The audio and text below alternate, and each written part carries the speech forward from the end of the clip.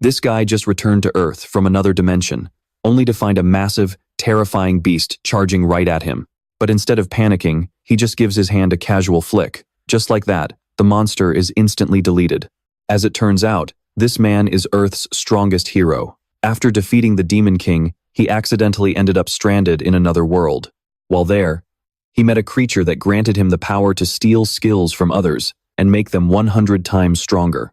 He stole a speed boost skill, and next thing you know, he's moving at the speed of light. Enough talk. Let's get into it. 100 years ago, a strange star fell into the demon realm. A young man, coughing up blood and covered in wounds, began to toy with the entire realm, using a mysterious power. But now, he's reached his limit. He struggles to open his eyes through the pain. The dragon speaks. Tell me, mortal, what is your final wish?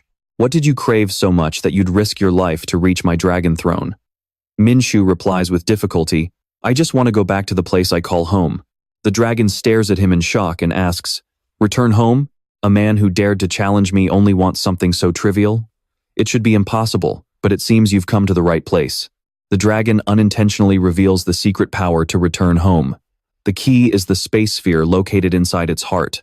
Min Siwoo looks satisfied and says, Do you have any idea how much I had to suffer just to find that? He walks forward, overcome with emotion. 100 years. I've spent 100 years in this cursed alien world. The dragon cuts him off, speaking with arrogance. Then you should be grateful.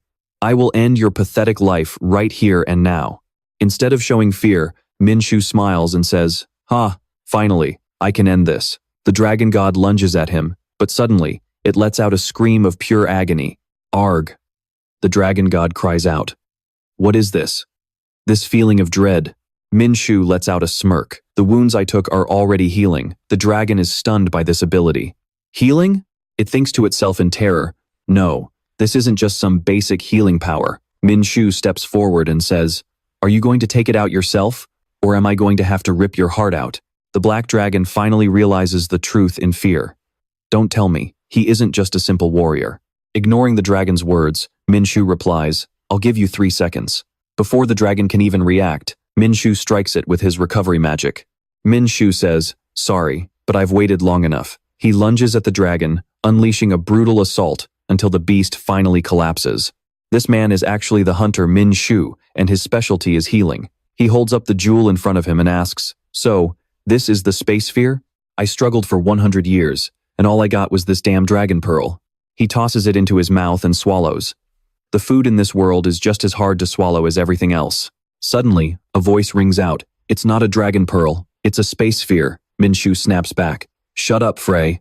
As soon as the jewel enters his body, a glowing magic circle appears beneath his feet. He thinks to himself with a satisfied smile, I can finally go back. Back to my students, back to my siblings, and back to my home planet, Earth. After the teleportation magic activates, Min Siwoo falls unconscious on the ground. He slowly wakes up as if from a long dream and sits up with a shout. Looking at his surroundings, he calls out in confusion, Hey, you freeloading snack? An angry voice echoes in his ear. Why the hell are you calling me a food source? I'm busy throwing up in your stomach because of that space warp. Min Siwoo stands up and sighs. At least this jerk made it through safely. You disgusting bastard. You should have just turned into a real snack. The mysterious voice continues, Are you sure about that? If this body gets digested, the consequences will be catastrophic. Min Siwoo replies grumpily, Shut it before I puke again. Then he looks around, confused. This is Earth, right? The voice mocks him. What? You don't even recognize your own birthplace? Looking at the landscape, he's totally stumped. Scenery on Earth changes depending on where you are. Min Siwoo stands up and senses something. The mana here feels like we're inside a gate. Don't tell me I actually landed inside a gate? The hellish voice speaks up again. Hey, freeloading snack. You smell like a total weakling right now. Min Siwoo flinches and asks, What the hell? Is there something wrong with my mana? Don't tell me. The dark voice cuts him off. Were you always this useless from the start? I'm out of here. Min Siwoo yells out in anger. Damn it. Not again. Not again. It seems this is a side effect of traveling through space. The last time Min Siwoo was transported from Earth to the other world 100 years ago, his power also took a massive hit. His current state is probably at about 15, maybe 20% of his full power. The mysterious voice looks down on him with contempt. 20%? Are you joking? Hurry up and recover before you get kicked out of here. Min Siwoo replies in a rage. It's not that simple. Last time, it took me decades to fully regain my strength. The mysterious voice is shocked. Decades? That's more than enough reason to break our contract. With this little mana, I can't even use most of my top-tier skills. Min Siwoo says, it's not that you can't use them. Suddenly, a girl nearby screams in a panic. Damn it, I was so focused on running away. I lost all my teammates. Are they going to be okay? No, I need to get a grip. I have to stay calm first. She screamed inside her head, thinking, we are still on the lower floors, so why the heck is there an orc appearing here? She shrieked for help, but unfortunately, she tripped over a rock and fell hard. At that moment, she thought her life was over. Suddenly, the main character appeared like a savior and said, hey, I have something to ask you. While asking, he casually obliterated that orc with his bare hands. Is this Earth? The girl was completely shell-shocked. Yes, I'm sorry, what's going on? Siwoo stepped closer to her and asked, this is still South Korea, right? She was so shaken that she could only stammer back. Huh? What? Yes, that's right, this is Korea. He asked again, what year is it now? It is currently the year 2037. The girl couldn't hide her shock as she looked at him, thinking, he took down an orc with just one blow. Siwoo thought for a moment. The moment he was sucked into that other dimension was back in 2027, which means 10 years in the demon realm was only equivalent to 10 years here. He asked another question. Who is the current president? She obediently replied, it is Choi Jae-seo. Siwoo shouted, Choi Jae-seo, don't tell me it is that one-eyed musclehead? The girl was scared to death because he dared to speak so disrespectfully about the president. What the hell is this? Is this some kind of joke? Siwoo felt a surge of bitterness just thinking about that name. That guy, Choi Jae-seo, is the president? He bombarded her with unexpected questions, asking, is Korea really that short on talented people? The girl thought to herself, what is wrong with this guy? Is this some kind of regression story or what? He turned back to her and said, more importantly, the mana flow here feels very strange. Could it be that we are inside a gate right now? She looked at him, completely at a loss, and said, this is the inside of the tutorial tower. Siwoo was surprised. The tutorial tower? She nervously explained that it's a place that suddenly appeared a few years ago, acting like a gate for hunters. If a hunter clears this place, they can awaken their abilities, and they can even receive skills. Depending on their awakening rank, they can join powerful guilds, so everyone wants to clear the tower as fast as possible. Hearing this, Siwoo snorted and said, back when I was active, we didn't need any of this stuff to awaken. She replied, well, that was back in the days of the first-generation hunters. Siwoo started stretching his muscles and said, so, to put it simply, if I want to get out of here, I have to finish this tower. How long does it usually take to get out? The girl said, normally it takes 8 weeks, but if you're exceptional, it takes at least 6 weeks. The record is 3 weeks, set by the genius second-generation hunter, Jo Ji-hoon. Oh, Siwoo said. 3 weeks? Siwoo closed his eyes to sense his surroundings, and immediately, a tiger monster approached them. That little beast is called a Chow Ho. The girl froze and shouted, run! Siwoo acted like he didn't have a care in the world and said, 3 weeks, huh? 3 weeks is a bit too long. Due to the side effects of dimensional travel, my mana flow and body movements are all slowed down. The girl was trembling so hard she could barely speak. Hey, excuse me. Didn't they teach you at the academy that if you see a Chow Ho, you have to run immediately? As usual, Siwoo didn't budge an inch and said, I have no choice then. I'll just set a more comfortable deadline for myself. As soon as the tiger lunged, he swatted it down with a wave of his hand. Seeing the tiger destroyed in an instant, her face was filled with pure terror. He then said, 5 days. That should be enough time for me to get out of here. The scene shifts to another location on Earth, where Minu, the leader of the Empire Guild, was sitting at his desk. A respectful voice rang out. Captain, someone just left the tutorial tower. Oh, if I remember correctly, it's only been about 6 weeks since they entered, right? Not bad, but this person was not part of the original entry group. Minu's hand stopped mid-work. He calmly inquired, then which batch do they belong to? The blonde girl replied, well, they aren't on any of the entry lists for the tower. She held out the surveillance camera footage for the Empire Guild leader to see and said, and currently, this person is causing quite a scene. She brought up the image, causing the guild leader to jump out of his seat in shock. That person was his older brother. Back at the tower, the girl was constantly chasing after Siwoo. He turned around and sighed, thinking, just how long do you plan on following me? What left the girl in utter disbelief was what stood before her. What on earth is this? She was completely stunned, thinking, did he really finish the tutorial tower in just 5 days? Siwoo didn't pay her any attention and said, fighting really does help me recover faster. It feels like my strength has returned to about 25% now. The system chimed, tutorial complete, calculating stats and analyzing skill compatibility. Suddenly, the system glitched out. Measurement cannot be performed. Finally, the gates of the tower swung open. The girl who had been chasing him finally snapped back to her senses. She shouted at the top of her lungs, wait, let me go with you.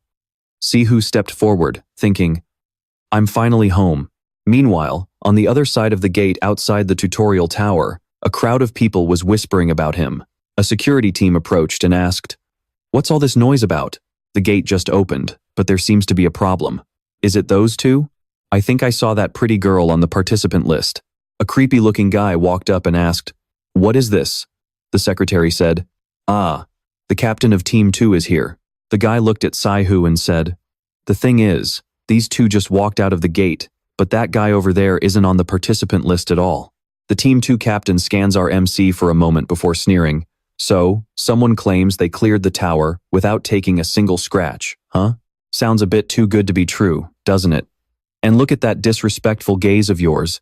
You look like a starving parasite. I guess you must have lucked out and scored a decent skill. He then scoffs and adds, move aside, let me handle this. Who the hell are you? Why isn't your name on the list? Because I didn't come in through the front entrance. Our MC calmly replies, if I didn't come in through this gate, it's only natural, I'd leave through a different way. The captain screams in a rage, if you didn't use the entrance, then how the hell are you coming out of the exit? The MC just shrugs and retorts, it just happened that way. At this point, the captain frowns and says, ha, this punk really has no respect for his seniors, does he? Suddenly, a mysterious voice rings out. Hey, supply boy. This guy looks like he really loves eating shit. Not amused, the captain snaps. Look here, kid. It's obvious you just awakened some half-baked camouflage skill and you're trying to play tricks. If you don't want to die, drop the act right now, got it? Whoa, what's with that face? Looks like you're chewing on a turd. The dark voice speaks up again, correcting itself. Hee, you definitely love the taste of shit. The captain, unable to keep his cool, screams at the top of his lungs. Listen, I told you to stop, or I'm going to rip that arrogant look right off your face. But our MC isn't scared at all. Instead, he simply says, shut your damn mouth. You smell absolutely disgusting. The captain goes ballistic. What? Is this bastard insane? What did you just say about ripping my face off? The MC smirks with pure contempt. Shut up and move. Try to breathe less. This stench is unbearable. He immediately swings a fist and roars. You little prick. Our MC doesn't flinch as he sighs. Man, I told you to shut the hell up. Tesk, I told him, but he just wouldn't listen. A terrifying scene unfolds just as the guild leader arrives. What the hell is going on here? Someone rushes over to explain. Well, actually, regarding the person we reported for causing a disturbance. He got into a fight with the guards, and then just vanished. The guild leader calmly asks, is there any security footage of him? Here is the recording from earlier. Everyone watches in shock as our MC takes down the group in mere split seconds before dashing away. They all mutter in disbelief. In just a few seconds, he took out 5 hunters and disappeared. Since he's not showing up on the scanners, could he be a hunter with a stealth skill? The guild leader shakes his head. No, he's simply moving too fast for your eyes to follow. The crowd is confused. Huh? What do you mean by that? The young guild leader keeps whispering the name, Siwoo, to himself, certain that it's him. He looks exactly like he did 10 years ago. After a moment of silence, the guild leader suddenly speaks up.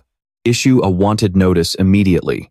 Mobilize every member of the Empire to find him. But absolutely do not provoke him. Just tell him you were sent by Minhee and bring him here. Move it. Though surprised, the crowd quickly follows the order. Understood. As they scatter to start the search, the guild leader thinks to himself, where on earth have you been all this time? Why are you just showing up now? There has to be a reason behind your disappearance. If you were still in Korea, you definitely would have come looking for me. He thinks carefully. If that's the case, where would you go first in this situation? A voice nearby cuts through his train of thought. He snaps back to reality and says, Ah, you're one of the people who just came out of the tutorial tower, right? The girl replies, yes, that's right. But to be honest, I didn't really do anything. Someone else was the one who got us all out. Regardless, we all awakened and made it out together. The guild leader says, I see. Since you made it out earlier than expected, you must have obtained a decent skill. The girl scratches her head sheepishly. I'm not sure if it's that good, but at least it's an A-rank skill. Oh? An A-rank? Even though the final evaluation isn't in yet, it's best to recruit her first. The guild leader decides immediately. We will offer you the best contract terms possible. Are you interested in joining the Empire Guild? The girl is overjoyed at the invitation. Are you serious? If this is a real invite, it would be a huge honor for me and my entire family. Just then, someone walks up and scoffs. The guild is called Empire, but you guys act more like a common street gang.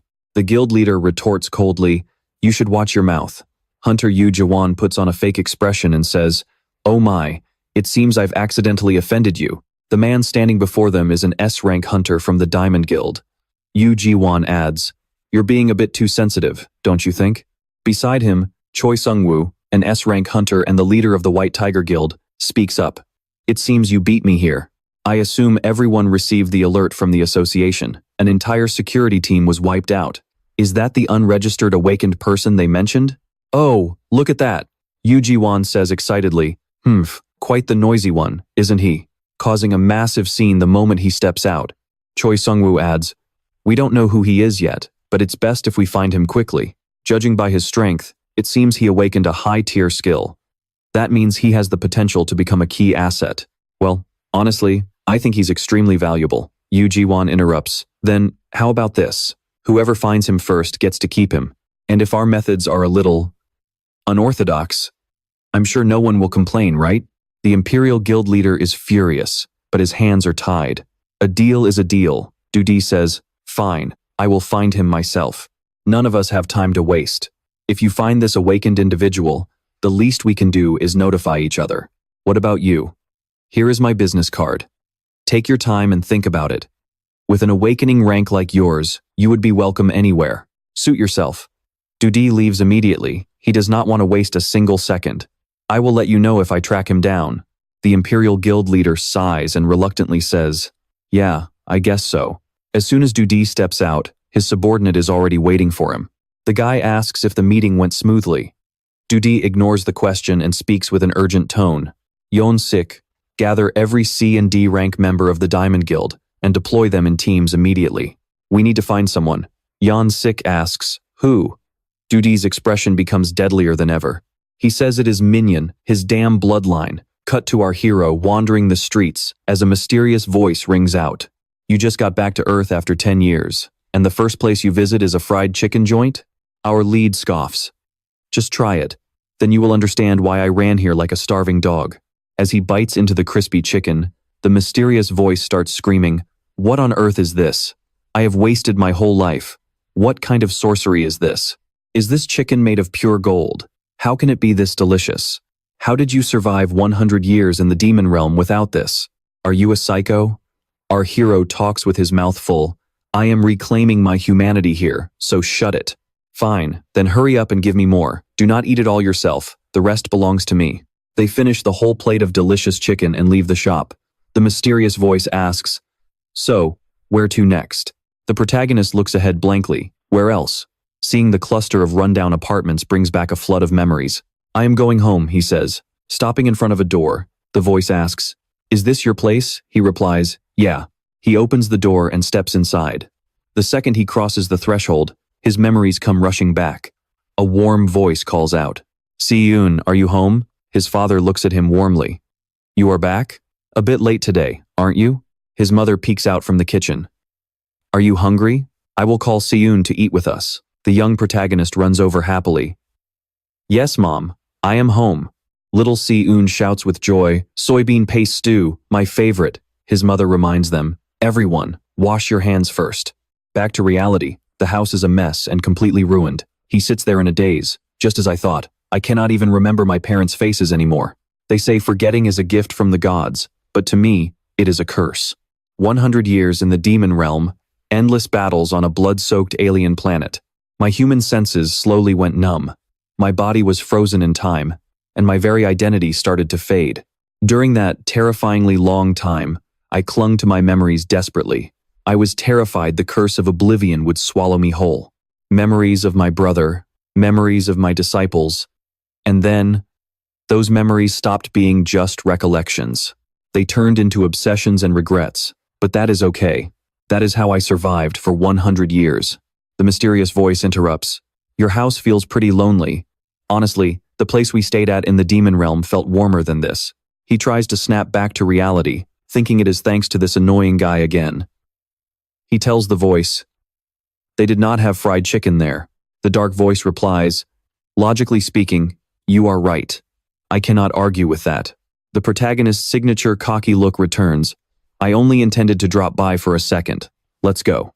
It is time to find the others. I wonder how they have been living for the past 10 years. I hope Siyun is okay." Suddenly, a voice shouts, "Found him!" A group surrounds him. "Damn, finding you was a total nightmare. Nice to meet you. You were the one who caused that scene at the exit, right? I am Beom Heyman, a C-rank hunter from the Diamond Guild. Do you have any idea how much trouble we went through to find you?" The protagonist replies, "Oh, really? So what, you want a hug or something?" Beom Hamun feels his pride wounded. "Hey, are you even listening? We are with the Diamond Guild." The protagonist looks confused. "Look, Diamond Guild or whatever, I do not care. What do you want?" They snap back. "What do we want? Haha, this guy still does not get it, does he? You want me to teach you how to crawl instead of walk? The hunter world is a mess these days." Our hero scoffs. "I think walking on all fours suits your ugly monkey face much better." He sighs and adds, "Can even gorillas be hunters nowadays? The world must be a pretty nice place, huh?" Hearing this, the Diamond members lose their cool. Beom Hamun growls, "This bastard is a lost cause. Let's rough him up before we take him in." He lunges behind the protagonist and delivers a heavy punch that sends him flying into the wall. He gloats immediately. "Who are you calling a gorilla, you little brat?" The lackeys stand around laughing their heads off. "Yo, Hammun, that was sick. You took him down before he even pulled his hands out of his pockets." Another guy asks, "Is that enough?" "Keep it going. Haha." Meanwhile, our main man stares blankly at the system window. A C-rank lightning flash skill movement speed increased by over 200%. In short bursts, if his body and stamina can hold out, he can move even faster. Surprised, he asks the mysterious voice, "Well, want to give it a shot?" The voice replies, "This is the first skill I've absorbed since returning to Earth. I want to get a taste of it." So, he says okay and snaps back to his feet. Hammun stares in shock and gasps. What the hell? How did he survive that hit? Before he can even finish, saying, "How are you?" the main man lunges forward and delivers a stinging slap. His face slams hard into the dirt as his lackeys watch in terror. Hammun lies there, his body completely stiff. Our hero says, "Eat up, predator." Immediately, a layer of dark energy oozes from his hand. The predator replies, "Got it." And just like that, the skill absorption is a success. C-rank lightning flash doubles movement speed for a short duration. After the test run, he says in surprise, "Oh, so it still works on Earth?" The mysterious voice answers, "Yeah. Stealing skills is cool and all, but it's nowhere near as good as fried chicken." The lackeys watching the scene can't keep their cool anymore. They charge forward like madmen, demanding justice for their boss, Hammun. "What are you standing there for? Get him!" Our MC says, "Beast, let's see what this stolen skill can really do." The mysterious voice replies, "As you wish, master." Then, he moves with incredible speed, leaving streaks of light behind. One guy lunges for a sneak attack. "You bastard!" The moment he gets close, the MC gives him a knee to the face. It couldn't be simpler. The guy coughs up blood in agony. The system pings. C+, rank heavy strike skill. When activated, the body automatically reacts to strike the opponent's weak points. It's even more effective with a weapon. The MC grabs one and scoffs. "Ugh, this blade is completely dull. If you're a swordsman, at least keep your weapon sharp."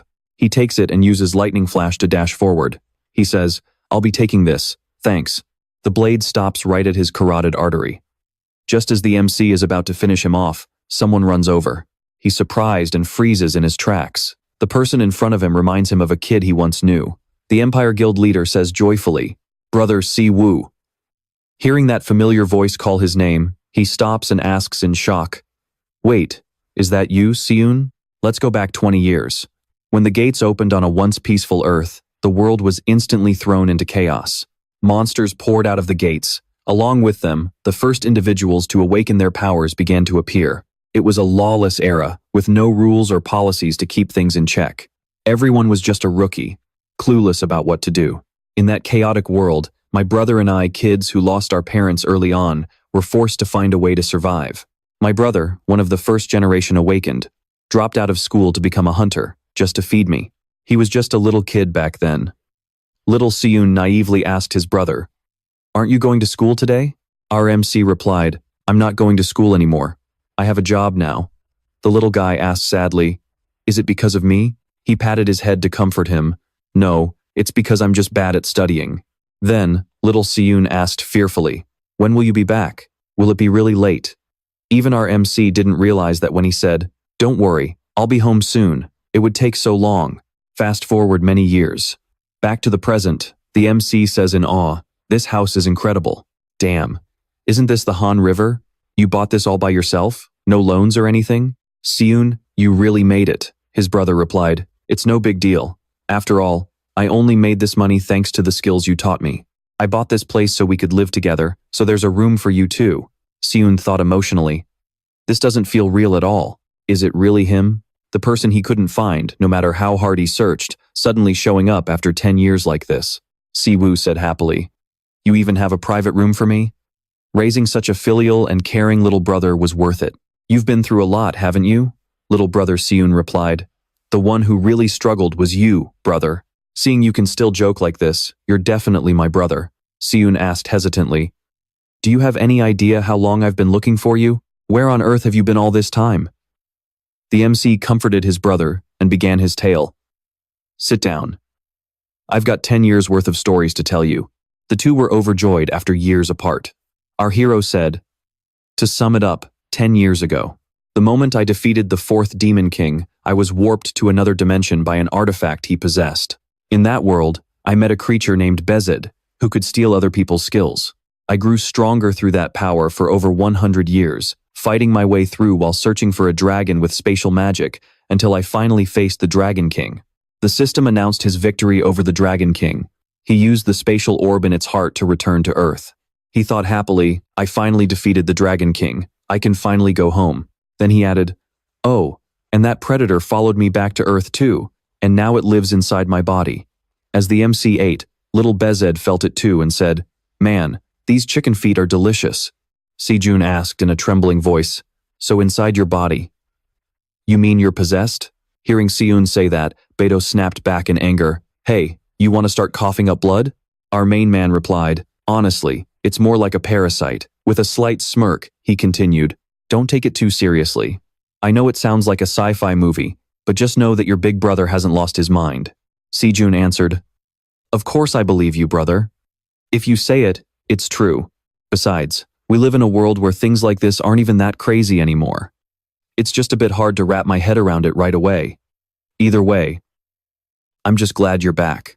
Our hero then said, right, now it's your turn to catch me up. On the newspaper was a headline about Choi Jae-soo.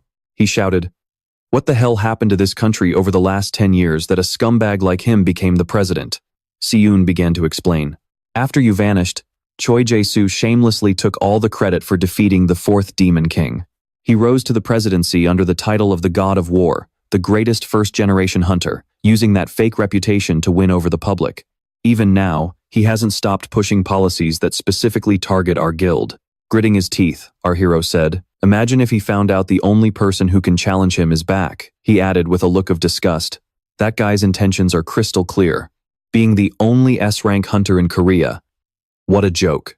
By the way, those guys who attacked us earlier, the ones calling themselves Diamond, are they Choi Jae-soo's lapdogs? And what about our Empire Guild? Hearing this, Siwoo looked a bit uneasy and said, we've all gone our separate ways. It's been a long time since any of us were in contact. Xiao Long went back to his hometown, and Kang Hee-hwa joined Choi Jae-soo's side. Our hero rested his chin on his hand in surprise. That's a bit unexpected. What about Min-jun? Siwoo replied, he was murdered. Our hero's face darkened instantly as he asked, he's dead? Who did it? Min-jun answered, the body disappeared, so we couldn't identify the killer. There are only two types of people capable of killing a hunter, another hunter, or an unregistered awakened. At the time, the HMCS launched an investigation, but they couldn't find a single lead. Feeling a bit dazed, our hero asked, "What exactly is this HMCS?" Si-jun explained. The HMCS stands for Hunter Management and Control System. It's an international organization that handles cases involving hunters. They have the full authority to investigate and arrest awakened criminals across the globe. To put it simply, they're the police of the hunter world. Looking at the screen of information, our hero asked, "Do you have any connections there?" Si-jun replied, "I do, but are you really planning to go there? If you just need information, it would be better to use our guild's intelligence team. That place is cutthroat. You shouldn't go there without a damn good reason." Having his own plans, our hero said, "It's fine. I need more than just information." Si-jun tried one last time. "Brother, hunters are fighters, but the work there is mostly about solving murder cases. You just got back. Don't rush into things. Just rest for a while and get your combat instincts back first." Our hero continued scrolling through the recent world news and said, "Si-jun, I've been fighting for 10 years in another world. Do you really think there's anything left that I haven't done?" The younger brother gulped in fear, thinking to himself, "I almost forgot his old nickname." He finally gave in and said, "Fine, have it your way. If you've made up your mind, Lee Jie from the Korea Soul Clan is a high-ranking official there. I'll get in touch with her." Our hero gave a kind smile and said, "Thanks, little brother," while the younger brother thought sadly, "Brother, your face is the same, but your aura is completely different. Just what kind of hell did you go through in that other world?" Suddenly, our hero asked, "Huh? I think I've seen this face somewhere before." Si-jun ran over to take a look. "Who is it?" "Let me see," Si-jun said. "That's Hwang Donggu, the captain of the Gangbuk team for the first-generation hunter management. Do you know him?" Our hero looked at the man and said, "Donggu? That bastard used a different name back then." And just like that, the brothers' reunion time flew by. 2 days later, at the HMCS Gangbuk headquarters, a rough-looking man shouted, "God damn it!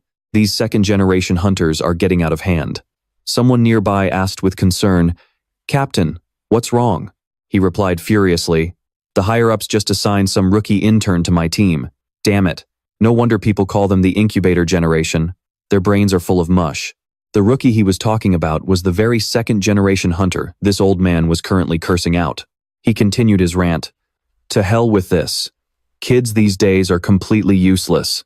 Back in my day, the hunter world was like the Wild West. We had to write our wills before every single mission. You get me?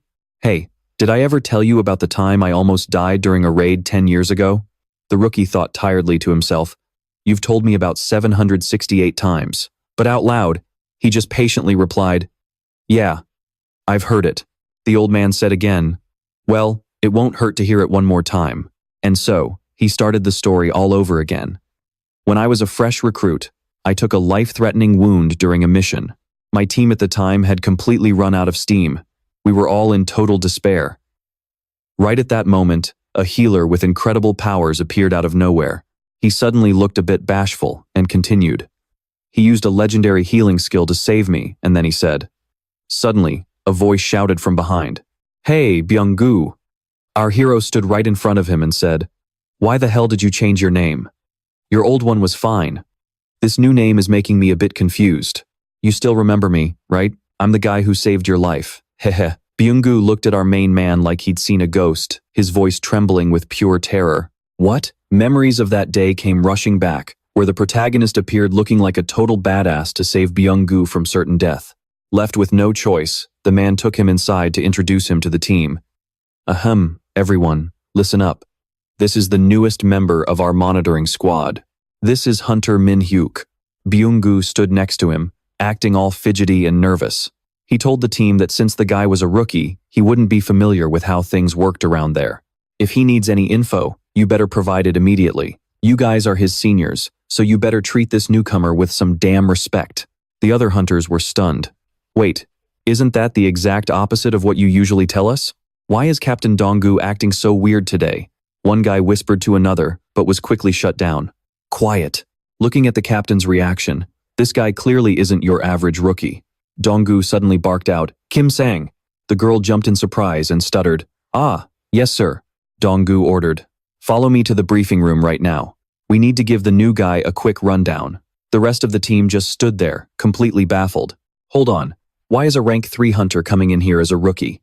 Meanwhile, Donggu was acting incredibly humble as he looked at Min-hyuk. Hunter Min-hyuk, would you like some coffee? We have instant or Americano. Min-hyuk casually replied. Just give me an instant one. Donggu immediately scurried off to make the coffee like a loyal servant before gently asking another question. This is the HMCS field uniform. What size do you wear? Kim Sang, the data manager for the HMCS monitoring team, spoke up awkwardly. Captain, even for a brief report, I haven't received any documents to prepare. What exactly am I supposed to explain to him? No, I'll tell you what I need. Min-hyuk didn't act like a rookie at all as he gave the manager a direct order. Pull up the summaries of every hunter killed in the last 20 years and bring them to me. The girl immediately shrieked. Data spanning 20 years? That's a massive amount of information.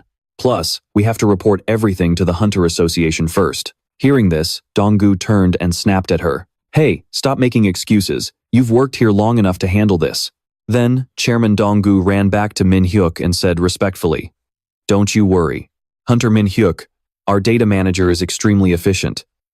Kim Sang watched her boss's behavior and thought in horror that the man must have been possessed by a ghost. Kim Sang got back to work and asked, New guy Min-hyuk, when you say killed, you just want info on the victims, right? Min-hyuk replied, Only cases officially recognized as homicides by the HMCS. I also need a list of unidentified individuals who have murdered hunters. He thought to himself angrily that killing an awakened person is nearly impossible unless the attacker is also awakened. Furthermore, if someone managed to kill Min-jun, a high-ranking hunter, they must be a professional. Whether the culprit was caught or is already dead, if they were awakened, the association definitely has a file on them. Kim Sang asked, Where should I send the info? Min-hyuk answered, For now, prioritize identifying them, then send it to my phone first. Suddenly, a voice called out from outside. Captain, do you have a moment? Donggu said, What is it? Come in. The man immediately reported that the police just requested backup because a turf war broke out between gangs involving awakened members. Donggu switched back into his big boss persona, acting all nonchalant. Can't the police handle that themselves? They're just low-level thugs.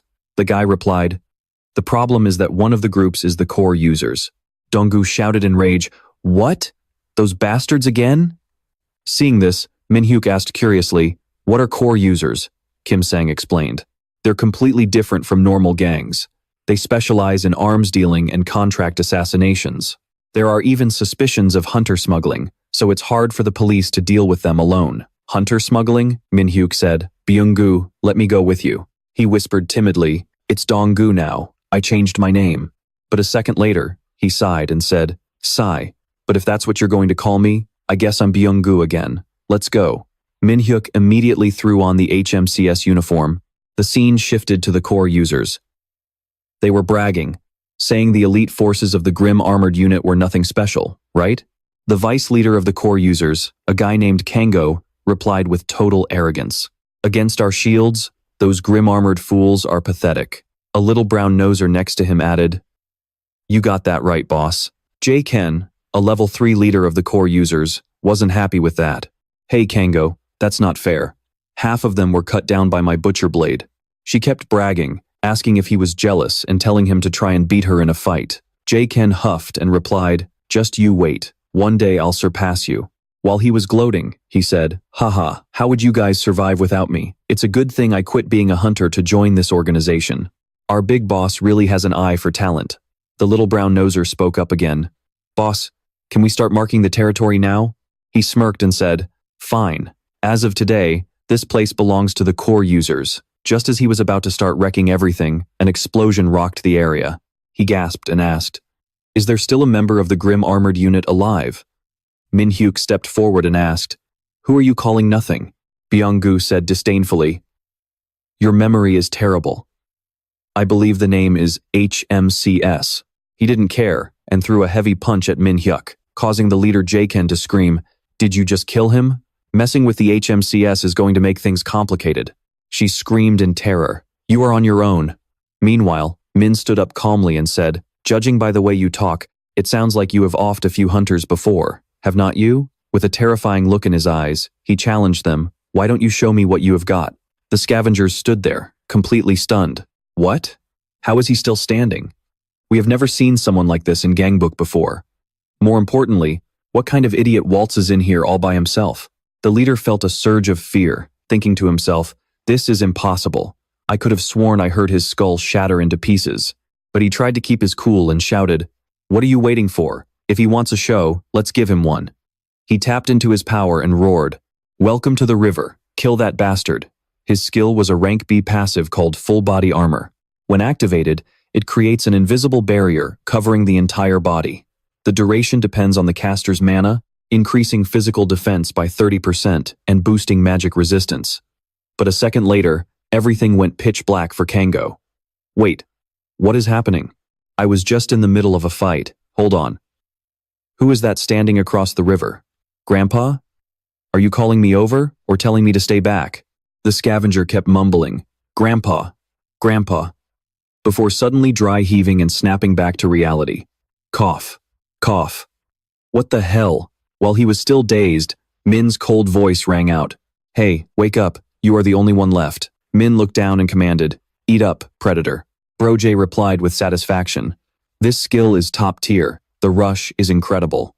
Kango thought miserably, just one man. He wiped out our entire squad alone.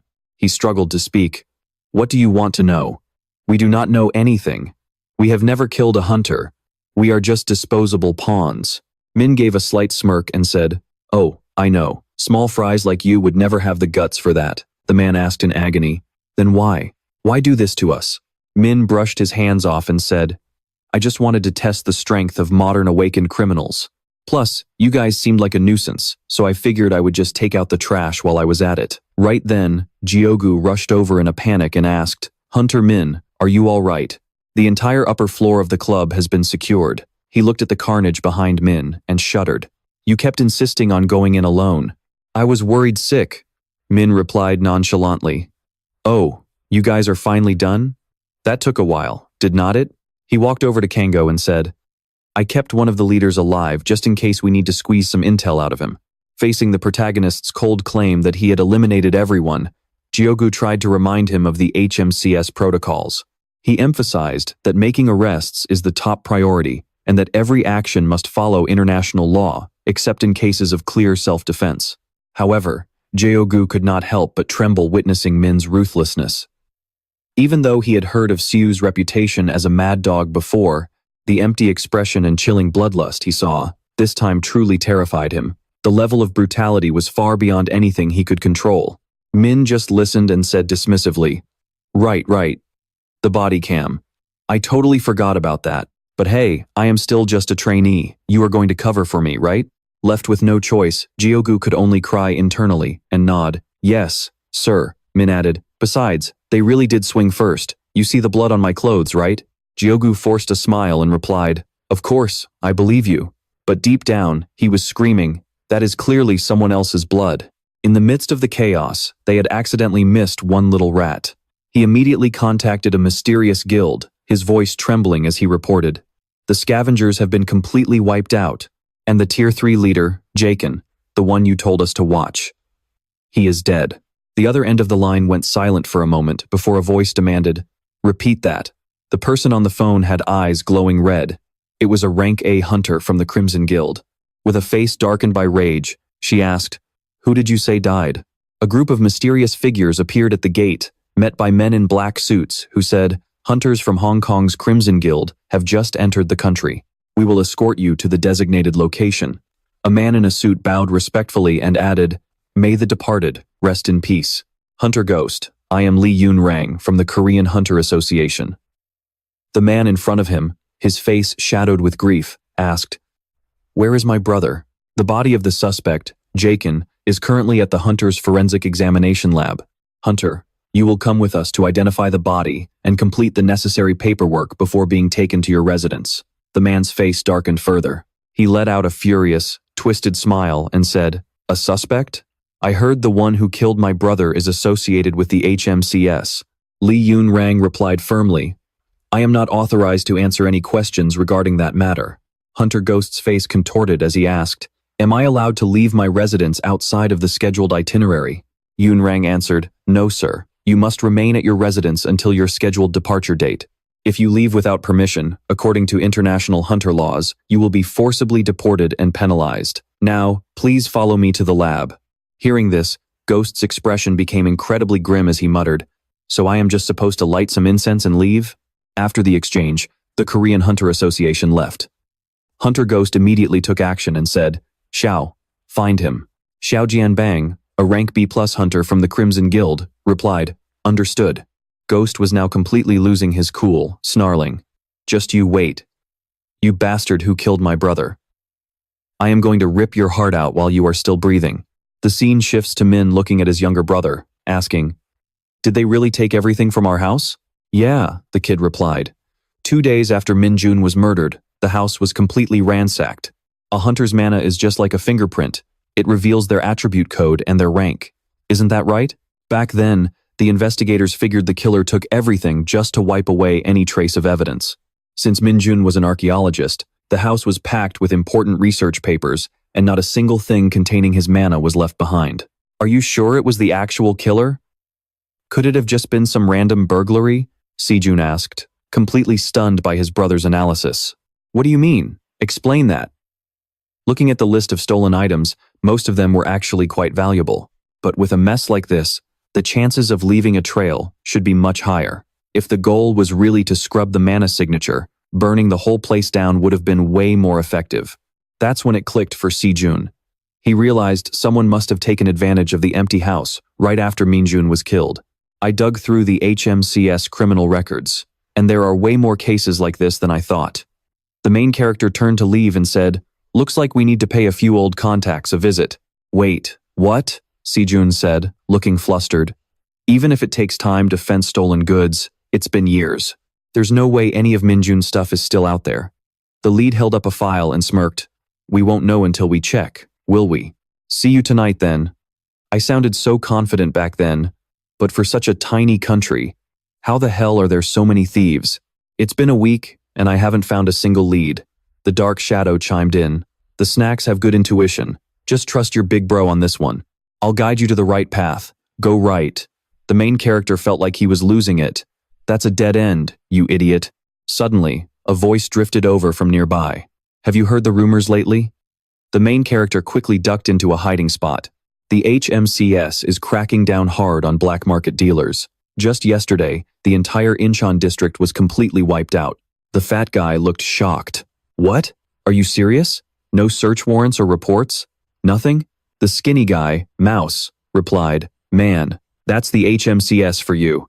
They basically have total authority to investigate hunters across the globe, and they have the right to execute any awakened criminal on the spot. If you try to fight back, you don't go to jail, you lose your life." The fat guy spat back contemptuously. "But aren't they just the government's little lapdogs? Just kill them and be done with it, right?" They chatted as they walked, agreeing that any hunter with real talent would join a guild for way more money. That's why organizations like the HMCS don't have any high-ranking hunters. But the guy hunting down smugglers this time, he's no random nobody. "We specialize in handling stolen hunter gear, so maybe we should move the warehouse somewhere else. By the way, where exactly is that warehouse located?" Hearing that, the main character stepped out into the open and said, "Well, your warehouse is officially seized." "What the?" The two of them jumped. Mouse, being the sharp one, muttered, "I think it's him. That HMCS bastard who's been taking out all the smuggling rings." Seeing this, the fat guy immediately pulled out his phone. "Get to Sector 2 right now. It's an emergency." The main character glared at them and asked, "Where's the warehouse?" "I'm in a hurry, so unless you're looking to die, you better start talking." The two of them snarled, "Damn it, Hansen, take this punk out." They started panicking, shouting, "I'm not even a combat type, man." Suddenly, the backup they called for arrived. "Boss, what the hell is going on? Who's this chump? Why is there some poser standing here?" The fat guy pointed at the main character and laughed. "Ha, does this idiot even realize where he's standing right now? Even if he is with the HMCS, once we bury him in concrete and toss him into the ocean, no one's ever gonna find him."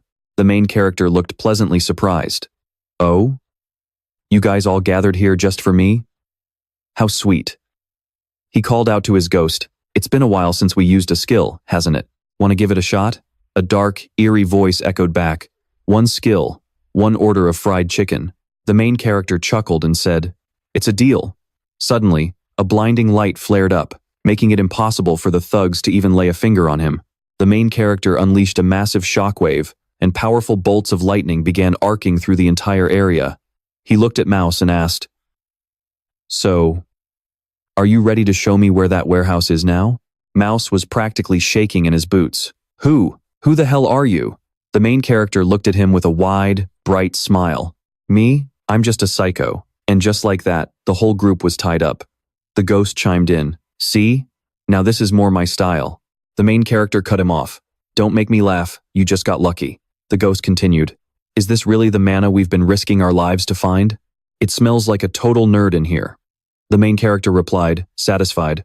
"Yeah, I recognized it immediately. At least one thing was left completely intact. Min-jun's research diary has a protective seal on it. This isn't your everyday kind of lock. It's a magic circle that only opens when it senses the owner's mana." The ghost started shouting, "Hey Snacks, this book won't open. Can you even read this thing?" "It doesn't matter," the main character said. "What I need isn't the book itself, but the mana trapped inside of it." The main character immediately hopped on a call. "Hey, Byung-gu, it's me. I've got a whole bunch of awakened criminals tied up here. Come clean this mess up.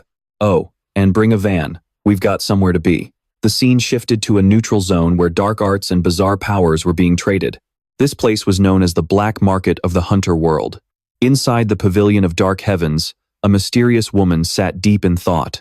She picked up a card and let out a faint, knowing smile. This is the Great Wood Eagle Witch, one of the 12 leaders of Black Heaven. She stares at the card in surprise and says, "Oh, it looks like an interesting guest is about to pay us a visit." Our protagonist appears in front of a house and mutters, "Compared to 10 years ago, not much has changed." Dark PJ whispers in his ear, "You're quite the celebrity, you know. Everyone is staring at you. Their abilities actually look pretty formidable. How about I just drain one of them and eat? No?" Main replies, "No. This is a neutral zone. Causing trouble here would be a massive pain." Just as he finishes speaking, someone approaches and blocks his path. "It's been a long time, hasn't it?" Mok Jong looks at him and says, "I've been waiting a long time for you. Come on in." Seeing him makes her feel a spark of joy. "Has it really been 10 years? You haven't changed a bit," Main replies politely. "Still the same nameless guy, I see," she remarks. Then she asks, "So, you haven't been in touch for 10 years. What have you been up to?" He picks up a notebook as he speaks. "It's a long story, and honestly, not a very interesting one. Instead of that, I need you to extract the mana from this thing." She smiles and says, "You're as blunt as ever, aren't you? Fine, this is something that interests me too. You still remember how to do it, right?" Hearing this, Main immediately picks up a knife as his answer. He makes a deep cut on his hand, letting the hot blood flow out. Usually, once mana is used through skills or magic, it's transformed. It's almost impossible to return it to its original state. Think of a completed magic spell like a bowl of curry. You can fish out solid pieces like carrots or potatoes from a cooked pot of curry. But you can't separate the dissolved powder, water, and other ingredients back to their original form. Yet, this impossible feat becomes a reality thanks to the woman known as Nameless and her mana hacker skill. It's an illegal method, a power that defies causality, a force that goes against the very laws of nature. Abilities like this are often associated with criminals. Because of that, society always looks at people like her with suspicion. She says with satisfaction, "All right, it's done. This blood is fresher and purer than ever. I can feel life itself dancing on the tip of my tongue." Seeing this, PJ says in disgust, her skill is absolutely freakish. That definitely wouldn't suit me at all." Main takes her hand and says, "Thanks for the compliment. Consider this one on the house." He channels a type of healing energy into her wrist. She says regretfully, "Oh my, leaving already?" He replies, "I have things to do. I'll be back next time." Watching him walk away, she laughs and says, "You really are a mysterious guy." As soon as they leave, PJ says, "That place gave me the creeps. I never want to go back there again." Main says, "PJ, you're being awfully cranky today." Not happy with that, he snaps back, "You and that woman are both creeps. It's totally depraved." Main replies with a headache, "What are you even talking about? I just made one tiny cut on my hand." After that display, a shivering PJ asks, "So, where to next? I just want to go home." Main drives away and says, "The next stop is the Institute of Ancient History. That's where Min-jun was murdered. PJ says, wait, just because you have power now, are you just going to barge in everywhere? That's breaking and entering, Main replies. Don't worry, this building belongs to the Empire Guild. Luckily, Soon bought and preserved this place early on. He looks ahead and says, I'm not the only one still struggling to accept Min-jun's death. I need to see the memories of that day. PJ snorts coldly. Are you seriously going to use that thing? He doesn't answer, but instead places his hand directly on the ground. He uses mana to activate a memory effect skill. When this skill is used, the emotions that the mana's owner once experienced at a specific location are reenacted. The clarity of the image depends on the quantity and quality of the mana used as a medium. As a full vessel of mana is poured out, the memories begin to vaguely appear. PJ asks in surprise, wait, is it because your mana capacity is too low? I can't see anything clearly. Main replies, there's no other way. Besides, memory magic only reenacts the target's emotions, not their literal memories. Main knows that Min-jun wasn't a weak hunter. If he was killed that quickly by a single person, it means the perpetrator was extremely high level. He follows the trail of reenacted mana, then his face darkens as he says, was this an order? A man with a terrifying face appears. He barks an order at Min-jun, saying, top floor, VIP room. He frowns, thinking about those high-ranking individuals. It turns out Min-jun wasn't just a member of the research institute, he belonged to some kind of organization. Seeing that the look on his face isn't right, PJ asks, hey, are you actually okay? Main doesn't understand and asks what he means. PJ replies, back when we were in the demon realm, you were always talking about your student and your brother. Even after 100 years passed, you never forgot them. The moment you set foot back on Earth, the first thing you did was look for them. And yet, now that you've just seen your own student's death with your own eyes, you're still this calm? Are you just heartless? He goes quiet for a moment and then says, PJ, your vocabulary is getting quite colorful. Where did you learn those words? PJ adds, right now, your emotions are surging so much it's making me sick. But on the outside, you aren't showing anything at all. Or is it that you just can't? Main replies, I'm fine. After 100 years, I knew this would happen sooner or later. A voice suddenly calls out from behind. Min Siwoo, right? Where the hell have you been wandering off to all day? What a massive pain. Just be a good boy and come with us. Someone's dying to meet you, the guy said, while our hero just looked at him with pure disdain. 1, 2, 3. You're acting pretty damn cocky for someone dragging 6 little rats along, the masked man said, his voice dripping with irritation. I'll give you 2 choices. 1, stay quiet and let us tie you up. 2, try to resist and get hacked to pieces so I can drag your bloody corpse away. Our hero reached out his hand and said, just pick the rope. The man was satisfied seeing him cooperate, so he ordered his subordinates to move in. But as the kid stepped forward, he suddenly froze mid-step. A spray of black blood erupted. Our hero smirked. Actually, I think I prefer the hack to pieces option. Frey let out a wicked cackle. You got played, you idiot. The group of strangers charged forward in a rage. Damn you, I'll kill you. Suddenly, another voice screamed out, stop right there. Ghost, the hunter, appeared right then and said, I'll handle this. He glared at our hero with pure hatred. That guy is my prey. Walking up to our hero, he asked, wait, are you the Hunter Association's Minhoo? He couldn't keep his cool anymore. Daikin from Convergence. You're the one who murdered my brother. Frey looked at our hero, practically drooling. Hey Meal, out of everyone we've run into, this guy looks the most delicious. Meanwhile, our hero just shrugged. A brother? I'm not so sure. Do you usually ask for a piece of trash's name before you sweep it into the bin? Hearing that, Ghost completely snapped. He roared, you bastard, I'm going to rip your heart out. He lunged at our hero, attacking with everything he had. Our hero thought, not bad. You're around A rank, huh? He's healing instantly. Is he a healer? You arrogant brat.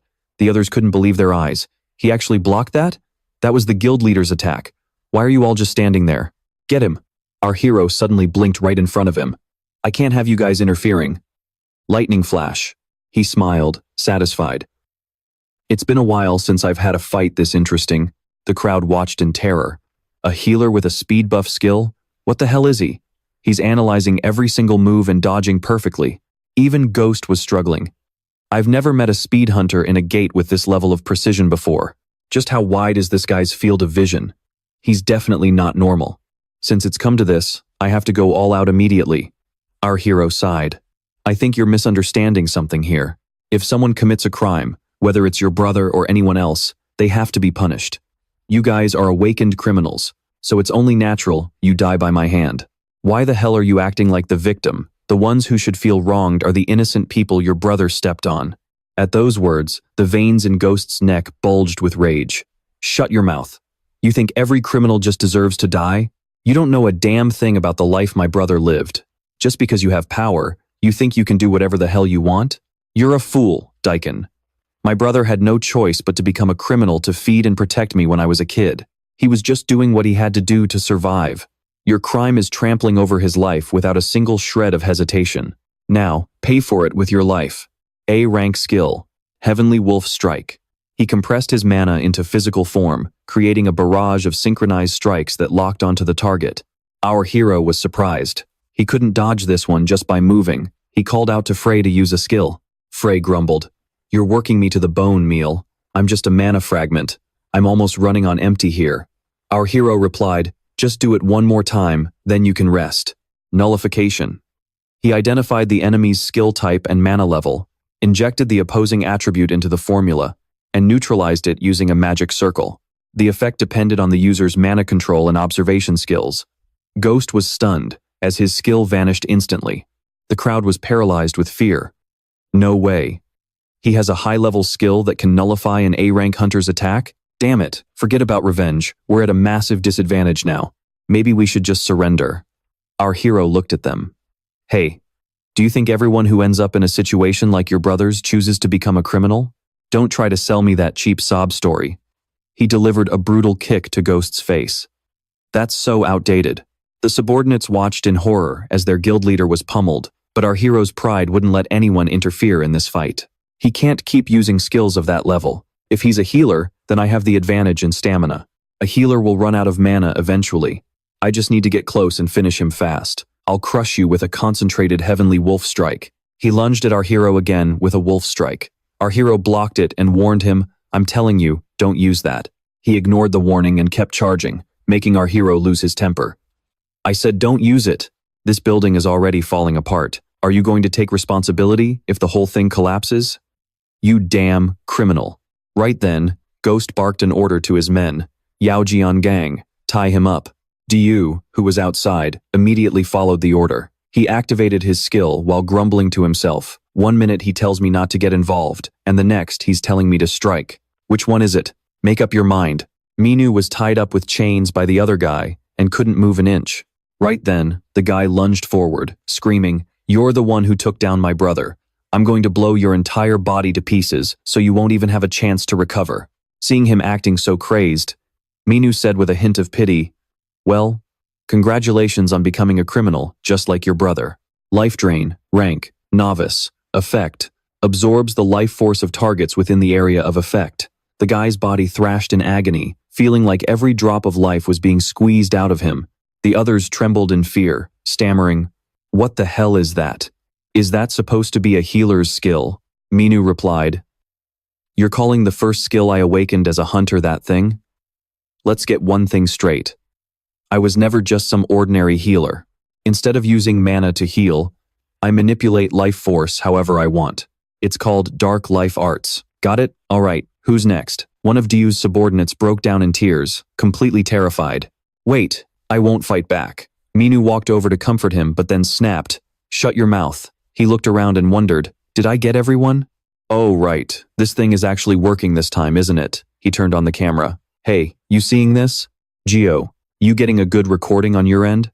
I wasn't the one who started this fight, so this counts as self-defense, right?" The guys on the other side were so shocked they could have snorted their lunch. Hunter Minu, but you accidentally hit the live stream button instead of recording. The camera showed 5,897 people watching live. Elsewhere, people were losing their minds talking about it. Wow, this situation is definitely going to be a massive headache for the Ministry of Foreign Affairs. Since when did HMCS start live streaming the takedown of awakened criminals? He tried to do damage control, explaining that this had been in the works for about 2 years as a promotional video for HMCS International Headquarters to recruit new talent. The idea was to live stream the arrest process through social media integration. But in reality, it was basically a failed project that never left the testing phase. There's no way HMCS could produce a video with this kind of quality. The crowd was dying of curiosity. So some crazy talented person must have joined HMCS recently. But why would someone with skills like that end up there? Is that really the most important thing right now? The government officials were in a heated argument. What's more concerning is that the person killed in this live stream was a guest hunter from the Red Circle Guild in Hong Kong. After verifying the footage, they found that HMCS didn't technically break any existing laws. However, even though the video confirmed there were no legal violations under current HMCS regulations, a voice suddenly cut in. "Sorry to keep you waiting, sir." The old man standing there was none other than Choi Dae-sok, the current president of South Korea. He said, "All right, what's going on?" And so, they explained the whole situation to him once again. A few days later at the Imperial Guild's cafeteria, the murmurs of the crowd made Siwoo nervous. "Hey, are you even listening to me? I'm talking about that live stream that just blew up. You're completely ignoring me, aren't you?" Min-woo was too busy enjoying his delicious seaweed. "Are you really just gonna keep eating?" "I meant, I am listening." Then, a dark voice came from behind. "You shouldn't bother people while they're eating. Just shut up and enjoy your fried pork." With his mouth stuffed, Min-woo said, "Man, the cafeteria here is on a whole different level. No wonder they call this a major guild. I could eat here every single day." His younger brother sighed in exasperation. "I get it, but at least listen to what I'm saying." Siwoo thought to himself, "Lately, I feel like my brother has developed a weird obsession with food." Meanwhile, the live stream of Gers from the Red Circle Guild was becoming a hot topic. Luckily, since it was filmed from a body cam, the footage was shaky and his face wasn't clearly visible. But if Choi Dae-sok ever finds out that you've returned, there's no telling what he'll do. Didn't you say before that your mana still hasn't fully recovered because of the dimensional shift? Considering everything Choi Dae-sok has done over the past 10 years to erase any trace of you, the best thing you can do right now is keep your head down. Min-woo picked up a piece of fried egg and said, "All right, if you're that worried, I'll be careful and keep a low profile." He stuffed it into his brother's mouth and said, "Now, just eat." Siwoo grumbled, "Seriously, do you think I'm a kid or something?" "I'm almost 30, Min-woo replied. "To me, you'll always be just a little brat."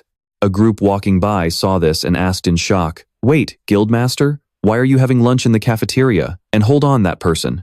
Min-woo looked at the girl and was surprised. "Oh, I'm sure I've seen them back at the tower. But who were they again?" Siwoo spoke up.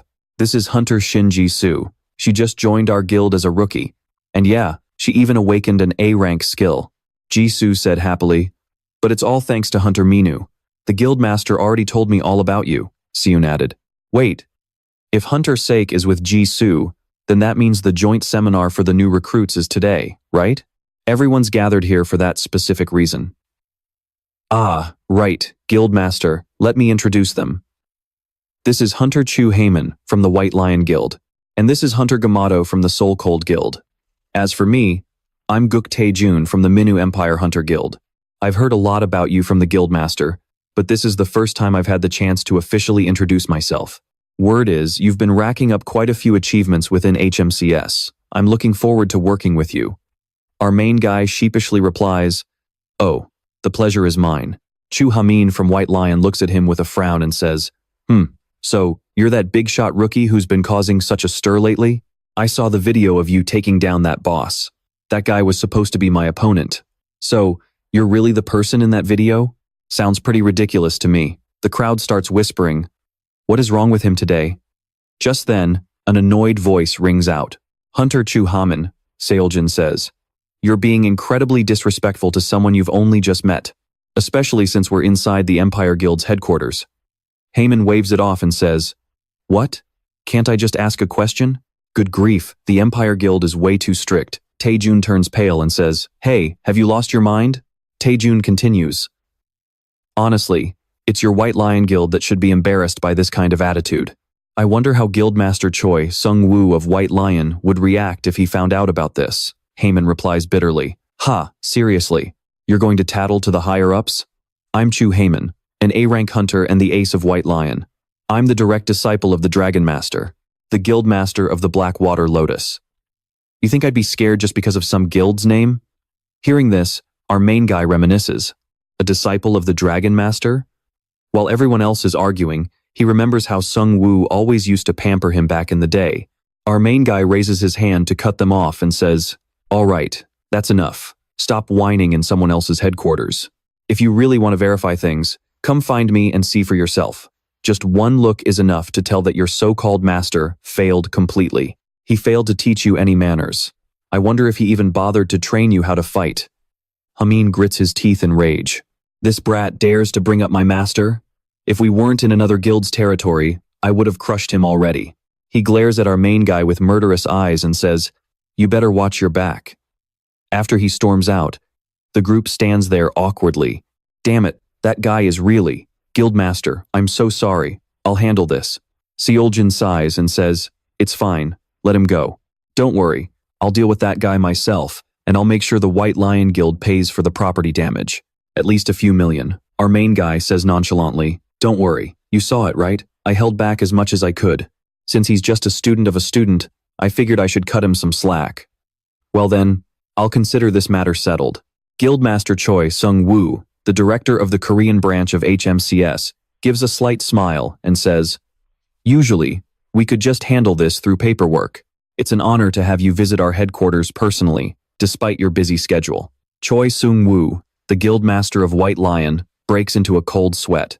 Not at all. This time, it's not just about cooperation. We also need to offer a formal apology regarding the recent incident. I want to apologize for the disrespectful behavior one of our guild members showed toward an HMCS rookie. We've already spoken with the Empire Guild about this, but I felt it was necessary to meet the person involved face-to-face to apologize. No, there's no need for a guildmaster like yourself to apologize in person. After all, there wasn't any actual physical violence. Even so, Baek Yoon-ho says, "I'm well aware that what you're trying to do isn't just apologizing, but scouting. However, that hunter is an invaluable asset to HMCS, and they are extremely busy right now. Currently, they're on a mission at the prison, escorting awakened criminals, so they aren't even here." Choi Sung-woo says with difficulty, "That's a shame.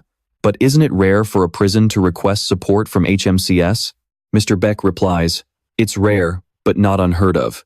Up until now, these kinds of requests were mostly handled by the major guilds. But from now on, many things are going to change, aren't they?" Sung-woo has no choice but to stand up and say, "I understand what you're getting at. By the way, if I can't apologize to him in person, would you mind letting Hunter Chu Heyman apologize directly instead?"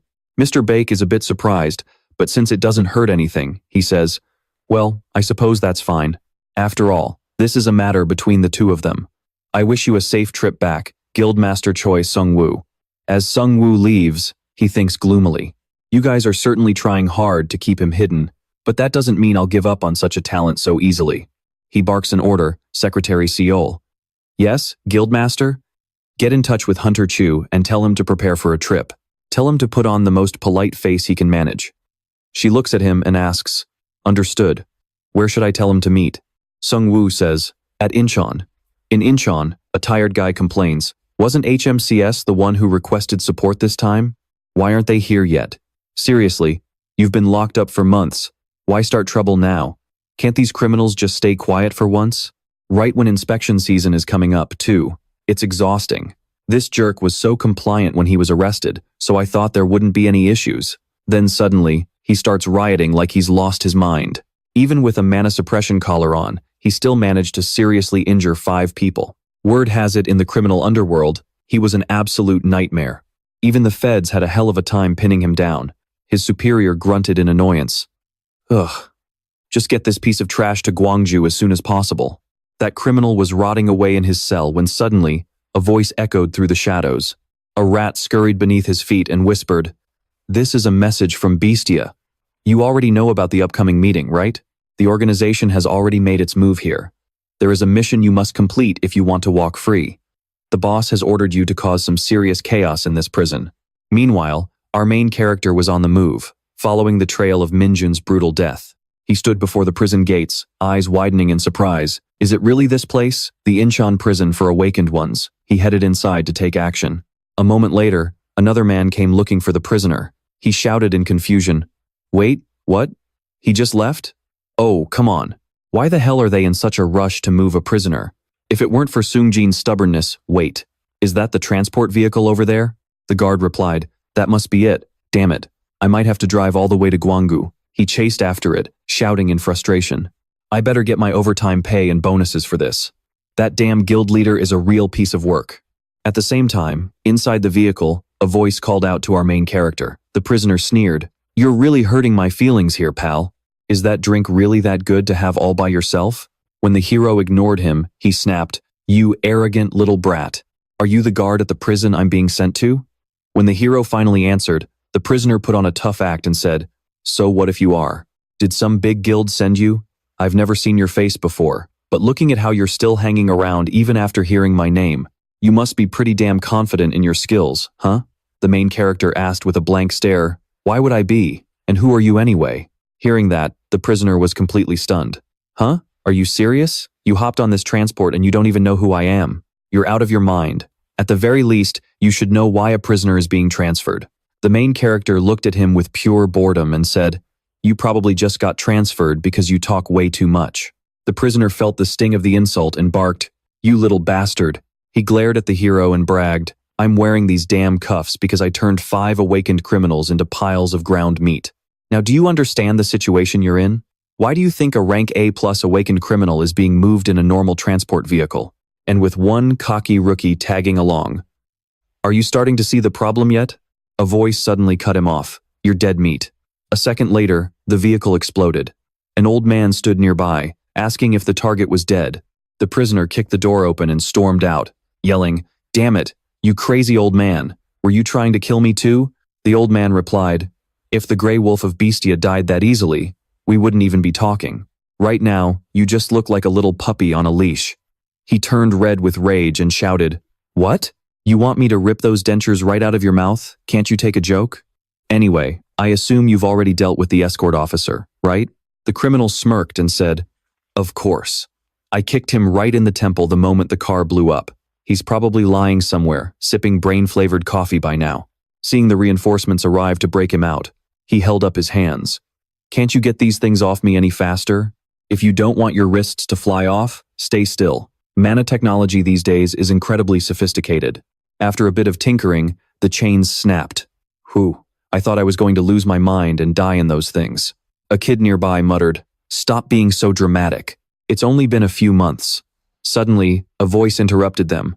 Don't move, you pathetic criminals. I was wondering why you chose this dark path, but you've really outdone yourselves this time, haven't you? Haman laughed mockingly and said, I expected this, but seeing him get trashed like this proves he's nothing special. Sungjin really has no eye for talent. Now, who are you people? What organization do you belong to? You want to talk now, or do I have to drag you back? Maybe a good beating will make you talk. Wait, I've seen that face before. That's rank A hunter Gu Haman from the White Lion Guild. Since when has he been tailing us? The old man replied, I don't sense any other hunters nearby. He's all alone. Good. It's been a while since I've had a decent workout. Haman shouted, Quit whispering. I'm asking you one last time. Who are you? You're just filth. The criminal sneered. Does it really matter who we are since you're about to die? As he spoke, he activated his skill. The rank A+ werewolf skill began to transform his body, turning him into a massive lycanthrope that would remain until his mana ran dry. Haman trembled at the sight, an awakened shapeshifter. Whatever, if I beat him down, he'll just turn back into a human. He immediately activated his rank A+ Diamond Rage aura, circulating his mana at high speeds. The skill covered his entire body in an invisible layer of armor, massively boosting his close-quarters combat abilities. A high-ranking multi-strike skill, a rank A skill that boosts attack speed, that might be a bit annoying to deal with one-on-one. Haman panicked. Damn it, what the hell is going on? I can feel my hits landing. The damage is definitely stacking up, so why won't he go down? The monster grinned with satisfaction and said, Ooh, is this your idea of a welcome massage? One of the criminals sneers. Looks like you've taken quite a beating, haven't you? Who knows when backup will actually show up? We don't have time to waste here. Boss, order the kid to finish him off. Hearing that, the young boy immediately begins chanting his spell. Got it. Just tie him up. 10-headed serpent. Seeing the danger, Ha Min panics and yells, What are you planning to do with that snake? The serpent bares its fangs and lunges straight at him. Erg. A homing skill? Damn it. The thugs look down on him and mock. So the white lion isn't all that special after all, huh? You really think you're a big shot just because you were pampered in some major guild? Out here in these dark alleys, you're nothing but a loser, kid. Chu Ha-min groans in agony. To hell with you. Acting all high and mighty when it's 3 against 1. Seeing him struggle, the wolf lurches forward and kicks him a few times to keep him awake. That's what happens when you're stupid. Just sit there and wait for the help that's never coming. The old man barks, Booker, we're out of time. End him. I know.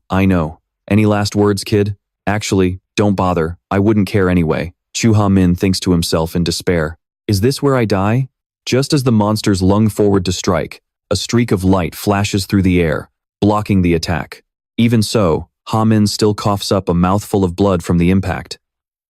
Our main lead appears and says, Giving up in front of the enemy? Is that what Jiaolong taught you? Ha-min looks up in total shock. You're still alive? The lead nonchalantly replies, It took me a minute to figure out how to work this thing. Which button is for the live stream and which one is for recording? The trash talker scoffs. Oh, you're back? Why don't you go grab a magnifying glass and take a closer look? The criminals are stunned by his sudden reappearance. This is impossible. I definitely crushed his skull before we left. That brat was dead. I couldn't even sense a trace of mana flow from him. This can't be a normal skill. Ha-min screams out, Hey, you're no match for them. Just wait for backup. But the lead ignores him and keeps walking forward. He begins listing the charges, assaulting an escort officer, breaking the seal on an awakened criminal, and destroying a prisoner transport vehicle, plotting to murder a useless hunter, and most importantly, daring to interrupt my sacred coffee break. Under the authority of an HMCS hunter, the 3 of you are caught red-handed. I will handle all of you right here. He looks directly into the camera and declares, These 3 are guilty of crimes in progress. Execution will be carried out on the spot. He then turns to Ha-min and says, You, Jiaolong's disciple, stay there and watch closely. Aura isn't just for simple attacks. The old man is irritated beyond belief. You crazy bastard, what the hell are you rambling about? But the fight has already begun. Ha-min's jaw drops in disbelief. That's a piercing technique. That's the level 77 Blood Rain Black Armor Aura. It's the ultimate form of a skill that rapidly rotates the mana flow within the body to create a suit of armor covering the entire frame. It enhances close quarters combat and leaves traces behind as the user moves. Isn't that my master Jiaolong's secret technique? The lead calmly remarks, If you want the meat to be tender, you have to drain the blood first. Grade A+ skill, Heavenly Thunder Slash. This lightning-based magic skill unleashes a massive area of effect attack while simultaneously striking the target with pinpoint precision. The old man is startled as he barely dodges. He evaded the Heavenly Thunder Slash? Unbelievable. The lead looks at them with disdain and brushes off his hand. So you're using a cursed tool to pull off a combo attack? I guess you haven't completely wasted the last few years. I'll give you that much. The trash talker yells, What the hell is this? I've never seen a skill like this before. Can I eat it? The lead replies, No, it's more like a single-use scroll. If you inject mana into the creator's pre-existing magic, it activates. These things are incredibly expensive to make, so a poor hunter wouldn't even dream of owning one. The trash talker sneers. TSK, so it's just some cheap snack? Then I'm not interested anymore. At this point, Ha-min can no longer stay calm. He shouts out, Hunter Min-hoo, who are you? How do you know my master's secret technique? The old man cuts him off, clearly frustrated. Don't do anything reckless, kid, unless you want to watch him get crushed into dust under my gravity field right before your eyes. Min-hoo smirks. So while your comrades were getting beaten half to death, you were hiding in the shadows plotting your next move? And now you think you can threaten me? The old man says, Let's make a deal. Let us walk away from here. If you agree, he stays safe. You just happen to get caught up in this mission, right? If you leave quietly? Min-hoo finds the whole situation hilarious. What the hell are you talking about? If I didn't have my own goals, I wouldn't have taken this dirty job in the first place. Besides, what's the big deal if he gets roughed up a bit? Ha-min, who can barely even crawl, screams in protest. What do you mean, what's the big deal? As the old man prepares his spell, Min-hoo interrupts. Wait, you two aren't even on the same side, are you? The ones actually working together are you guys and the prison. You're assassins who specialize in hunting hunters, aren't you? You work for a massive organization, carrying high-level cursed tools and skills designed to suppress awakened abilities. On top of that, you have connections inside the prison. It's all clear now. Who exactly do you work for? The old man is stunned. You figured out all those details and still dared to come here alone? Kid, who the hell are you? I just told you, didn't I? What's this? Did you forget to take out your hearing aid? I asked you who you work for. Take one more step and see what happens. Then he triggers a shockwave. The old man screams. Did his cursed tool just overload mine with a similar lightning skill? That should be impossible for an ordinary human's mana density. Our MC smirks. Doesn't this meal look a bit more appetizing now? 40% recovered, huh? Seems like a proper warm-up worked even better than expected. Stop wasting time, old man. Aren't every second of your 6,000 years of life priceless? The old man spits back. You only know half the story. Even if we belong to the same organization. Do you really think we'd just spill everything? He struggles to call out to his teammate. Get up, you bastard. He says, anyone in a real organization has signed a vow of silence. It's a blood oath bound by the signer's own mana. Anyone who leaks organization secrets becomes a target and is executed instantly. Cough, cough. Damn it. The old man looks at his partner and mutters, Yonin, you finally woke up, you blockhead. Hearing this, our MC replies, in that case, don't worry. After dying a few more times, you'll get used to it. Terrified, the old man screams, Volker, do something. Don't just stand there. The werewolf lunges forward, growling. Got it, damn it. You old geezer. Even if it costs me my life, I'll tear you apart. Right then, Heyman leaps in and says, it won't be that easy. He wipes a wound on his face and adds, finally, the numbers are even. The monster roars in anger. You should have stayed down instead of getting in our way. Heyman shuts him down. Cut the crap. The real fun is just getting started. Our MC silently activates Wind Cut. The level 55 skill, 10,000 returning gales, is a wide area wind spell. It uses mana to manipulate the atmosphere, spinning it at high speeds to deal massive damage. He approaches the old man and asks, well, that's what death feels like. The old man is in absolute agony. Gripping him by the throat, our MC asks, how many more times do we have to do this before you finally answer my question? The old man is at his breaking point. What on earth are you? Wasn't once enough? Even Heyman is terrified. This is insane. He's healing them right before they die. If I were in their shoes, I'd rather just stay dead. What kind of twisted healing skill is that? Our MC asks again. I'll ask for the third time. Who do you work for? In pain, the old man begs, please, make it stop. The werewolf writhes and screams, old man, just tell him, please. Finally, he chokes out, Beastia. Satisfied, our MC nods. All right then, Beastia it is. The old man looks at him thinking, I had my doubts, but after seeing those skills, he's the legend who vanished long ago. Mad Dog, Min Siwoo. Looking at the two dying men, our MC says, now that you've finally decided to talk, let's have a real conversation. Where can I find the members of Beastia? The old man begins his story. Beastia is an elite group of assassins led by Crow. In this world, they are a formidable force, both in terms of skill and their track record. I spent a long time in the shadows as a first-generation hunter. There was no reason to hesitate when I got an invite from such a massive organization. For an assassin, keeping a comrade's secret is the bare minimum. The moment you fail to keep quiet, your life is in the organization's hands. Loyalty until your head hits the dirt. That's how this world works. It's been 15 years since I joined, and I never once thought about betrayal. I'd rather bite my tongue off. But after tasting real death over and over, my lips started to loosen. Pointing at an image, the old man says, that guy is one of Beastia's members. That guy right there. His codename is Black Mamba. Our MC asks, surprised? Black Mamba? What a strange name. So you're from that organization. He continues, then I have one question for you both. Have you ever taken a contract to assassinate the hunter Min-jun? No answer? The group cowers from the intense bloodlust the MC is radiating.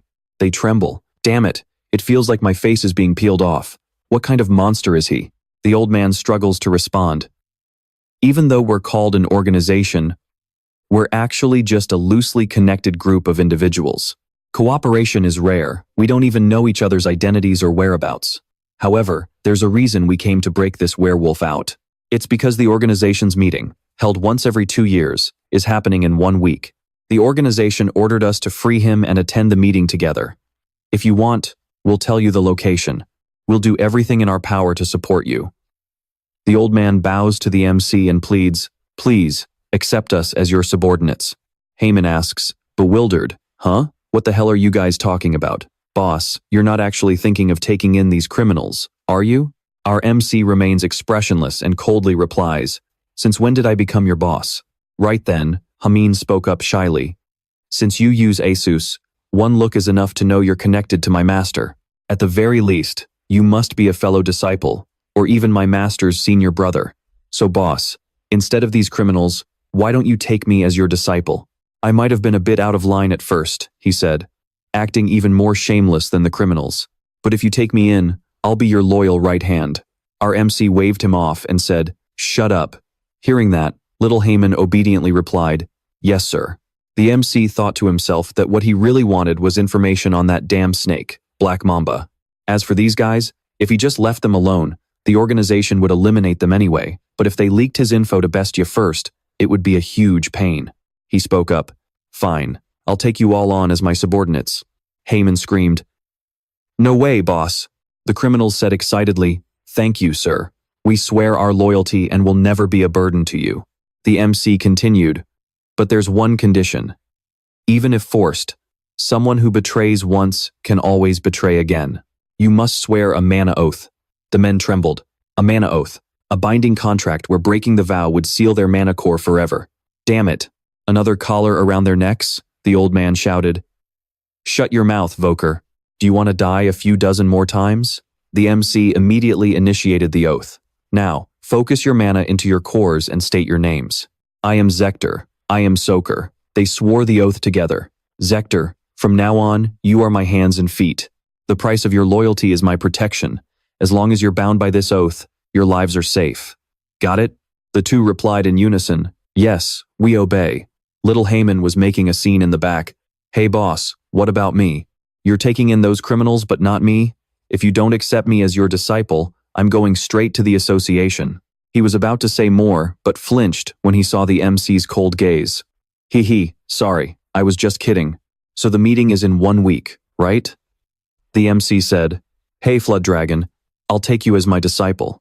He was beyond thrilled. Really? Boss, I mean master. The MC sighed. Yeah, I'll need as much manpower as possible for what's coming. Leaving the scene, the MC thought, now I have 4 people just enough to stir up some serious trouble. The shameless Heyman bragged. See that? I am now the top disciple of a legendary figure. The other 2 thought he was delusional, thinking, what the hell is he talking about? He smirked to himself. But it looks like I'll need 1 more person to clean up the battlefield afterward. Meanwhile, at the association prison, an angry voice boomed. What the hell is going on? The prisoner escaped from the transport vehicle. Do you realize how dangerous he is? And the entire escort team is still alive, which means he just ran off? I heard HMCS was efficient lately. Turns out it's just a bunch of fake rumors, huh?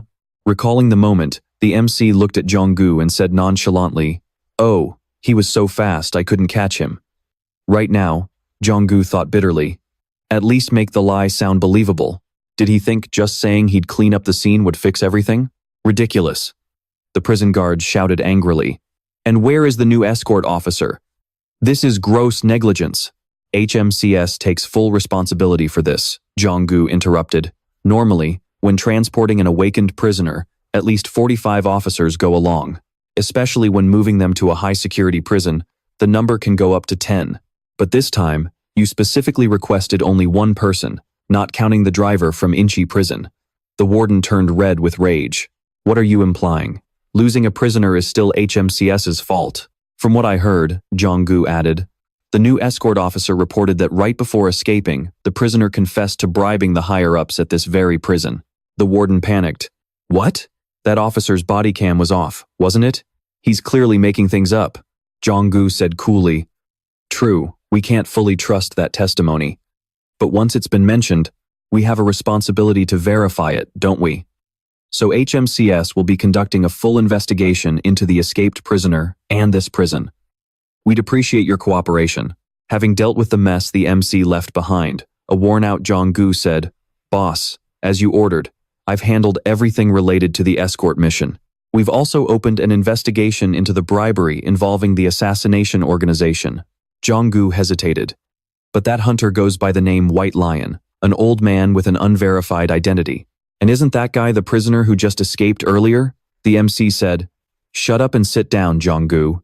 It's a long story. Now, let's start the mission briefing. Tomorrow, we're infiltrating the meeting of the Beastia assassination organization. This is a major gathering where about 8 high-level individuals who specialize in hunting hunters will be present. These traitors will explain the infiltration plan in detail, so Jong-gu and Haemin, listen closely. Jong-gu was shocked. Wait, you mean we're crashing a meeting of an assassination organization? With no official backup and just this small group? What's the real goal? The MC flashed a gentle smile and said, Total annihilation. Obviously. Finally, the big day is here. Everyone is looking at each other, thinking how rare this is. It is not every day the whole gang actually shows up. Don't be stupid. Red Ghost and Volker aren't here. That is 2 down, and that other kid is already dead. The rest of them are shocked. What? And I am not even counting those traitors. Relax, you idiot. They don't have the guts to actually betray the organization. It is definitely a surprise, though. Honestly, it might be better if we just take them out now. A mysterious woman keeps chiming in. That bastard Volker. We were supposed to head to I-6 land together. I am going to kill him myself. Just then, someone walks in and says, That is enough. The boss will handle it. The woman in front of them gives a slight smirk. Why the long faces? I actually find all of this pretty entertaining. Keep it going. To have 3 people missing from a meeting this important, even I find that a bit surprising. As soon as she speaks, the rest of the room goes dead silent. Does anyone else have something to say? Or should we just start a death match right here and now? The tension in the air is thick enough to cut with a knife. Someone finally speaks up. Boss, that is a really bad joke. You should drop it. We can punish the traitors whenever we want. The real issue is that they know the exact time and place of this meeting. What can those 2 nobodies even do? Do you really think they are just going to charge in here right now? The second those words leave his mouth, the alarms start blaring. Unidentified movement detected at entrances 1 through 5. He smirks and says, Talk about bad timing. There are 5 entrance points for the intruders. Each of you go handle one area. What a pain. Seriously, I just put on these new clothes today. Let's finish this quickly so we can get back to business. See you later. Wait a second. Boss Asa, what about you? Bobin, Black Mamba, are you guys not going either? I have 0 interest in dealing with small fry. The girl next to her starts up a game and says, There are enough people already. I am just going to play around.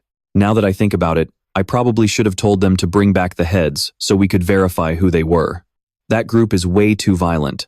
Boss, the fact that you can even keep those wild animals on a leash is impressive enough on its own. Jung-gu is hiding in the ceiling, his face turning pale as he thinks, I have never even won a 50,001 lottery ticket in my life, but here I am, hitting the jackpot of bad luck. 30 minutes ago at Beastia Hall, those guys really found the perfect hideout. It has 5 entrances, and every single one is rigged with sensors. Since the internal layout changes all the time, we can't tell exactly where each path leads. But these 5 paths are the only ways in or out, and they all lead straight back to the main hall where the targets are meeting. No matter which path we take, we will end up in that hall. It is just a matter of how long it takes to get there. Our main guy says, in that case, we each take one entrance. If we all go the same way, the targets might slip out through a different exit. Then he gives the order. Jung-gu, do you have your radio? Good. We are moving in. Everyone take a separate path. Since they have sensors, just assume they already know we are coming. Be ready to face some heavy hitters. Use the radio to alert me immediately and stall them for as long as possible. If the target named Black Mamba shows up, report it right away. Understood. Let's move out. And with that, Jung-gu heads inside. At first, it seemed like everything was going fine, but not long after I entered my assigned path, the way was blocked. I had to find a way through the nearest ventilation duct, and somehow, I ended up being the first one to reach the main hall without running into a single fight. Did they seriously not bother to turn on the sensors for this path? Every single person in here is at least A rank or higher.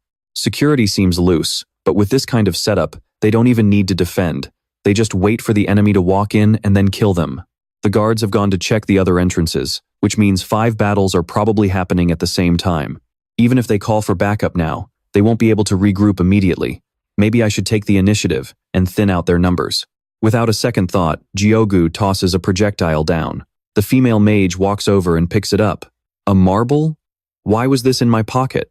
The one they call boss mocks her. Bobin, Are you playing with slot machines again? She replies, sorry about that. I hit the jackpot yesterday. Suddenly, a massive explosion goes off. What? Is she dead? A little rat must have snuck in. That was a decent ambush, but I am not in the mood for hide and seek. Jogu smashes through the wall and drops down. He immediately realizes this guy is a member of the HMCS, the hunter Junggu. Jogu grinds his teeth and thinks, damn it, I only managed to take out one of them. Even with specialized magic grenades, they are still standing. Especially that leader over there, something is definitely off about him. He doesn't even look like he is using any special skills. The monster in front of me says, you didn't come here alone. Did those traitors run to the HMCS and spill everything? Jogu fires back. And what if they did? His eyes light up. Well, I would be impressed. Risking your life to desert the organization, only to choose a weakling like this to lead the charge. Jogu immediately lunges at him with his sword. The leader just sits there sipping his lemongrass tea and remarks, oh, not bad.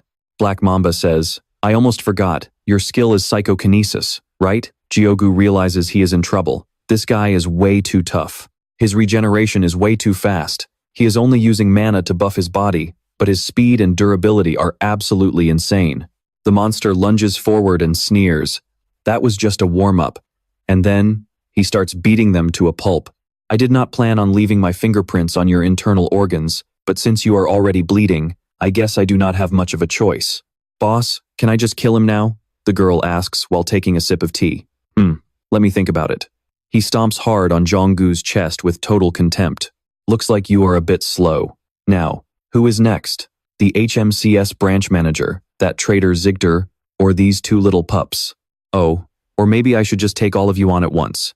Right then, the reinforcements burst in. He says, all of them? Now that is a surprise. I did not think you guys could get past Beastia's assassins so easily. He turns to the female leader and says, Boss Crow, you must be pretty disappointed, right? She replies, I thought I picked some decent ones, but I did not expect them to be this pathetic. The monster adds, still, something feels off. Judging by the wounds, there was definitely a fight. But I did not think you could take down Tigger or Greed that easily. Hamin charges in instantly and yells, you murderous piece of trash, you talk too much.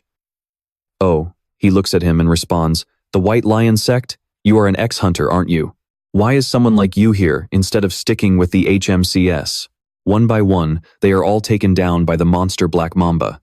He pauses for a moment and says, sorry, but no matter how I look at it, this just does not add up. You guys are not acting like a team at all. You are just a disorganized mess thrown together. You all come from completely different organizations, so there is no reason for you to be gathered here. Who is it? Who is the one who brought you all together? This bastard. Is he really looking down on the White Lion's reputation? Hey, wake up. Jonggu finally starts to drift back to consciousness. Huh? How did you get here so fast? Hamin answers, I rushed straight here the second I heard the radio. Well, I would love to say that, but I was actually busy fighting someone near the entrance.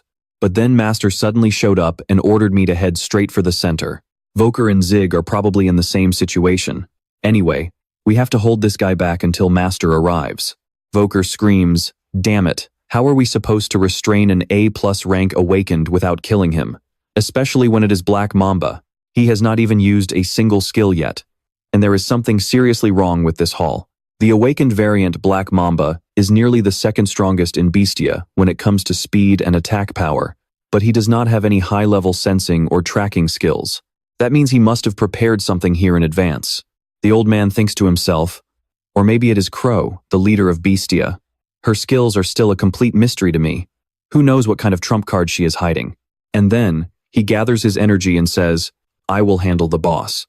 The rest of you focus on pinning down Black Mamba. Voker grumbles angrily, why does the dirty work always fall on me? Damn, old man. Facing the group, the monster just chuckles. Ha, I guess nobody is going to answer my question. The old man says, nobody leaves this place until Master gets here. He then pours a massive amount of mana into creating a ceiling formation. At that moment, the female leader finally speaks up. Aha, is that right? Are you people really going to force my hand? The old man says, stay right there, Crow.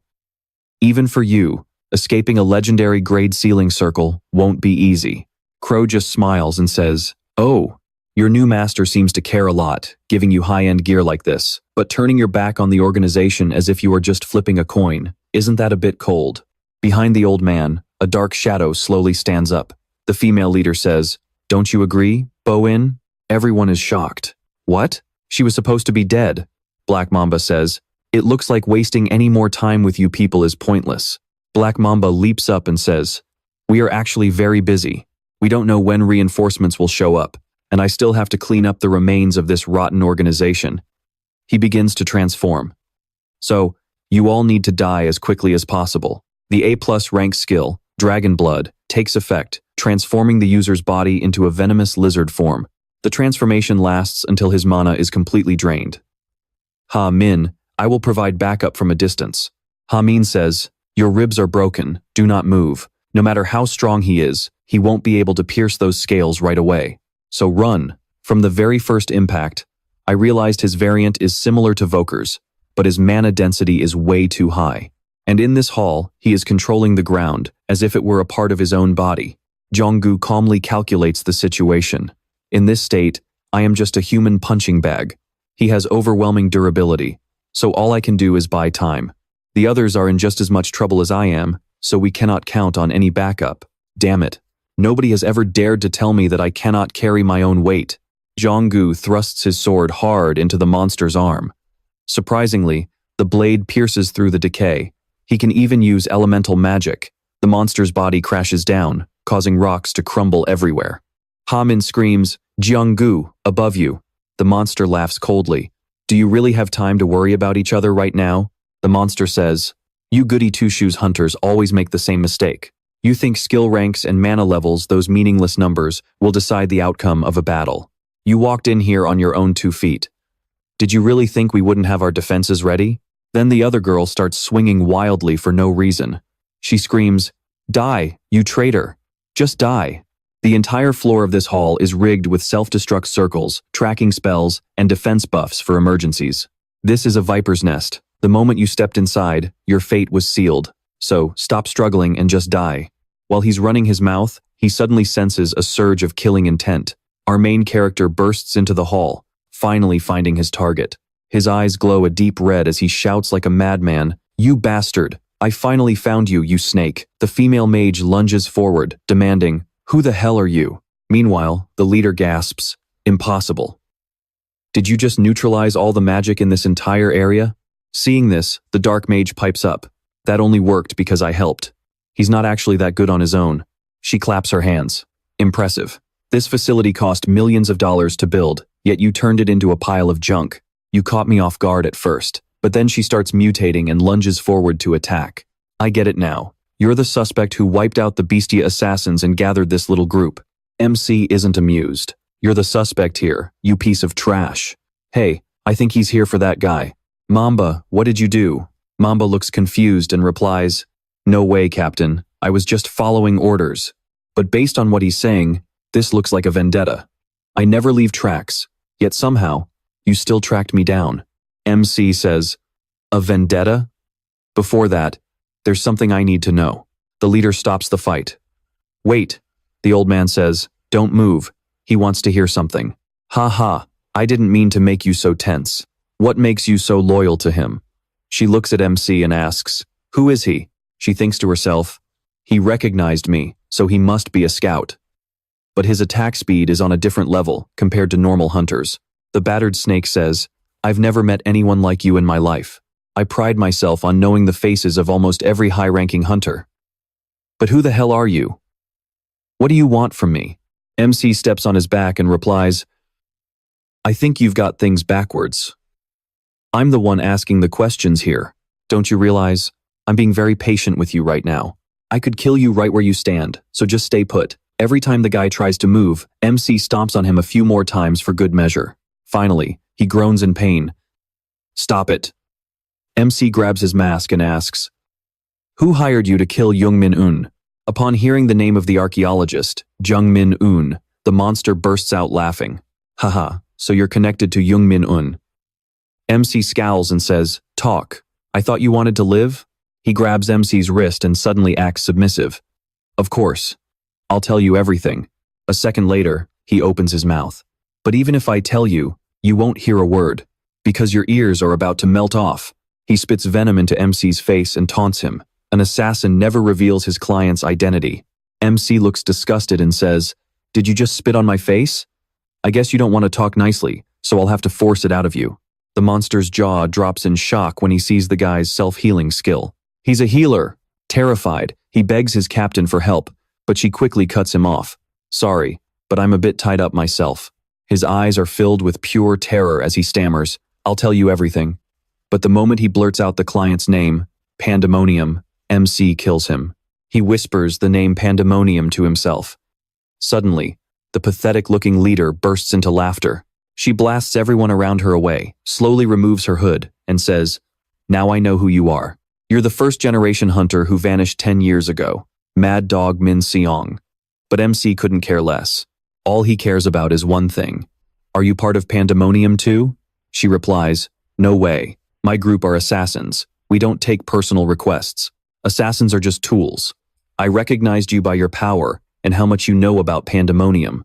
My sister once told me about a first-generation hunter with a bizarre healing skill." MC asks, "So you really don't know anything? Don't lie to me. I'll find out for myself." She replies, "I'm not lying. You already found me, didn't you? So, your question has been answered. But it's strange. Why did we all forget you even existed? That has nothing to do with me." She snaps her fingers and says, "Hey, get up." A second later, the entire hall explodes. She looks at him and asks, "Are you going to chase me, Mad Dog?" He replies, "I don't need to. I already know exactly what to do next." "Is that so?" She vanished into the portal, leaving behind a chilling promise. "I'll see you again soon." Ham-Mi approached him, her face filled with shock as she asked, "Are you really just going to let them walk away like that?" Kang replied calmly, "If we chase them, they'll just trigger the self-destruct magic they already laid out on the floor. No one here has the strength left to dodge an explosion like that. Besides, we already got what we came for. Clean up the scene. Goo." The old man whimpered in response, clearly overwhelmed. Meanwhile, Kang was silently repeating the name Pandemonium in his head. What really bothered him, though, was Min-jun. What exactly did that kid discover that made them go this far? On his way home, Kang took a moment to reflect on everything. 20 years ago, the first gate opened on Earth, and all sorts of horrors spilled into this world. It was the source of all mana, monsters, magic stones, and a race of demons from another dimension who were born with the innate ability to manipulate mana and possessed unique skills, just like the Awakened. They infiltrated Earth during the initial chaos caused by that first gate and blended into society with terrifying ease. They didn't just claim authority over the gates as overseers from a higher dimension. They seized absolute control over them, treating humanity as nothing more than an inferior race, stripping away our technology and civilization after the monsters left everything in ruins. That was when they started acting like they owned the place. Among humans, there was even a group that swore loyalty to the Demon King, a pathetic organization known as Pandemonium. Fortunately, the demon's reign of terror didn't last forever. The first generation of hunters, those who had learned to harness mana, finally rose up against them. A brutal war broke out between humanity and the demons for control of the Earth. In the end, humanity emerged victorious and put an end to the chaos. It's been 10 years since I defeated the 4 Demon Kings and disappeared into a dimensional rift. Pandemonium was supposed to have disbanded long before that. So why is that name resurfacing now? Kang suddenly called out to Ifrit. The little demon resting inside his body snapped back. "What? Demons existed in that other world we were in too, right? But they looked a bit different." Little Ifrit replied, "That's right. Of all the species I've ever encountered, demons have the most far-reaching influence across every dimension. Even there, they enslaved dragons, ruled over lesser creatures, and exploited them. So, they're just a bunch of thugs, no matter where they go, huh?" Little Ifrit hesitated for a moment. I'm not entirely sure about that. I still haven't regained my memories from before I met you in that world, but I do remember those bastards stole something from me. However, after dealing with demons for 100 years in that world, I can tell you they are exactly the type of scum who would do something like this." Kang rubbed his temples, feeling a headache coming on. "We don't have enough info. 10 years ago, I was too busy killing them to bother looking into where they came from. In that world, we only ever ran into low-level grunts because we were too focused on survival. All I really know is their mana signature. Compared to 10 years ago, they've gotten much better at masquerading as humans. Ifrit grunted. What are you overthinking for? Just kill them all and be done with it. Kang pondered and replied, if it were that simple, I wouldn't be complaining. Suddenly, his younger brother walked into the room. Oh, you're early, Siwoo said. You out of the blue told me to rent an office, so I figured you were out causing trouble again. What is it this time? Kang replied nonchalantly. It's nothing much. I'm just tracking down some leads on Min-jun. His brother didn't believe a word of it. Is that all? Captain Huang told me you completely wiped out an entire hunter assassination guild. Don't tell me this office is just a place for you to gather all the people involved in that mess. And who exactly are you bringing in that you need to keep it a secret from both the guild and the association? I've told you 1,000,000 times, we cannot afford to stand out. If Choi-ga-asu finds out. Kang frowned in annoyance. Ugh, that big-mouthed Huang Beum-gu. Oh, don't worry. Beum-gu erased every single track leading back to me. As for Choi-ga-asu, I'll be paying him a personal visit very soon. His brother was stunned. What? There are way too many risks, but I guess if you show up in person, he won't be able to pull any more stupid stunts. Siwoo scratched his head in frustration and said, you haven't even fully recovered yet. Look, I can't stop you, but please don't rush into this. It's been 10 years, and the world has changed a lot. What if you fall into danger again? Kang stepped closer to reassure him. I told you, I'll handle it. Why are you so worried? His brother yelled back. Yeah, sure, and now you're even talking back to me. He angrily brushed Kang's hand away. Whatever, just make sure you keep your promise. You have to train our guild's rookies in exchange for this office. You remember Hunter Shinji-soo, right? It turns out her awakening skill is way more complicated than any of us realized. It would be great if you could take a look at it. Kang replied, feeling a bit annoyed. Fine, of course I'll do it. Let's just eat first, I'm starving. His brother looked at him in horror. Right now? You literally just had dinner. Does your stomach have a black hole in it or something? Ifrit started screaming from inside. I'm hungry too, feed me some delicious food. Your mana reserves are pathetic, so bring me some fried chicken right now. Kang's stomach growled loudly. He muttered to Ifrit. You are clearly the reason why I'm always starving. Kang picked up his phone. Yeah, Beum-gu? The voice on the other end was screaming, Senior, did you really have to erase your name from the entire mission report? Hey, you better watch that mouth of yours. You actually had the nerve to snitch to my sister? Are you tired of living? Doongu screamed back. Hey, big bro, that's not what's important right now. Do you even realize how massive this situation is? This is the first time a group of assassins specialized in hunting hunters has ever been exposed. And now, the Management Bureau has wiped them all out single-handedly. Every single news outlet is bombarding us with requests for collaborations and interviews right now. The guys from the association were clutching their heads in stress, saying, yeah, we'll handle that on our end. Since we're an official investigative body, we'll handle the public statements. No, that's not the issue here. You've noticed how closely the director has been watching our team since that G incident, right? And thanks to you scrubbing your name completely from the report, I'm the only one left on the hook. Our main guy just talked into the phone calmly. At least you get all the credit, so what's the problem? Doongu practically wailed. Credit? This isn't about credit. How am I supposed to explain how I took down an entire army of assassins all by myself? The main guy replied nonchalantly. I don't know. Just make sure your story matches up with White Lion. Didn't he come from that guild anyway? Multitasking like a pro, he continued. I already asked them. And even the guild leader of White Lion is completely on board with the story. Then he had to pick up the phone again as another call came in. Yes, this is Captain Huang Doongu speaking. He said with a pained expression, I understand the Imperial Guild leader's desire to protect his brother, but after that last prison break incident, it would be better if you stepped up. The main guy interrupted him again. What? Oh, sorry, but I need to eat first. Good luck with all that. See you tomorrow, senior. Afterward, the main guy muttered tiredly. Geez, seriously, this guy and that guy. While his younger brother was cooking, he asked, who was that on the phone? Was it Captain Huang? The main guy said, yeah, he really loves his job. He's having the time of his life. By the way, what's the deal with the demons lately? Is it still the same as it was 10 years ago? Sejin replied, actually, after the 4 great demon kings disappeared, the demons themselves proposed a peace treaty. After reaching an agreement, they mostly stationed themselves in the polar regions and set up research centers to study mana. That's the magical energy that has seeped into the earth. Other than that, they haven't caused any major trouble. Some countries even collaborate with them on research sometimes.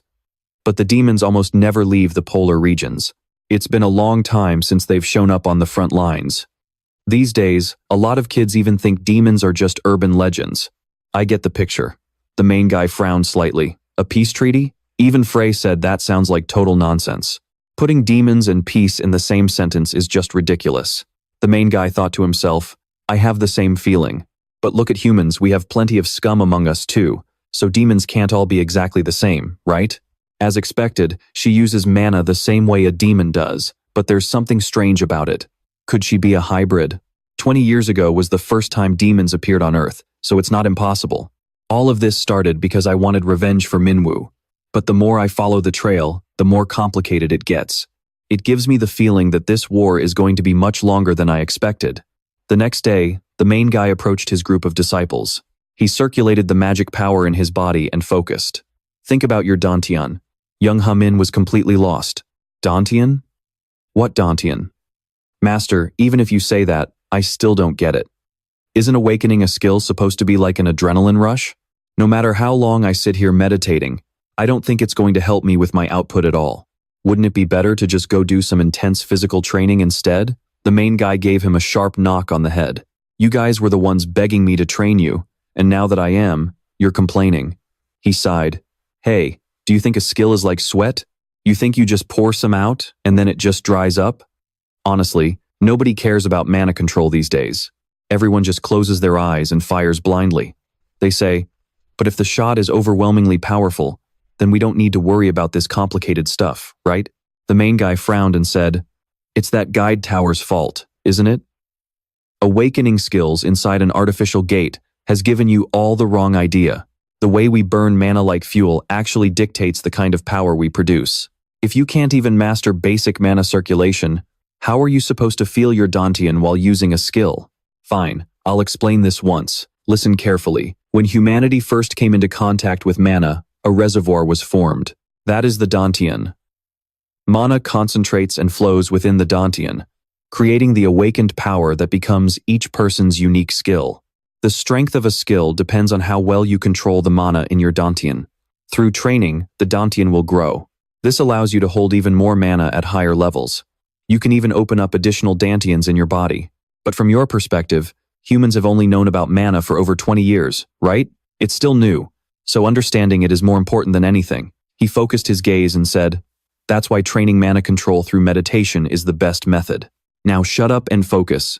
Just now, that loudmouth was talking trash, saying, for a guy who spent 100 years running around like a headless chicken, you sure have a big mouth, hero. He replied coldly, don't you worry. I'm going to push your bodies to the absolute brink of death every single day, especially you two. Don't think I'll go easy on you just because you're bound to me. You're going to work until your bones crumble to dust until every last debt is paid. The group looked completely miserable. Just then, a voice rang out from the door. Senior, I knew you'd be here, Jogu said, looking like a total wreck. You didn't even pick up your phone. Do you have any idea how hard I looked for you? Our hero replied. Well, maybe if you didn't call me like some kind of obsessed stalker all the time. Jogu shouted, anyway, you need to get to headquarters immediately. The branch manager has summoned you. And with that, they headed over to HMCS headquarters. Our hero was curious. So, why is the director summoning me? Then he muttered suspiciously, you didn't go around using my name for something, did you? Jogu waved it off. Of course not. To be honest, I'm not even sure why myself. But it might be related to that corruption case with the prisoner transport in Incheon. Suddenly, a mocking voice cut him off. Well, look who it is. Captain Hoang. Standing there were Senior Agent Ha Run Tae and Captain Sung Trang Gun. Trang Gun sneered, Hey Hong, I heard you pulled off a pretty big job, huh? While we were away, it looks like the lackeys from the North Seoul team have become the new big shots. Ha! What kind of magic trick did you use? Jogu's face darkened instantly. Tsk, that bastard Sung Trang Gun. Is he finished with his work already? Jogu snapped back. If you're back, then get to your desk and do some actual work. Why are you picking fights with people just passing by? Trang Gun gave a fake, oily laugh. Picking a fight? No. I'm just checking in on an old friend. No need to get so emotional. Let's see. Is this the rookie I've been hearing about behind you? I heard you caused quite a mess in Seoul. Why does the North Seoul team always recruit people like this? Your captain has some really unique taste. Our hero stood in the back, completely unbothered, as if the insults were nothing more than a dog barking in his ear. Jo-goo's face was now as red as a tomato. That's enough. Don't you have a plane ticket to catch instead of standing here talking nonsense? Runtae chimed in. Our mission is in Japan. We don't need plane tickets for that. Trang-gun mocked him further. Oh, come on. Let him be. His hands are probably shaking because they've never actually been out of the country. They gloated, clearly enjoying Jo-goo's frustration. It must be tough, right? The Gangnam team gets called all over the world, while you guys are stuck working overtime just to lose track of low-level criminals. Then he turned his gaze toward our hero.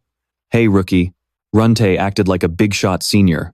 Regardless of which team you're on, we are your superiors. Don't you know how to introduce yourself? Where are your manners? At the very least, you should give us a proper greeting, shouldn't you? Our hero looked at him with a smirk and said, A greeting for what? Why don't you and your stinky boss just beat it instead of standing there posing with your glasses? Seriously, all that muscle and sweat is blocking the entire hallway. Can't you see you're clogging up the path? Are those glasses just for show? As Runtae adjusted his glasses, he started trembling with rage. He immediately began channeling his magic. Trang-gun, let me teach this rookie a lesson. A deep voice boomed through the hall. Hey!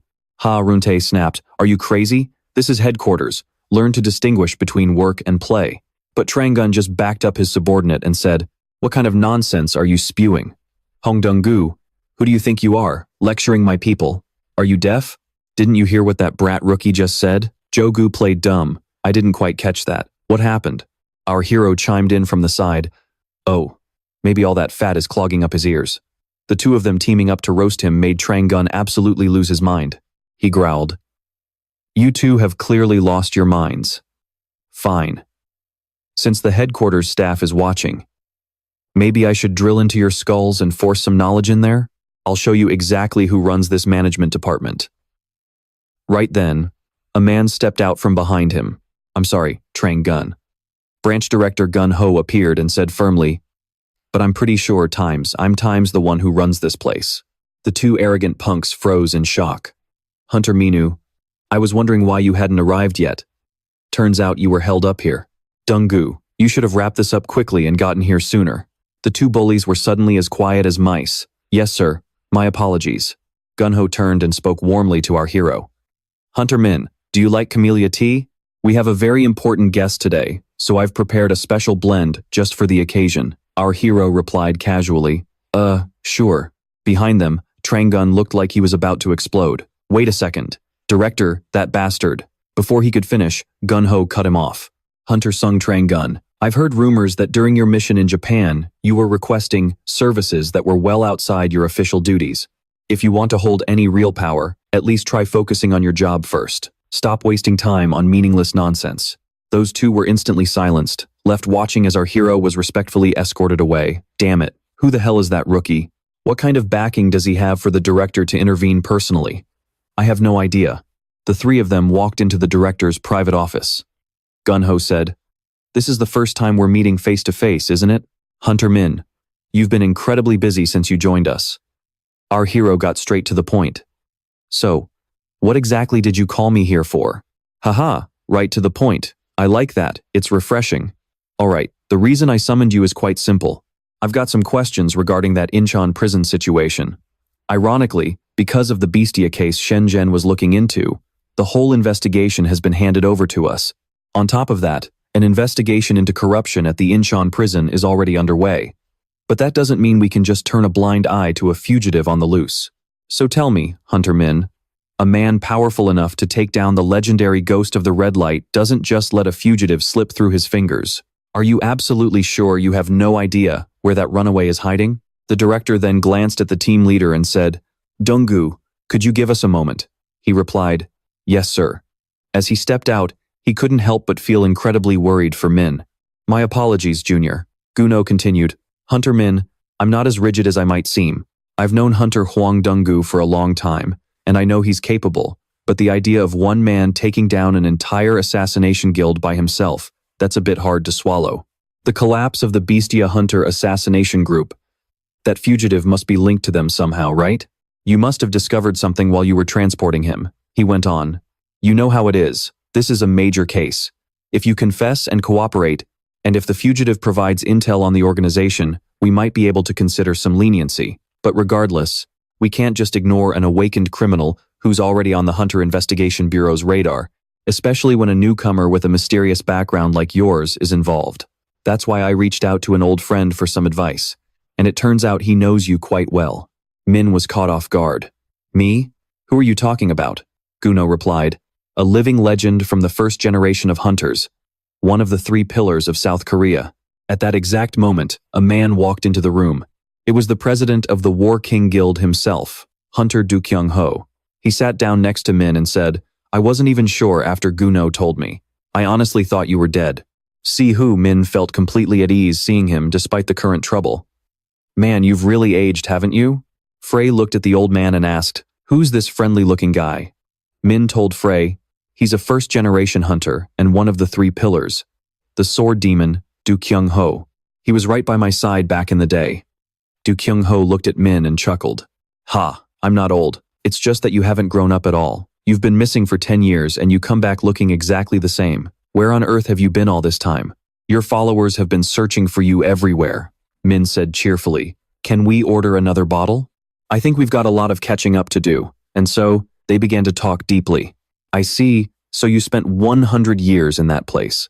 Honestly, that doesn't even surprise me, but I can't believe you were stuck there for that long. Min said, Frey, a spatial spell was cast on me the moment the Demon King died. I don't know if it was intentional or not. Do Kyung-ho interrupted. No, the Demon King is actually still alive. Min's face went blank. What? He's alive? Then how could you guys sign a peace treaty with those demons? Have you all lost your minds? How could you ever trust them? Do Kyung-ho said, calm down and listen to me first. He's alive, but only as fragments. Back when you were here, the conflict between humans and demons was at its peak. But after you defeated the Demon King, they were the ones who proposed a peace treaty. They claimed the war was the Demon King's idea, not the wish of their entire race. Min said bitterly, what a load of crap. They were just terrified after I crushed their king. Do Kyung-ho broke into a cold sweat and said, you're probably right. But things weren't looking good for us either. After the first gate appeared, the entire world was thrown into absolute chaos. We barely managed to close the gates, but the awakened hunters were going berserk. The war with the demons had left everyone completely exhausted. In that desperate situation, the demons reached out with a peace treaty first.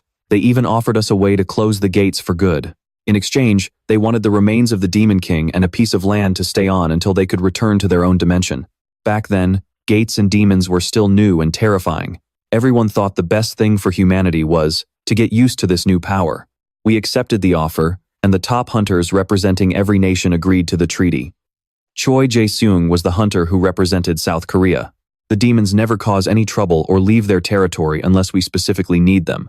Some of the first-generation hunters hated the treaty, but since you were gone, they all ended up going their separate ways.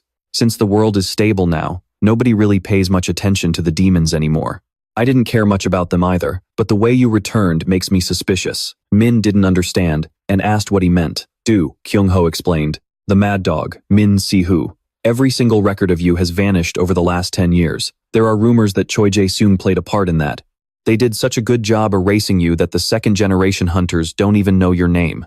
I couldn't even remember what you looked like. Until today, we fought together as a trio, but you've been forgotten for 10 years. That can't be a coincidence, Min asked. You think the demons and Choi Jae-seung made some kind of secret deal? Do Kyung-ho said mysteriously. It's possible he'd do anything just to take you down. Hearing this, even Frey couldn't help but shout. Those damn demons. Min thought for a moment. Would Choi Jae-seung really team up with demons just to erase me, given how massive his ego is? But why would those demons want me gone? Defeating the Demon King shouldn't have been enough of a reason for them to erase my existence. Like I said, those monsters haven't done a single thing since that day. They actually helped humanity get used to mana, so we don't have a solid reason to accuse them of anything. Minu remembered the past with a flash of anger. That war would never have happened if they hadn't looked down on us like we were inferior. Well, they ended up getting sucked into the gate anyway. Ki-eung looked at him, breaking out in a cold sweat. I guess you're right, Ki-eung said. I think your followers would know the truth better than I would.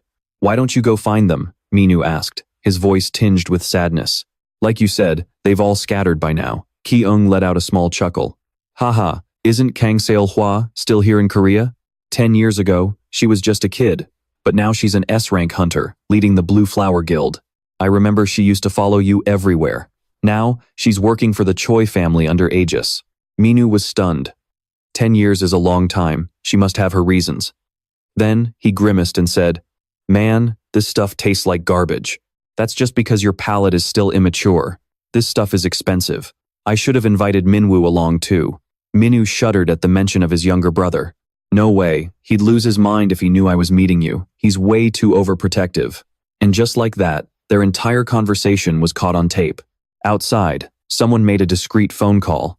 Guild leader, I just sent you the photos. I think the person meeting with Do Kyung-ho is from the management bureau. The person on the phone replied, Good, you can head back now. On the other end of the line, the red-haired girl's expression suddenly turned ice cold. She stared at the image on her screen. Min-woo was there, laughing happily. He was actually alive. She had been suspicious about the Empire Guild's recent moves and the incident at the tutorial tower. But seeing him now, she could barely hold it together knowing he was really back. She curled up like a child, hugging her knees, and burst into tears, crying out for her master. Ever since she started working for the Choi family at Aegis, her senior hadn't spared her a single glance. Tracking Do Kyung-ho was the right move.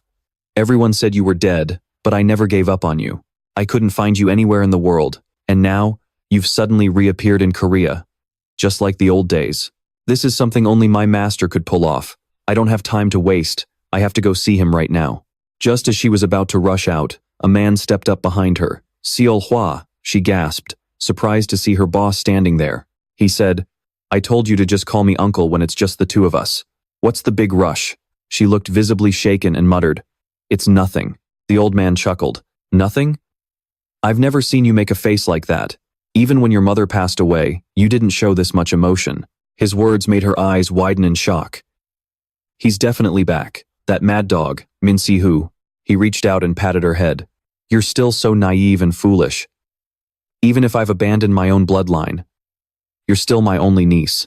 You're my sister's only daughter. There's no way I'm letting you go that easily. Hearing this, she couldn't keep her cool and slapped his hand away.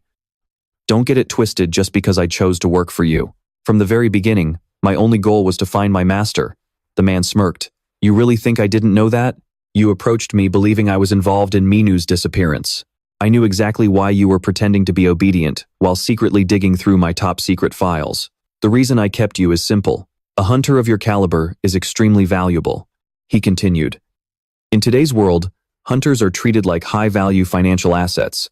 Do you honestly think I'd just hand over a useful employee, let alone my own flesh and blood, to that bastard? She couldn't take it anymore. Stop joking around. You abandoned me when I needed you most. What right do you have now? I've never considered you family. The person who raised me into who I am today is my master. Then, he delivered a crushing blow. Right, and he has no idea his precious student is the daughter of a vile criminal. Don't be so stupid. Seol-hwa, out of everyone, you've watched Min-woo the longest. You know how ruthless he is toward criminals. How do you think he'll react when he finds out about your past? As he walked away, he left her with one final thought. No matter how noble he tries to be, you can't change where you came from. She trembled with rage as she watched the old man leave, then screamed at the top of her lungs, You bastard! The scene shifts to the HMCS headquarters, where everyone is working at full speed. A female trainee approached Min-woo and spoke nervously. Excuse me, Hunter Min-woo. I heard from the guild leader that you'd be personally leading today's joint training session. But are these people participating too? Min-woo replied casually. Yeah, that was my idea. My juniors might actually learn a thing or two from them. Just think of them as your seniors in terms of real-world experience. Meanwhile, Heyman was stuck wearing a mascot costume to hide his face, and he was absolutely boiling inside. Hearing that, she immediately became respectful. Understood. It's an honor to meet you. I'm Hunter Sino from the Empire Guild. And I'm Hunter Kim Byung-guk, also from the Empire Guild. The two of them were shocked when they looked at the old man Min-woo had brought along. Wow, I've never seen a hunter this old before. His presence is no joke. On the contrary, the old man looked incredibly kind. Oh my, I'm looking forward to working with you all as well. Mr. No looked at the young girl. She seemed sharp and like the type to learn quickly. All right, stop staring at me like that. All right, let's get started, the MC says. And just like that, they step into the Empire Guild, heading straight for the rank 5 gate entrance. Jisoo huffs as she walks. Gosh, I'm so nervous. To be honest, because of how unique my skill is, this is the first time I've stepped into a gate since that tutorial tower back then. The MC replies, there's no need to be nervous. A gate is just a link between dimensions. It's just a door, nothing more. Beside him, a rookie chimes in, but there have been cases of people going missing because they didn't get out before the gate closed. They call it being eaten by the gate. The MC looks disgusted and says, eaten? It's just a closing door. The old man acts all wise and adds, exactly. Nowadays, humans basically hold the keys to all these doors. The fact that private guilds have their own gates is proof of that. What else is there to say?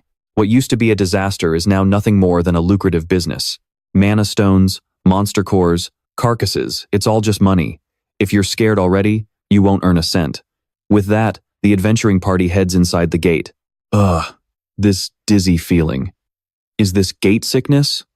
One guy says, unlike the tower, the entry area doesn't have any monsters. Geez, anyone would think we're going on a picnic. Is this how kids are these days? I heard there are hunter academies now. What on earth do they even teach there? Heyman explains, Master, I know you're from the 1st generation, but since gate strategies were standardized in the 15th generation, being a hunter is basically a different job with a fixed curriculum. They get rank through the tutorial tower, and then guilds hire them based on their scores. They only learn real-world combat after joining a guild. The MC says in surprise, by real combat, do you mean clearing out a few rank F mobs? Sounds like they're just mass-producing a bunch of weaklings who would get wiped out by one big wave. He turns to the two of them and says, hey, rookies, before we get into a real fight, show me your skills. Fine. The guy beside him thinks irritably, we're only following along because the guild leader ordered it. But who the hell is this guy anyway? And why is an outsider telling us what to do? He looks at Jisoo with disdain. Getting stuck in a group with a rookie who can't even use her skill properly? It's ridiculous. She finishes talking and accidentally trips. She immediately apologizes, but the MC's training style is brutal. He says, save your apologies. Then he tosses her an item and says, take this. She catches the whip, looking completely stunned. He explains it's a tool to help with mind initiation. The more complex the spell pattern, the more effective it is. I've heard about your unique situation. Use this item as a catalyst and try again. Jisoo takes it and channels her power forward. Understood. The other guy suddenly notices a pack of goblins appearing. The MC says with satisfaction, perfect, take them down. The blonde guy is stunned. Huh? Me? The MC says, who else? You're the one training here. Did you expect me to do it? Just try not to die. He grits his teeth and thinks, damn it. They watch the rookies, and the old man starts judging. A tracking type skill? That's hard to master. At most, it's rank B. That kid's skill doesn't look very useful. The effects are flashy, but there's no real impact. If he keeps firing off skills recklessly like that, he'll run out of mana in no time. And exactly as he predicted, it happens. The guy thinks tiredly, goblins are basic monsters that are easy to handle, but making a rookie take on a whole pack alone? What kind of reckless training is this? The guy screams, Hunter Shin, are you done yet? She struggles to say, almost there. Right then, he runs out of mana and passes out. Jisoo rushes forward. Monster taming. Her rank A monster taming skill allows the user to control a monster's actions. For 10 minutes, the duration, number of monsters controlled, and their rank will increase based on the caster's mana. Once she takes control, she immediately suppresses the monster and orders it to back off. The monster is completely subdued. Jisoo looks over at the MC with a happy smile. I'm done, Hunter Min-jun. What do you think? That's my skill, taming. The old man looks at her admiringly. Is she using a control type skill? I heard those are extremely rare. Considering the boost from that artifact, the skill seems to be high rank. She's very promising. Suddenly, a voice comes out of nowhere, saying, finally, something worth eating. I want that one. We had a deal. Go chew her up. Food? The MC says. Oh, that's interesting. But what do you plan to do after controlling just one monster? Behind them, a massive swarm of monsters surges forward. She rushes over to Byung-guk and tries her best to shake him awake. Whoa, it's coming. Wait, help me. Finally, she makes it out of the gate and says, thank you so much for today. Hunter Min-jun looks at her, and she's a complete mess. She says, thanks to you, I finally got the hang of how to use my skill. The MC, lacking any shred of sympathy, says nonchalantly, "It's nothing special. If you can't keep up, tell Seol Yang to find you another instructor." She immediately replies, "No, I mean it. To be honest, I was getting a bit full of myself. I used to think that just awakening a skill and becoming a hunter made a person special. I believed that the higher your rank, the more you would stand out from the rest. But I've realized that a skill is just a tool, a means to an end. It isn't my identity. No matter how legendary the blade in your hand is, how you use it depends entirely on your own grit. That's why adapting to mana and constant training are the things that truly matter most," Minu said with a cold, indifferent expression. "As long as you learned at least one thing, that's good enough. Keep at it. If you need help, just ask the bear or this old man. I'm heading out." The noise ahead caught his attention. "Do we have uninvited guests? Are they from another guild?" Jisoo said, "Oh right. I heard there's a negotiation between the Azure Blossom Guild and other groups regarding that gate recently discovered in the Middle Eastern desert. I think those must be the people sent there. It looks like they just arrived." Minu suddenly stopped when he heard the name of the Azure Blossom Guild. Seeing his reaction, Jisoo asked worriedly, "Hunter Min? So, based on the report, this gate is different from the ones we usually see. When we and the Imperial Guild found it, we discovered the bodies of the first hunters who went inside. Unlike typical monster attacks, their bodies were completely intact, but their internal organs were totally crushed." Yo Hua, who was at the scene, said, "Internal organs? That's strange. There's no way that could happen unless something was forced inside their bodies." A voice rang out from behind her. "We finally meet." Minu appeared and said, "Hey Yo Hua, your master is finally back. Aren't you even going to say hello?" She looked at him, struggling to find words, then turned her eyes away shyly. "You're back, master." Minu spoke up. "If you're free right now." She immediately cut him off. "I'm sorry, but I have things to take care of. Please excuse me." With that, she immediately left with her staff. The trash-talking Verdes gloated. "Wow. Rejected at the speed of light. Hey partner, do you want me to comfort you?" The old man ran over and said, "Humph, what a rude young woman. Is she your former disciple, master?" Minu watched her walk away with a look of regret. He muttered, "Yeah, but was she crying?" Thinking back to those days, he found her and said, "Look at you, hiding in the corner sobbing again. Ah, go away." Minu sat down beside her and asked, "What's there to cry about? You and Sehyun are the same age, you just lost one sparring match. Why get so worked up?" Then he ruffled her hair. "Why do you always run off to cry? Everyone knows you're here." She grumpily pushed his hand away. "Sehyun is your real brother, so of course you teach him more thoroughly, right? I'm just some stray you picked up.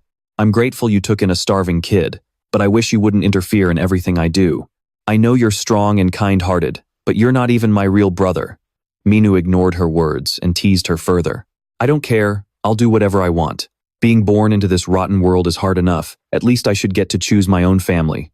I'll think of you as my real sister, so just think of me as your real brother. Does that make you feel any less annoyed?" She shyly replied, "No way, who asked you to do that?" Minu looked surprised. "Oh? Then maybe I should give you double the training tomorrow? Do you want a real reason to cry?" She snapped at him. "You act like you don't already push me to the brink every single day." Looking back, I said those things half joking and half serious. I never wanted to be just a sister or his best disciple. I wanted to stand on equal footing, to be strong enough to stay by his side, to be a comrade who shares the same view of the world as him. But along the way, I developed feelings I shouldn't have. I'm the child of a wicked criminal. Even after being abandoned, I was raised on stolen money. How could I have the right to feel this way? Even though it hurts so much, Choi Rahi was right. Master shouldn't be associated with someone like me. But even so, I can't just sit back and do nothing. If I can't stand proudly beside him, then at the very least, I will fight from behind to protect the master who gave me this life." Then she walked forward with absolute determination. Sion asked in surprise, "Yo Hua, I mean, the guild leader of Azure Blossom. The meeting isn't for a while. What are you doing here?" Yo Hua called out to Seyun. Her gaze was incredibly firm. "I need to speak with you privately for a moment. It's important." The scene shifted to an office. Ki Woong said, "It's not that I don't trust you. Ever since the first gate appeared, the three of us have stood as pillars on the front lines against the demons. In that lawless time when those drunk on power were running wild, I never once looked down on the comrades who fought for the survival of humanity. But even so, if you've made unavoidable deals with those demons just to rebuild civilization and restore this destroyed country, the old president interrupted. No need for flowery words, do Ki-ho. So you met Minu, and that's what he said? That he finds me suspicious? 10 years should have been long enough for that mad dog to learn to wag his tail. But do Ki-ho, you are mistaken, just like everyone else. He said that what I'm seeking isn't national peace or the benefit of humanity. So you met Minu, and that's what he said? That he finds me suspicious? 10 years should have been long enough for that mad dog to learn to wag his tail. But Jo Ki-hoon, you are mistaken, just like everyone else. He said that what I'm seeking isn't national peace or the benefit of humanity. He spoke through gritted teeth, driven by a raw obsession for power. Mana is the ultimate force granted to humanity. So, shouldn't we see just how far we can push those limits? My only goal is to face the absolute strongest. I want to crush them and climb toward even greater heights. Political power is nothing but a tool to reach that peak. Any deal I made with those demons was simply because it served my purpose. World leaders don't shake hands with devils just for the sake of peace. They do it because it benefits them. And look at us now. Only 10 years later, humanity has rebuilt a civilization even grander than before. Back then, even you thought the treaty was necessary, but now you want to put all the blame on me. Kyung stared at the old man in front of him, speechless for a moment before speaking up anxiously. So, you really did make a deal with the demons regarding Minwoo. Were you involved in his disappearance and the erasure of his records? The president scoffed and said, that is absolute nonsense. Listen, I have nothing to hide. If Minwoo actually comes back, it just means I finally have the chance to crush him completely. If you want, I will even agree to a direct confrontation with him. A voice suddenly cut through their conversation. Oh, how convenient. I actually have a few things I wanted to ask you personally. The main character appeared right outside the office window. He looked at the man with pity and said, It has been a long time, Choi Jae-soo. His sudden appearance startled them as he repeated, It really has been a long time, Choi Jae-soo. Seeing him was like seeing a ghost. The president immediately lashed out with his power. With killing intent flashing in his eyes, he growled, Minwoo! The hero landed gracefully and spoke, You sure live in a high place, don't you? Getting in through the front door was way too much trouble. The security process is ridiculously complicated. Before those annoying pests swarm in here, I will get straight to the point. 10 years ago, the 4 demon kings. Did you conspire with pandemonium? Did you push me into that other world? Jae-soo smirked disdainfully. You went through all this trouble just to ask that? You have truly become boring. You mad dog. Our hero was not amused. What was that? Do you want me to flip this entire building upside down? Answer me, you one-eyed bastard. The insult drove the president to the brink of rage. That arrogant attitude is exactly the same as back then. 10 years have passed, yet your face does not have a single scratch on it. I assume you had a lovely vacation in that other world? What could possibly make you so angry that you would break into my home? The hero kicked a nearby planter toward him as a warning. You call that a vacation? How about I rip your limbs off and toss you into another dimension myself? If you do not want to die, then start talking.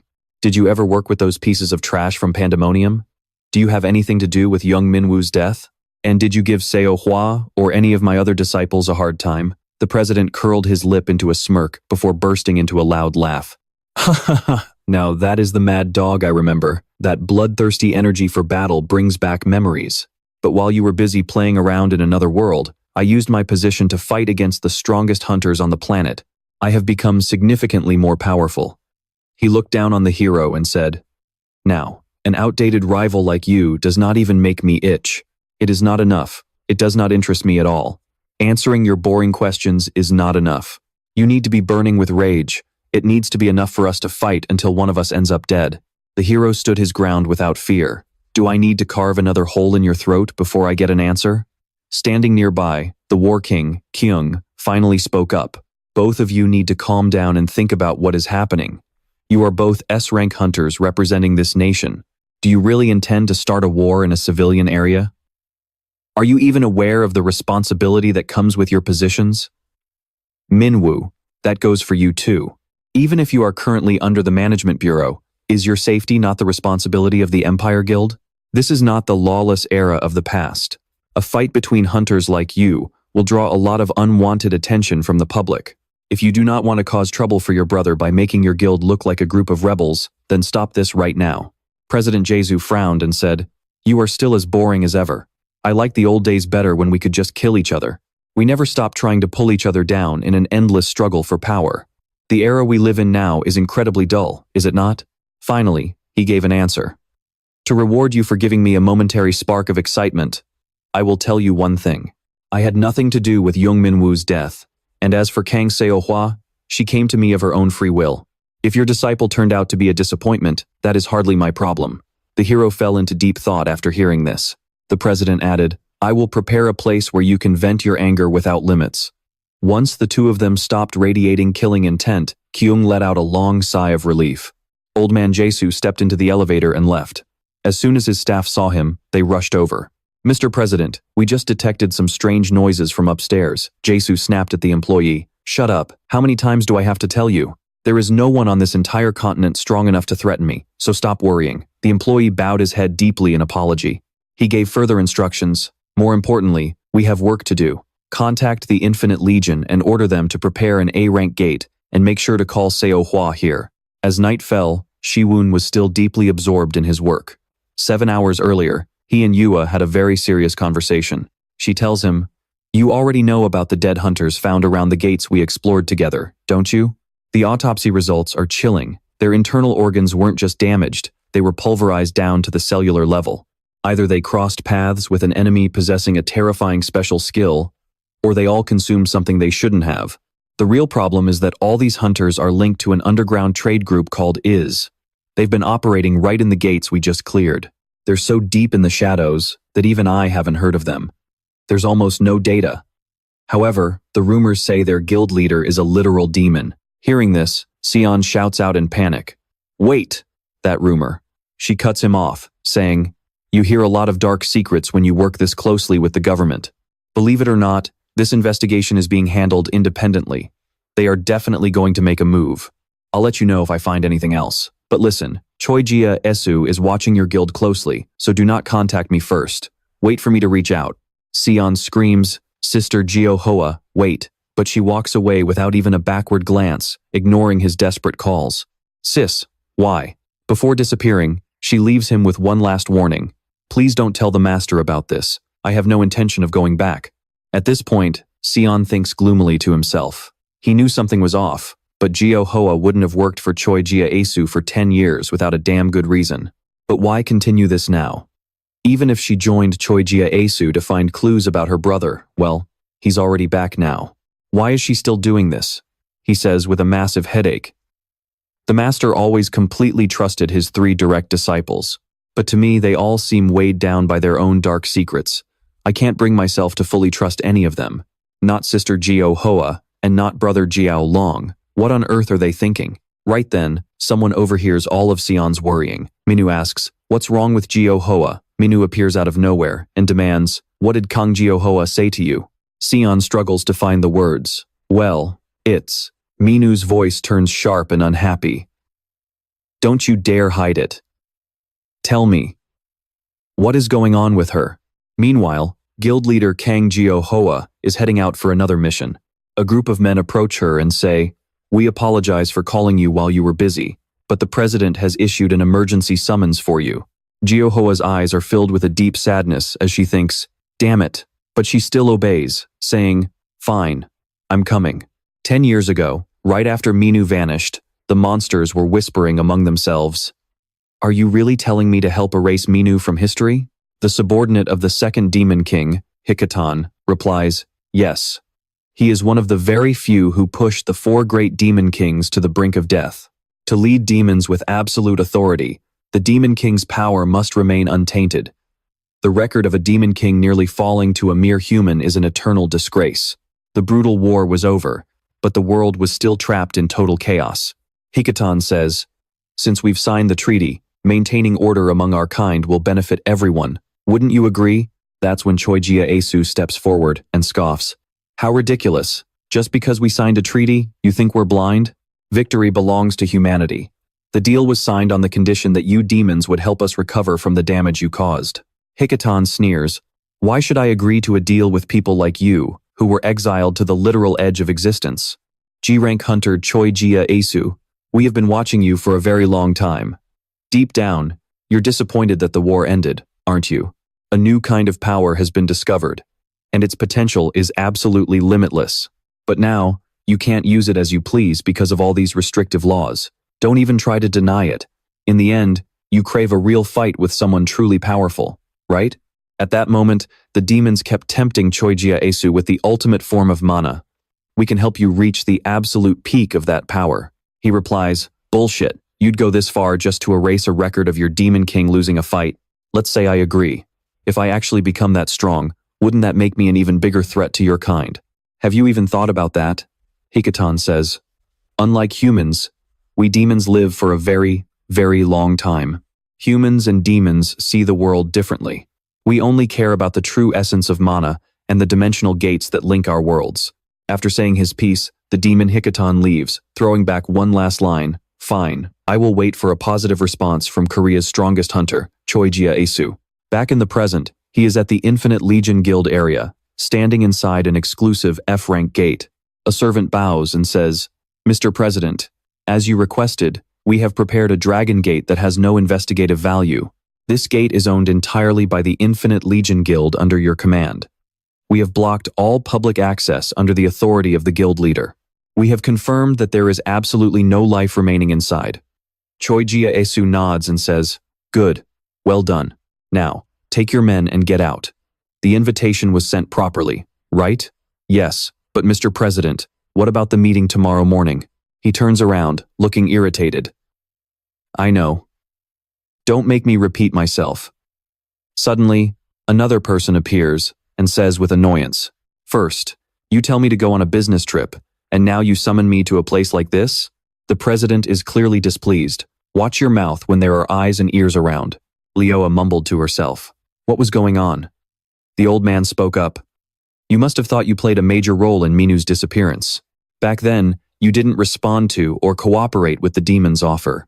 However, she gasped in shock. What the hell are you rambling about? He continued. The reason your past passivity has been haunting you.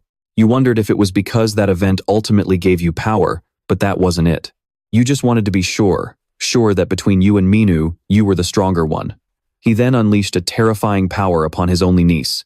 She screamed in horror. You lunatic, are you even listening to yourself? A demon's offer? She spat out in rage. So you were behind this all along. My master disappeared, and the records were wiped. He didn't stop, adding, just like I said, you are exactly like your mother. That impulsive, short-tempered nature, that disgusting will to cling to your enemies just to get what you want, that stupid brain that always struggles to grasp the situation. You are nothing but a tool to push Minu's killing intent to the absolute limit.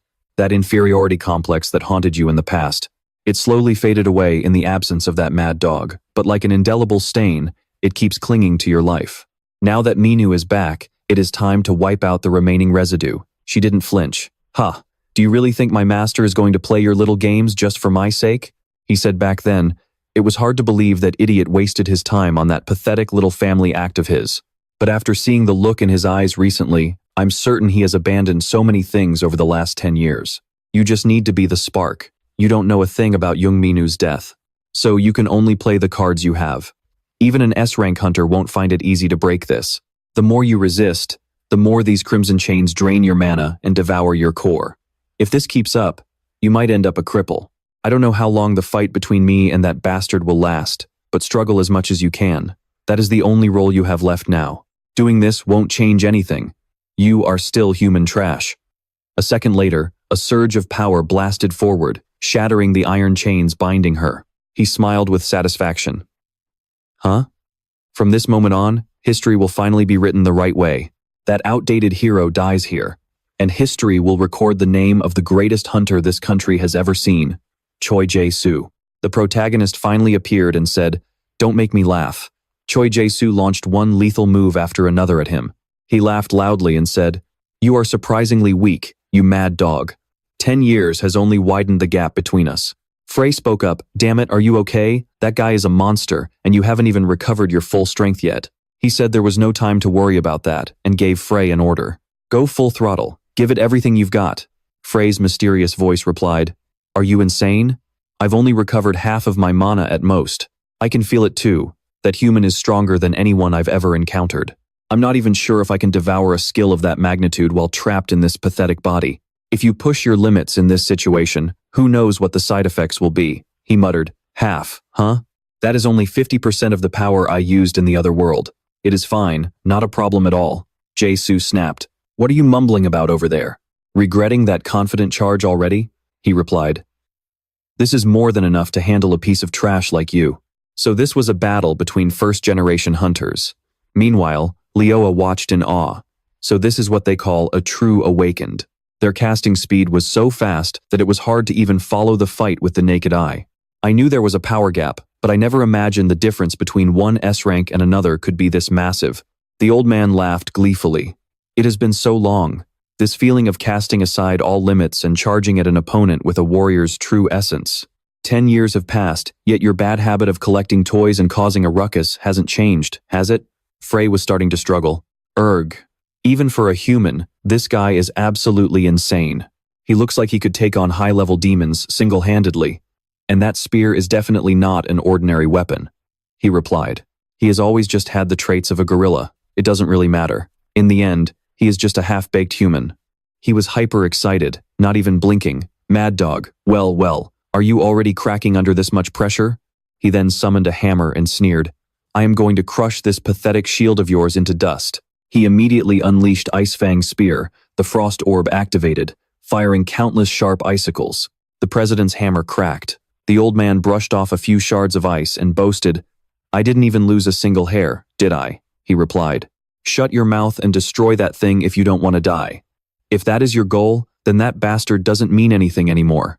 After pulling a pathetic stunt like that, do you really think you can just sit down and eat as if nothing happened?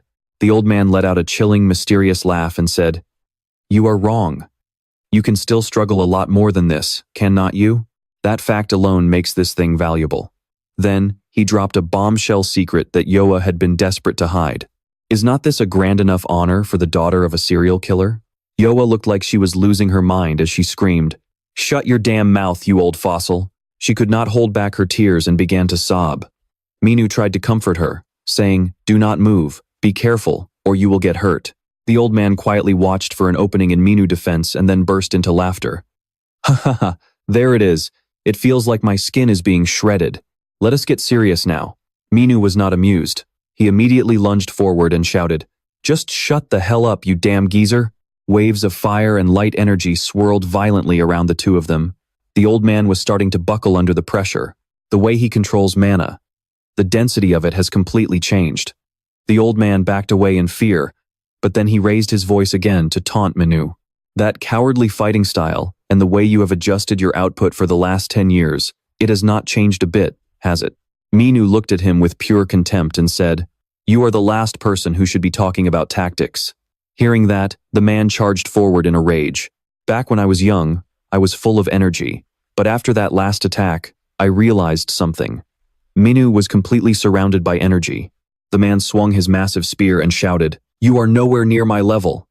He then flashed a confident smirk and added, You do not stand a chance against me. Standing nearby, Yoa was terrified for Minu and screamed out, Master! She was losing her composure as she watched the old man unleash a killing blow that could send Minu straight to the grave. Fortunately, a voice echoed through the smoke, startling the old man. Out of all that garbage you just spewed, that is the only thing you got right. Minu stepped out without a single scratch and said, You are the one who does not stand a chance against me. Choi Deso appeared and said, I have already analyzed his abilities. Choi Deso is a man who uses all sorts of artifacts. This old man is known as the Artifact Collector in the Hunter world. His core technique is summoning the perfect weapon for any combat situation using his peerless collection skills. His mastery of using artifacts might even surpass his actual hunting skills. The man stared at Minu in terror, thinking, This is a legendary greatsword that can slice through buildings. Yet it did not even make him flinch. Have you really been fighting for 10 years? Minu reached out and grabbed the blade with his bare hand. He then landed a heavy blow to the man's side and said, I have been doing this for over 100 years. The old man was now paralyzed with pain and fear. He was sent flying into a nearby rock. Blood coughed up from the corner of his mouth. Interesting. This is truly interesting. I cannot even remember the last time I bled. So, did you really dump all your mana into just that one strike? If that is the case, then I should return the favor with everything I have got. After saying that, he pulled something out. He said, was it about 5 years ago? All recognized S-rank hunters were forced to wear these rings. Magic power, physical stats, and skills are all locked down to prevent any potential disasters for society. If you disable this regulator without government permission, you will immediately become a wanted criminal. Min-jun looked at the ring the man had just removed and scoffed. Things like this truly make me sick. A dog collar? Well, it certainly suits a beast that only knows how to fight.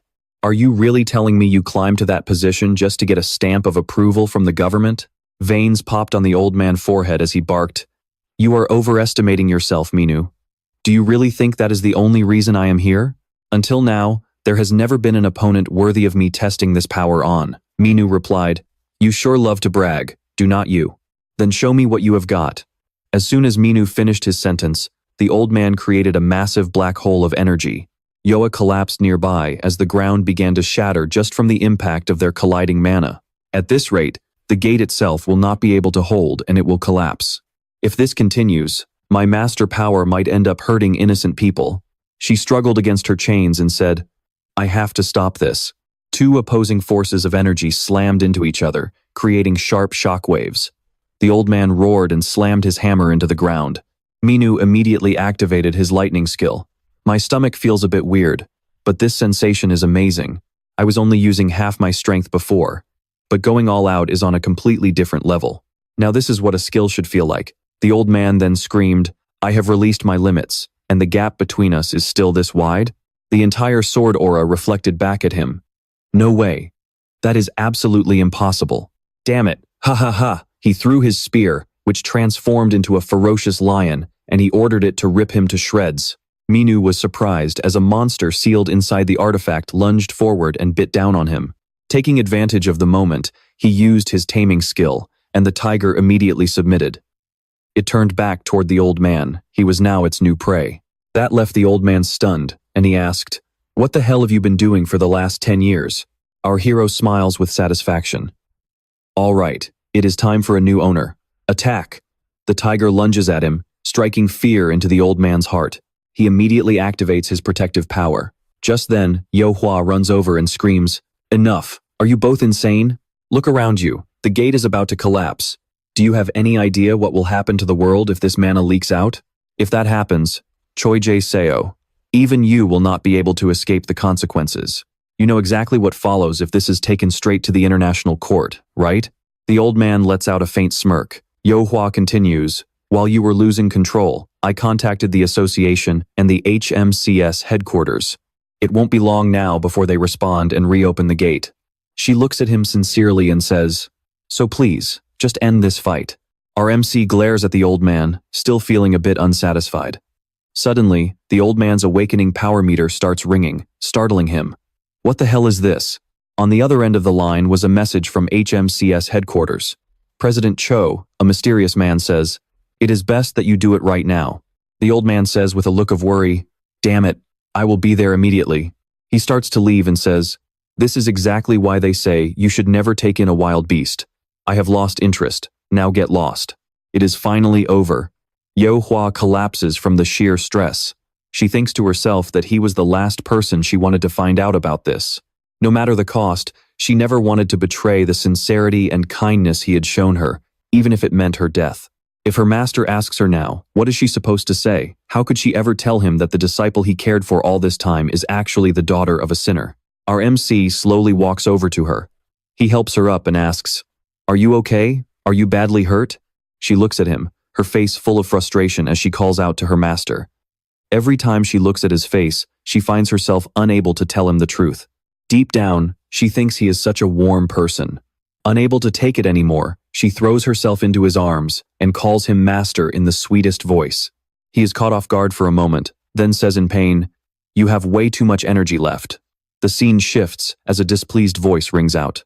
I have no idea why you went so far based solely on the testimony of a single hunter. The old man, Jae-seo, replies. But to be fair, no crimes have been committed yet. Of course, that stupid hunter made such a scene that the management bureau was contacted first, causing total chaos at headquarters. But the president frowns and says, Isn't reacting this strongly to a small training session inside a closed gate a bit much? The man standing before him is Blackwood, the vice chairman of the international headquarters for the Hunter Control and Management Bureau. He says, unhappily, "That was before you removed the limiters. Mr. President, S-rank hunters are strictly forbidden from interfering in personal battles. Any action involving the removal of limiters must be reported to the Management Bureau or the Hunter Association. Furthermore, any use of magic targeted at hunters under the Bureau's jurisdiction will result in an arrest warrant. Given your position, Mr. President, there is a real possibility of you being tried in international court. Even if national laws do not cover it, international law will be applied." However, he suddenly flashes a strange smile and says, "There is no need to cause chaos during times of peace, so I am asking you to handle this matter internally within South Korea. Naturally, even if this accident is overlooked, we still need to hear from those involved to assess the situation properly. I must meet the person who engaged in a regular fight with an S-rank hunter." The old man asks in surprise, "So that is how it is?" Realizing he understands, Blackwood says, "I will see you in South Korea," and hangs up. The old man grinds his teeth in anger, thinking it is ridiculous. He knew the gap in their strength 10 years ago, but this is completely different now. Back then, he could still keep up with him. He was so sure that this time, he would finally be able to surpass him. Yet, after being missing for 10 years, he suddenly returned much stronger. It is as if he has turned into a completely different entity. For an entire decade, I have relentlessly pursued power, and I cannot accept this gap. What has he been doing all this time? That feeling of fighting with my life on the line. How long has it been since I felt like that? The power I am holding back is still not enough." The old man says, feeling both thrilled and bitter, "At least I have found someone worth defeating again. Welcome back, you mad dog." 1 week later, at the Blue Flower Guild headquarters, Yo Hua says shyly, "I knew you would come, but why didn't you even say hello to me?" "Because I felt unworthy. But I am still happy that you finally came back, Master." Our MC sighs, looking a bit annoyed. "Honestly, have you been chasing the Min-jun case this entire time?" She lowers her head and says, "I am sorry, but I couldn't find anything. I am only certain of one thing. It was caused by someone from overseas. The only reason Choi Jae-seo kept me as a subordinate was simply for profit.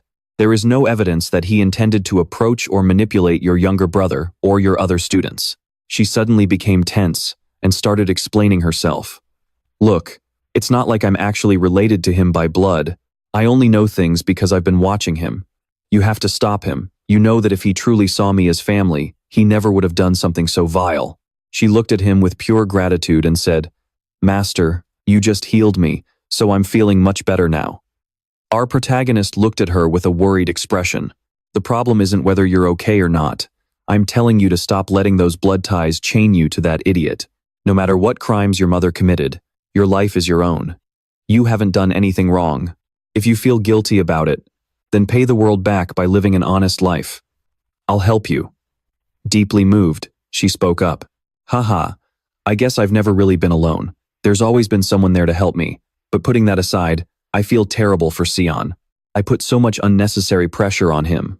From his perspective, it must be hard to trust someone who has as many secrets as I do." Our hero replied, "That kid has always been cautious. Just go meet him tomorrow and talk things out clearly."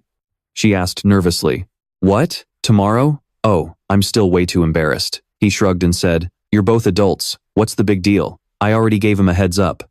After that, he checked his phone and muttered, "I don't know how that bastard Choi Jae-se cleaned up this mess, but I'm just glad he didn't cause a massive scene. Sion is sharp though. He even called me 9 times that day." "Wait, what?" Right then, a voice called out, "Senior, something urgent came up, and you're not even picking up your phone. Do you have any idea how hard I worked to track you down?" Besides, that man didn't get a chance to finish what he was saying. The chairman of HMSC appeared behind them and spoke. "Hunter Min-hoo, we just received a call from the International Management Bureau headquarters." He continued, "Vice Chairman Blackwood is coming to Korea, specifically to meet you. Do you understand the weight of what that means?" Min-hoo let out a heavy sigh. "So Edwin is sticking his nose into this too? Man, what a pain. Why the hell does he need to see me?" The chairman replied, "Every branch has been barred from disclosing anything. We don't have any specific details yet." When Jong-woo heard the name Edwin, he thought to himself in fear, "Don't tell me he's actually close with the vice chairman of the headquarters." The HMSC chairman added, But since he specifically named you, you'll probably find out soon enough. This is the first time something like this has happened in the history of the Korean branch. What is going on? Min-hoo lowered his head and said, I'm sorry, but if there's a gag order in place, I can't say anything more. The chairman waved it off and said, Understood. We'll summon you as soon as the headquarters sends over the official schedule. Until then, stay on standby at the headquarters. As he turned to leave, the chairman grabbed Jong-woo and whispered, Hey, do whatever it takes to get information out of Hunter Min. By the way, isn't the leader of the Blue Flower Guild one of Choi Jae-seo's people? How does she know Min-hoo? Why are they sitting together looking so friendly? Jeong-woo said tiredly, I give up. I honestly have no idea. Yo-hwa looked at Min-hoo and said, Master, let's head back. Too many people are staring at us. He asked her in surprise. You were waiting for me? She replied, Your kindness is as vast as the ocean, Master. Besides, I was already on my way home. He looked at her thoughtfully for a moment. So, what do you plan to do next? She gave him a smile that put his mind at ease. If you're okay with it, I want to follow you. Min-hoo's death left so many unanswered questions in my heart. I'll do anything to help. I might not look like much, but I am still a guild leader, you know. As they were talking, a car suddenly screeched to a halt right in front of them. Huh? That car? A voice drifted out from inside. So, even after finding out everything, you still choose to follow him? How boring. It was that old guy, Choi Jae-seo, showing his face again after that brutal brawl. The old man said grumpily, Min-hoo, Yo-hwa, get in the car. Yo-hwa looked at him with pure contempt, wondering how he had the nerve to bark orders after pulling such a stunt. Min-hoo asked coldly, And why would I do that? The man smirked. If you want to keep playing this little game of devoted master and disciple, you'd better listen to what I'm about to say. She snapped. Are you kidding me? Luckily, Min-hoo calmed her down and said, Yo-hwa. He gave her a gentle smile. We'll part ways here. I'll call you later. She watched him get into the old man's car with an incredibly worried look. Master. But the car had already sped away. A voice spoke up. You look pretty annoyed. Inside the car, Min-hoo said with total disdain, You got beaten so badly you're basically tucking your tail between your legs. Don't you feel any shame at all? The man replied thick-skinned. Haha, you've got it all wrong. The battle never actually ended. If Kang Sol-hwa hadn't interfered, I could have finished it fair and square. Thanks to that, things have actually become much more interesting. You're a real mad dog. Thanks to you, I'm going to be swamped for a while. I'll make sure to organize an official global match soon. Min-hoo said unhappily, Just give it a rest and get lost. I can't believe someone like you actually made it to the presidency. The old man suddenly blurted out, Pandemonium. That organization was supposed to have vanished, yet there are still remnants scattered all over the world. Truth is, after you disappeared 10 years ago, the devils reached out to me through them. They asked me to wipe out every single record of you. That's why even those bastards in Pandemonium can't ignore your disciples anymore. Are they just a cult hiding behind some unknown power, or are they the devil's true puppets? Ever since Pandemonium fell, and those demons were driven to the poles, it's like they just vanished from the face of the earth. The old man said, Even though many world leaders, myself included, have been tracking their every move, we haven't found a single trace of those demons. But lately, I've heard rumors about a group of half-demons out in the Middle Eastern desert. Oh, does that surprise you? A group of half-demons? The old man continued, Yeah, they're people who've had long-term contact with demons. Or maybe they're hybrids born from demons and humans. Unlike regular demons, they don't have wings or horns, but they're notorious for using dark magic. That's all I've gathered from the government officials. Since high-level gates mostly appear in harsh regions, it's hard enough just getting permission to enter. He added, About that dark mana you used during the fight. You've been missing for 10 years. Don't tell me you sold your soul to the demons? Min immediately fired back. Don't be ridiculous. I'm not saying I'm surprised. A guy like you, no matter how much you despise those demons, could never resist the hunger for power. Am I right? He didn't care and replied, Do I really look like him? If you're done talking, let me out of this car. Once the talk was over, the car suddenly came to a halt. Min got out and said, You get it now? So don't get me wrong. I have no intention of making deals with those sneaky demons, and I'm definitely not interested in watching brutal bloodbaths like a lunatic like you. So stop wasting my time. Call me when you're on your deathbed, and you'd better get on your knees and give Lahoa a real apology. The old man said, I know all about your twisted hobbies, but this time it's actually pretty funny. Even if those guys couldn't even touch your toenails, why do you feel the need to be so close to them? Min replied, "You're going to regret this." Then he thought of Chairman Nam. She was a half-demon, so maybe she was involved. The scene shifts to the HMCS building. Is the international headquarters really coming? People whispered. They must be here to audit the branch. Haven't you heard anything? Not even a little? Man, what the hell is going on? Honestly, every day at work feels like a circus. Branch manager Baek Gun-ho spoke up. Mr. Blacker, thank you so much for visiting us today. This is Hunter Min Siwoo, a new recruit here at the North Korean HMCS branch. Black said, "It's a pleasure to meet you, Hunter Min Siwoo." On the contrary, Min replied bluntly, "What do you want?" This made Gun-ho jump out of his skin. Hunter Min. Black didn't get angry, and even said, "Branch manager Baek Gun-ho, could you step out for a moment? I have something to discuss privately with Hunter Min." Mr. Gun-ho left, absolutely dying of curiosity. He thought, but if I snoop, I'll lose my chance to get close to the corporate management. So he obediently walked away. All right, I'll wait outside. Call me if you need anything. He felt a bit worried, wondering what was up, but be careful, okay? Hunter Min. As soon as Gun-ho left, a frustrated voice shouted, "You bastard!" Black grabbed Min by the collar, overwhelmed with emotion. "Where the hell have you been hiding for the last 10 years? Min said awkwardly. "Let go, man. Calm down." Black gave him a playful punch. "Damn it." Then he asked, "Anyway, I'm just glad you found your way back. Where on earth were you?" Min sighed. Another person asking? "Sit down first." And so, he told his story to a completely stunned Black. Another dimension, another timeline. It's hard to believe. But looking at how the gates appeared in this world, nothing is impossible. Black said, "You used to be one of the key figures in this world, but now you've been forgotten. But seeing you again, it feels like the sun has finally shone on my hazy memories. But it's hilarious how you recognize me just by my name. How could I ever forget you? You saved my life countless times during that chaotic era," Min said. "Saved your life? That's making my skin crawl. By the way, how did you and Lahoa get in touch?" Black said. "HMCS headquarters is currently actively investigating cases related to global guilds, and the IEOA with a leader of the same name is one of them. Thanks to my contributions to a recent case, I was able to track down her contact info." He kept asking curiously, "So tell me, you're with the Korean HMCS branch right now, right? How about moving to headquarters?" Min was startled and said, "Huh? I'll pass, man." Black said painfully, "What? Why not?" Min casually replied, "Do I need a reason to not like it?" Black pleaded with his friend, "Come on. Think it over. A shark belongs in the deep blue sea. Plus, you'll definitely become my right-hand man." Min said, "I'm glad you believe in me, but I have things I need to clear up first." Black said confidently, "Of course. Furthermore, our resources are enough for you to investigate to your heart's content. The headquarters' investigative power is stronger than you think." Min didn't care much. "I'll consider it. So, what's the goal of this investigation?" A new gate just tore open in the middle of the desert, and it's leaving a massive trail of bodies in its wake, both inside and out.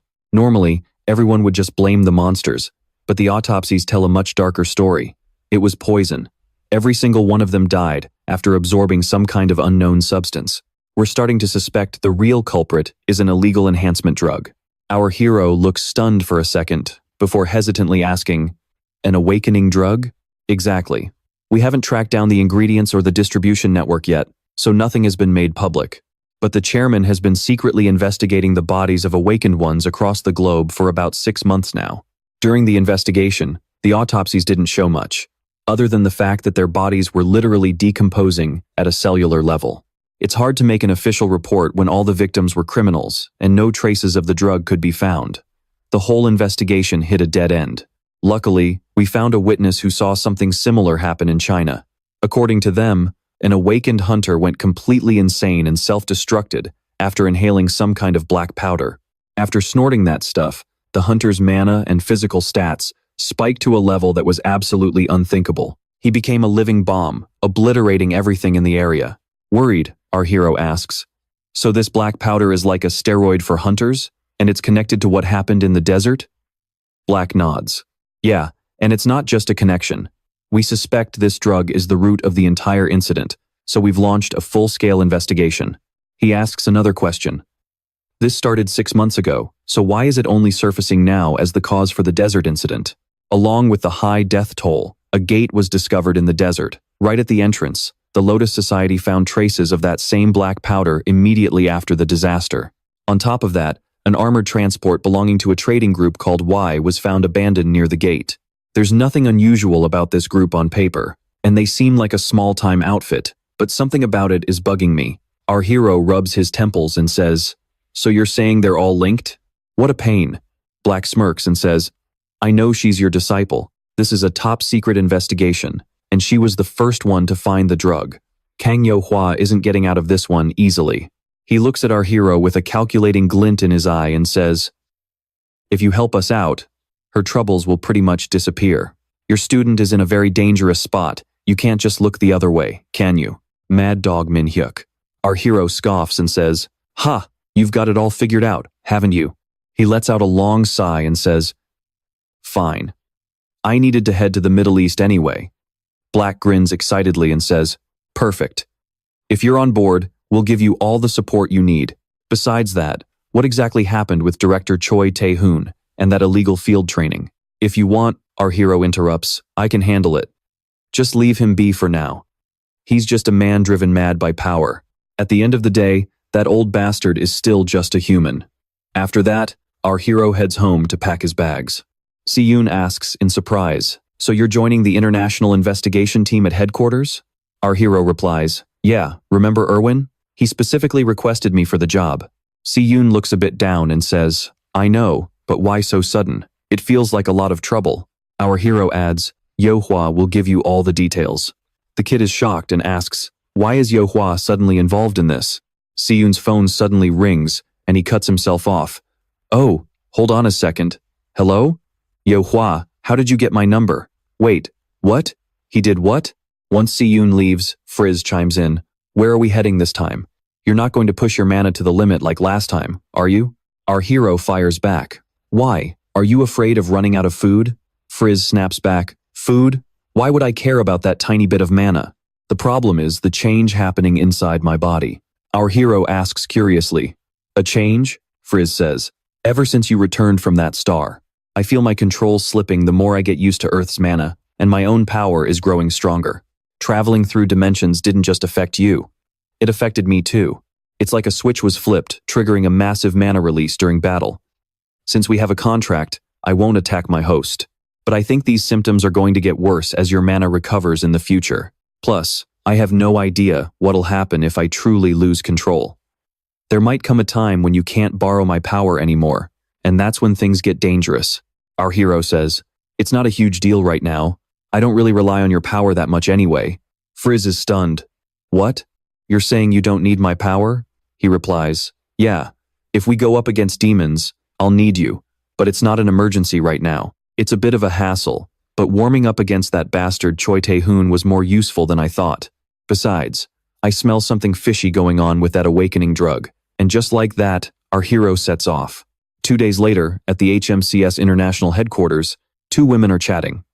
They talk about how they're desperately short-handed. "I never thought Master S would add someone new while bypassing all the security protocols for the investigation. He's always so unpredictable." Hikari, the captain of the HMCS Japan branch, speaks up.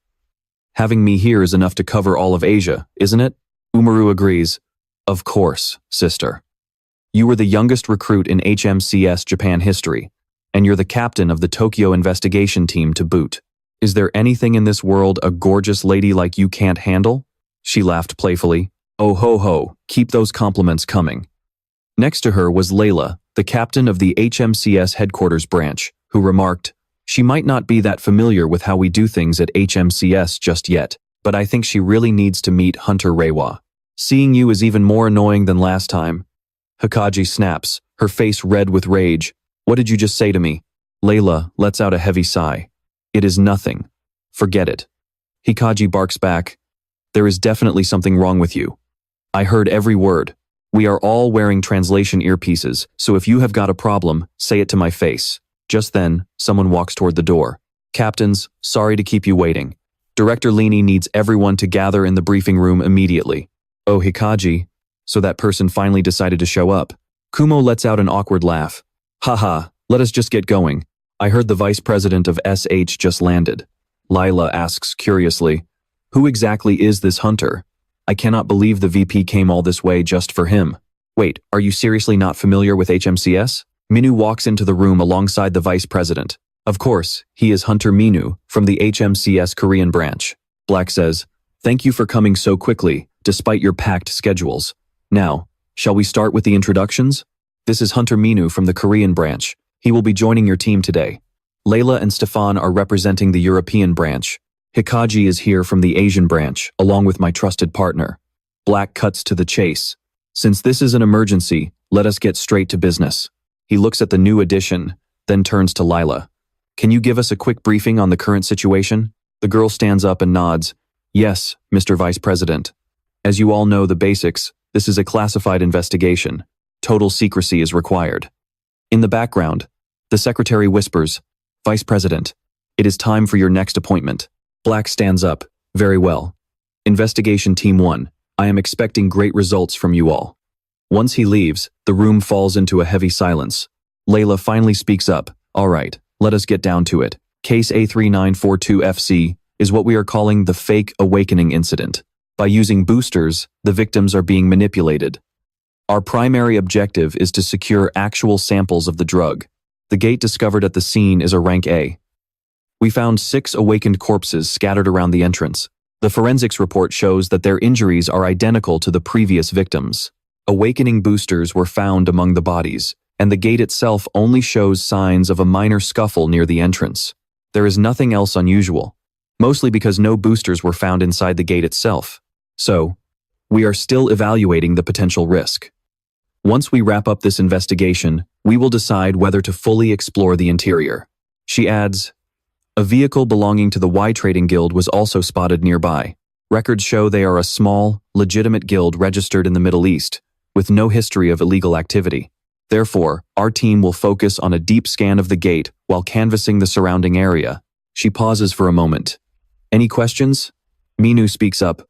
I have got the gist of it, so I am good. But more importantly, is there any intel on demon or half-demon groups? She looks stunned. Demons?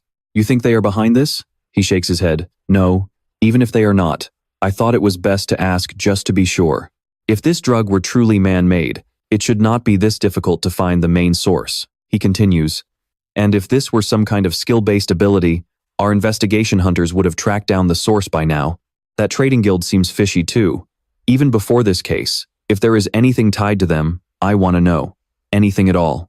Someone looks confused. I do not follow. Hikaji says irritably, why are you bringing up things that have absolutely nothing to do with this case? Minu calmly responds, we will not know if it is related or not until we actually start digging. I am only mentioning what I have heard. At that, she bursts into a mocking laugh, looking at him with pure disdain. Information that even headquarters has not mentioned, and some random hunter from the Korean branch somehow knows it. For a guy who just got dropped into the middle of this, that is pretty hilarious. Do you not think, Hunter Minu? If it were actually a significant lead, headquarters would have definitely brought it up. She continues her rant. You are not even part of the union, and I have never even seen your name on the S-rank leaderboards. It was already suspicious enough when you were suddenly shoved into the international investigation team. And now you are claiming demons are pulling the strings? It has been 10 years since demons and humans signed a peace treaty. Are you really bringing that outdated prejudice into this investigation? She sneers at him. Just who do you think you are? Layla cuts her off. That is enough. Kumo chimes in hesitantly. Hey, calm down. We do not need to be fighting right now. Layla continues. Exactly. As the lead representative of your branch, you should know what is a priority right now. Let us put the petty bickering aside and focus on the case. Hunter Minu, I want you to stay focused on the task at hand too. Minu sighs. Fine, I understand. Layla gets back to the point. Now, regarding the remote area we are heading to tomorrow, here is everything we need to cover. They left the meeting room. One of them said, all right, get ready just like I told you, and I'll see you all at the airport. Haji looked pissed and grumbled. Who the hell is that guy? Where did he even come from to be acting so damn rude? Why is he the vice president's favorite anyway? Layla stood behind her and reminded her, look, we're going to be working together for a long time, so let's just let it go. But Haji screamed, what? Are you on his side now, Layla? Layla replied. It's not that. He just seems way more experienced than I expected. Meanwhile, Min muttered, This is going to be more of a headache than I thought. Verde replied, I saw this coming, but those guys really don't know how to read the room. They act like you're some kind of social outcast. Min replied, I just don't like following useless procedures. Suddenly, a voice called out, Hey there, looks like you made quite the grand entrance, didn't you? Min said, You took long enough. Being vice president must keep you pretty busy, huh? Black turned around and said, Don't even get me started. This international investigation team is acting like a bunch of spoiled brats, and you know it, right?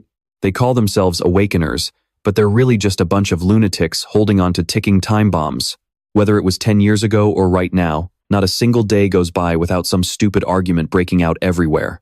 Min said gloomily, Power comes with responsibility, but if someone hasn't actually lived through it, they'll never understand.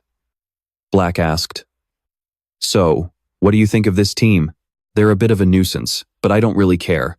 As long as they stay out of my way and don't mess with my work, it doesn't matter. Black smiled. Of course you'd say that. You really haven't changed a bit in 10 years, have you? Tomorrow's trip will be the official start of the field investigation. So please, try not to cause any massive scenes. You've got the HMCS International Headquarters backing you up after all. Min kept sighing. Yeah, I get it. Soon, they arrived at the Middle East HMCS headquarters. Welcome. We received word from headquarters about your arrival. A Middle Eastern man came out to greet them. Your accommodations have been fully prepared right here inside the headquarters. Please head inside and get some rest. For tomorrow's trip to the site, we've prepared a vehicle for everyone. Layla replied, Thank you, branch manager. About the access rights to the crime scene. Verde suddenly screamed, It's way too hot. I didn't know there was a place this scorching on Earth. This is literally the worst. Min thought for a moment. There's no trace of demons in the city, and the mana density seems normal too. Did that bastard Maximus completely overlook this point? A voice suddenly rang out. Hey, I didn't get a chance to say this last time, but I'm going to make it clear right now. Haji said condescendingly, You'd better stay focused and watch your back. Unless you're looking to die, that is. Min looked at her, exhausted, and thought, This girl is going to be a major pain. With that, he began looking into the half-demons. The Middle East branch staff said, I've never actually seen one in person. Everything I know is just from rumors. I heard there's a village of half-demons hidden deep within the desert. When Min asked others, they were surprised and said, A trade guild? YZ? This is the first time I've ever heard that name. We can't possibly know every small guild out there, but a guild run by demons? That's definitely unheard of. Min continued asking around. Half-demons look exactly like humans. I heard that without an analyzer, it's almost impossible to tell them apart from normal people. I know things are a bit better now, but the half-demons who appeared after the war between humans and demons 10 years ago were oppressed everywhere and treated like total outcasts. Hiding their base and pretending to be human when they go out is definitely their best bet. So if a half-demon was walking around right here, who could even tell? Min thought with a headache, there aren't many clues to follow. Should I head deeper into the desert to find out more? Verde then spoke up. Hey, Foodbringer, are you some kind of loner? Min snapped back. Why are you picking a fight all of a sudden?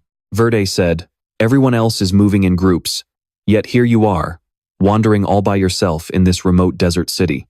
Min was about to reply when a voice suddenly cut him off. Hunter Layla said, The HMCS office is that way. What are you doing out here?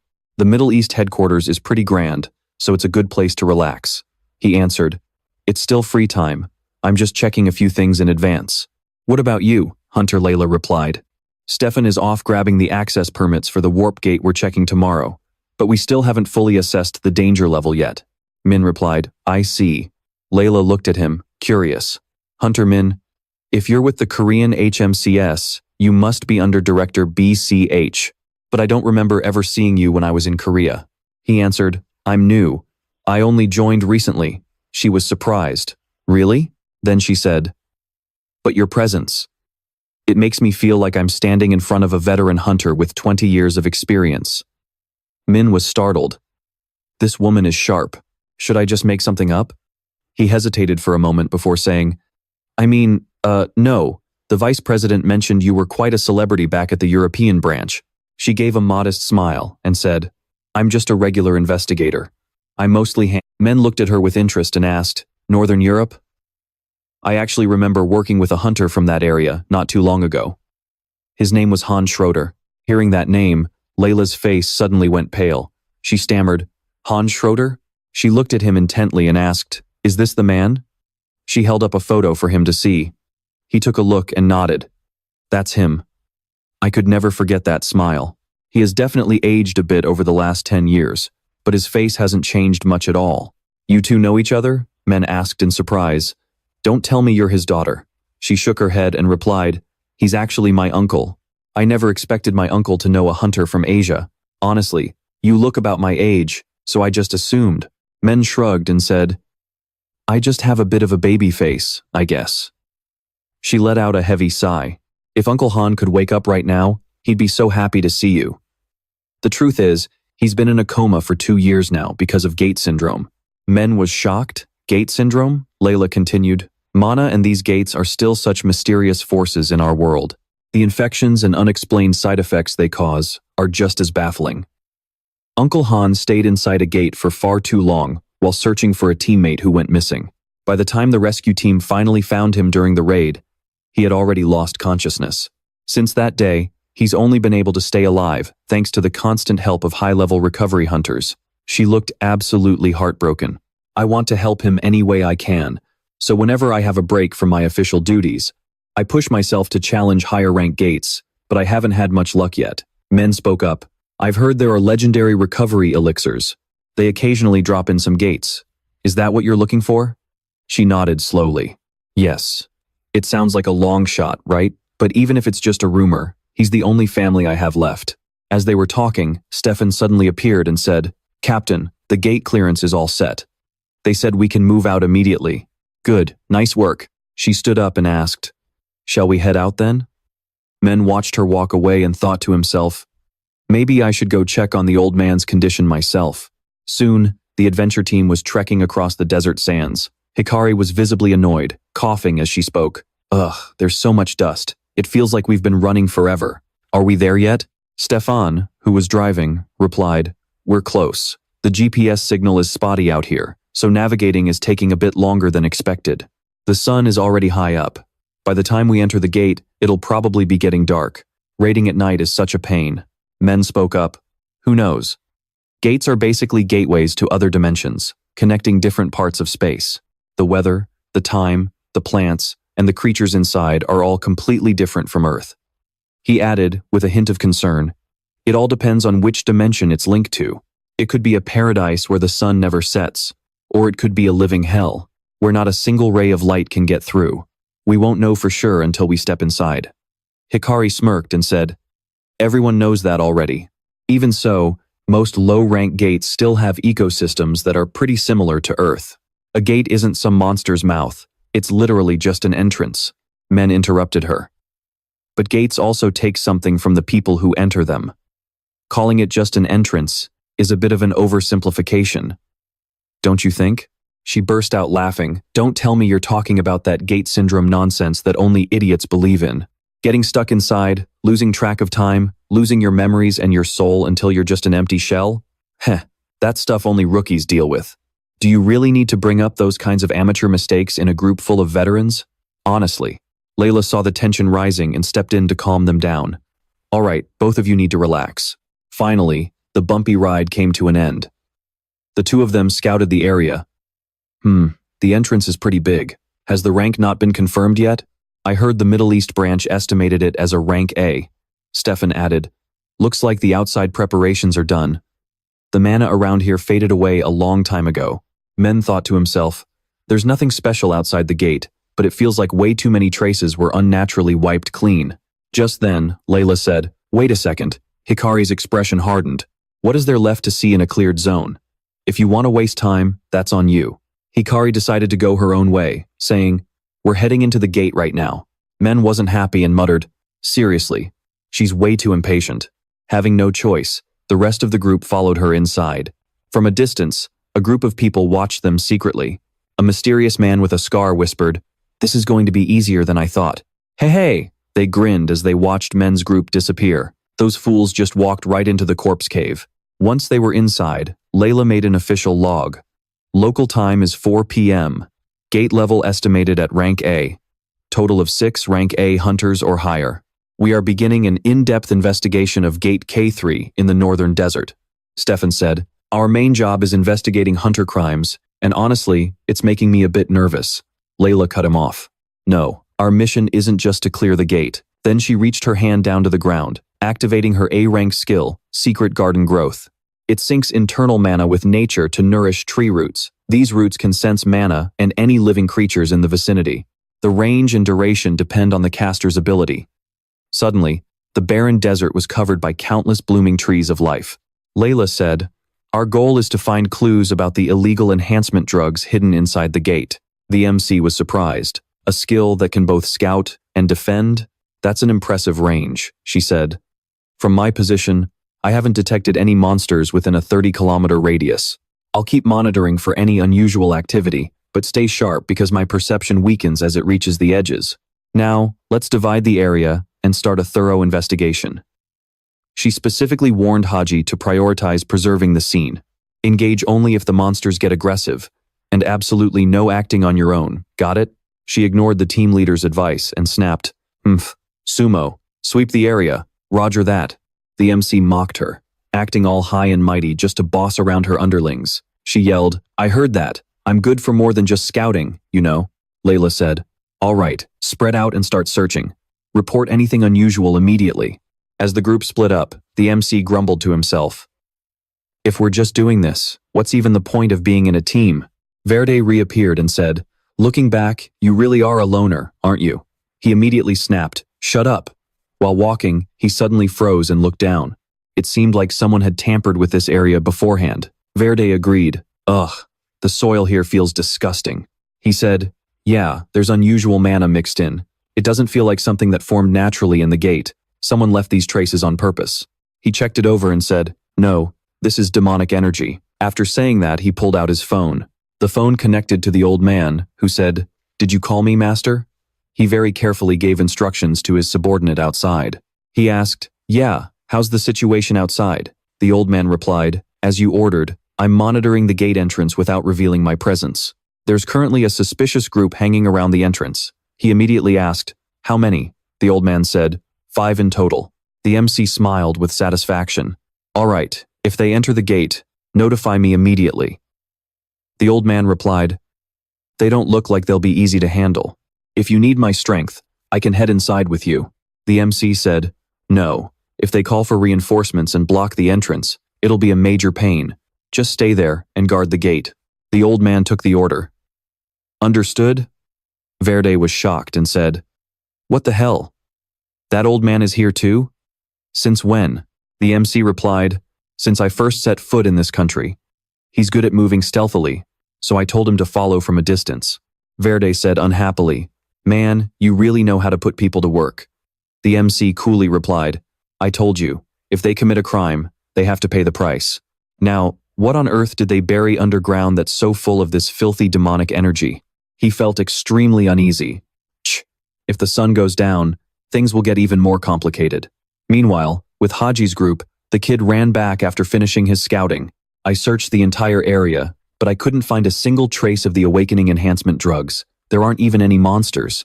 She got angry. No way! How can an uncleared gate be this clean? The kid continued. But sis, isn't there a contradiction between the battle traces and the drug evidence found outside the gate in the first place? The drug evidence was already clear before, right? If we assume that everyone involved with the drugs was wiped out in that battle, I mean, the victims who never even entered the gate. Even so, if they used enhancement drugs to fight, this gate shouldn't be this empty. Since the incident, the gate entrance has been strictly controlled.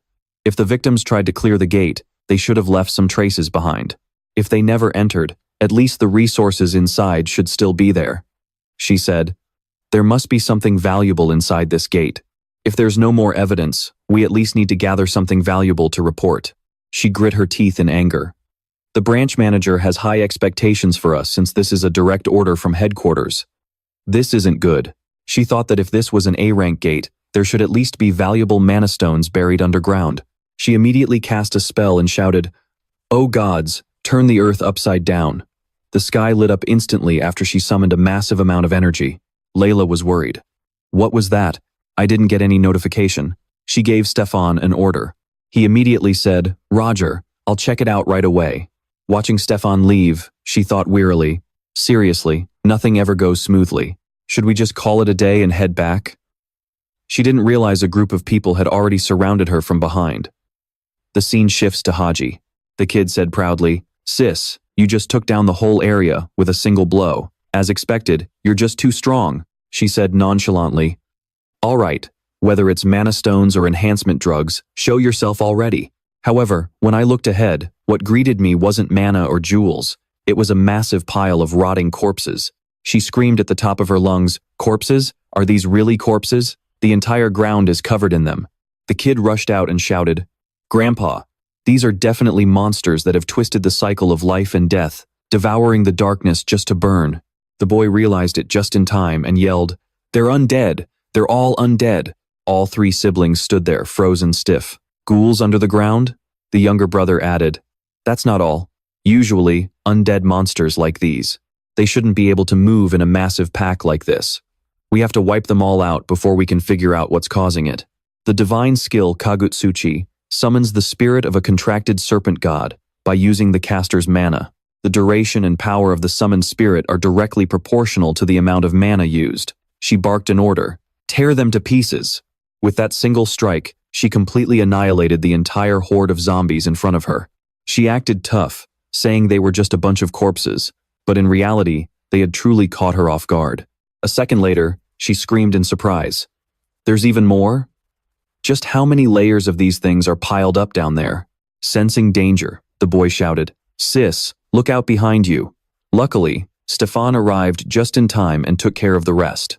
He gasped in shock. What the hell is going on here? Where are these monsters coming from? She replied, I have no idea. Didn't you set up a detection barrier? The man snapped back. How was I supposed to detect them when there were so many buried deep underground? There wasn't a single mana signature. They must have been drawn here by all that loud noise. Why did you have to mess around in this area anyway? The younger brother cut in. Now isn't the time to be pointing fingers at each other. Stefan yelled back in anger. You're the one who started it! The boy quickly activated his skill. The B-rank spirit Kamaitachi uses mana to summon and possess the user with a contracted bone weasel. The duration of the possession is directly proportional to the amount of the caster's mana. The kid shouted, If we don't completely destroy their heads, they'll just keep getting back up. Damn it, the girl spoke up. My skill needs living souls to stay active, gnawing on these dead scraps. It's not going to last long. Call your captain, Stefan replied, clearly annoyed. Do I look like I'm free to do that right now? Stefan continued. With all this chaos going on, he'll definitely show up soon. Meanwhile, the younger brother thought wearily about having to crush every single head, especially while they kept lunging at them non-stop. For people like them who specialized in wide area skills, this was the worst kind of enemy possible. If this kept up, they wouldn't be able to hold out much longer. They were in deep trouble. Right at that moment, our protagonist appeared and unleashed the skill Choku. Hikaji could only stare in pure disbelief. Such incredible precision. He was aiming perfectly at each head and crushing them like a professional sniper. This time, she was truly curious about him. Who is this guy? She felt a hint of fear, wondering what kind of person he really was. Stefan panted, exhausted. Ha, finally, a chance to breathe. A portal filled with nothing but ghouls. No wonder the captain's skill couldn't detect any signs of life. For now, let's retreat. We'll come back at daybreak for a proper counterattack. The boy also replied tiredly, Sis, we should leave the portal, like he said. She was about to argue, but the protagonist cut her off. Stop being so stubborn. The more you try to force your way in, the more you'll just ruin this area. You don't want to waste time, yet you're willing to throw away your mana for nothing? She was completely ignored by him. Suddenly, the boy screamed again, Hey, another wave is coming. Damn it, it's another wave exactly like the last one, Hikaji asked. Hey, where is your superior? You still haven't reached him? Stefan said worriedly. I'm trying to contact him, but he's not picking up. To not show up even with all this chaos. The protagonist froze.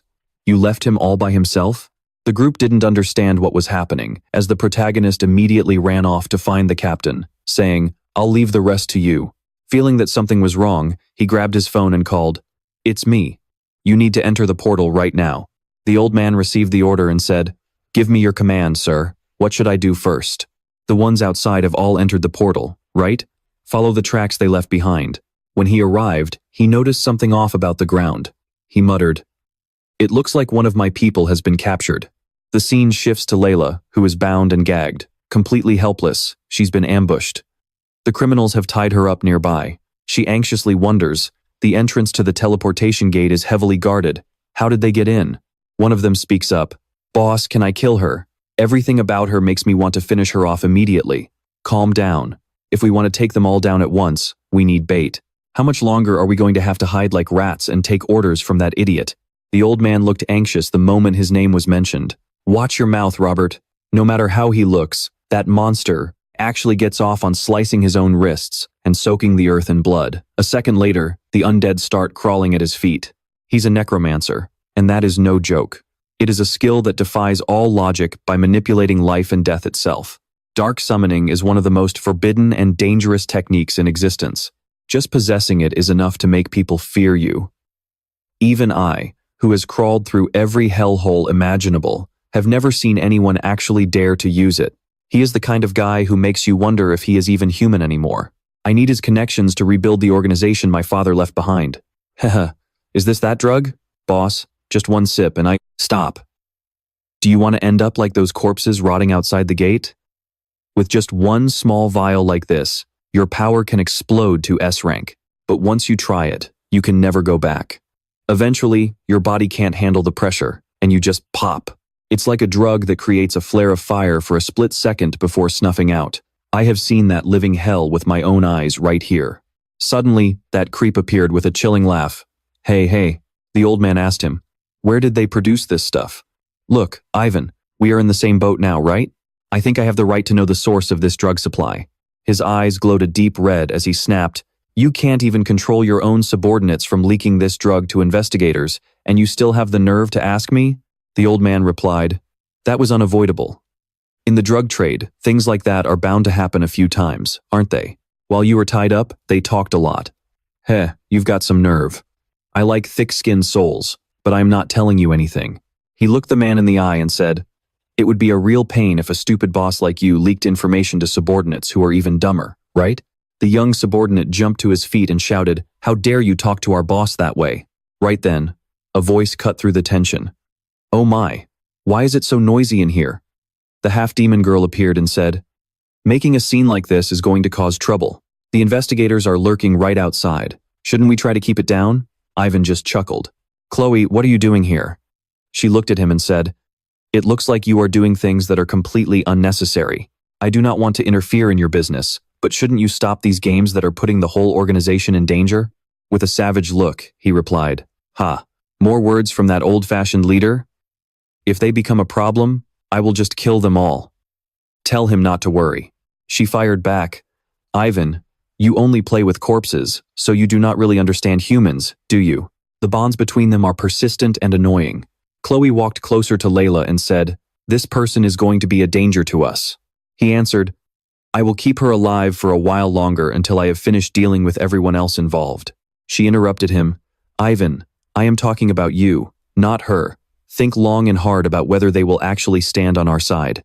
Ivan watched her leave, clearly annoyed. He muttered in contempt, "All you can do is hide and watch."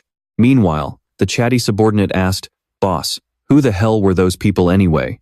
The old man quickly snapped, "Shut up. It is best if we just pretend we didn't see a thing. Besides, that tied-up woman and those investigators at the gate probably won't even last until morning."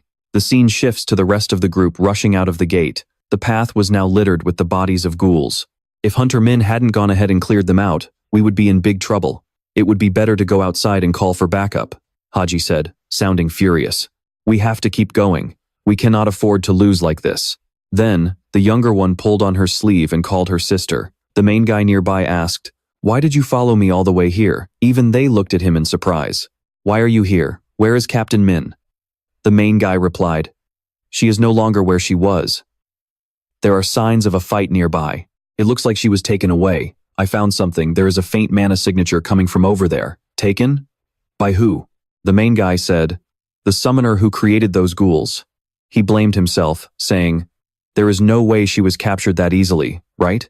The main guy turned around and said, "Then, do you think those ghouls just appeared out of nowhere? If you are scared, stay here. You. Hold back those who are trying to run." The group clung to him in fear. "Wait, Hunter Min. You mean there is a ghoul summoner and kidnappers inside?" The main guy said, "I have likely already taken out 4 of the guards around here." Haji spoke up. "Ugh, what is that weird smell?"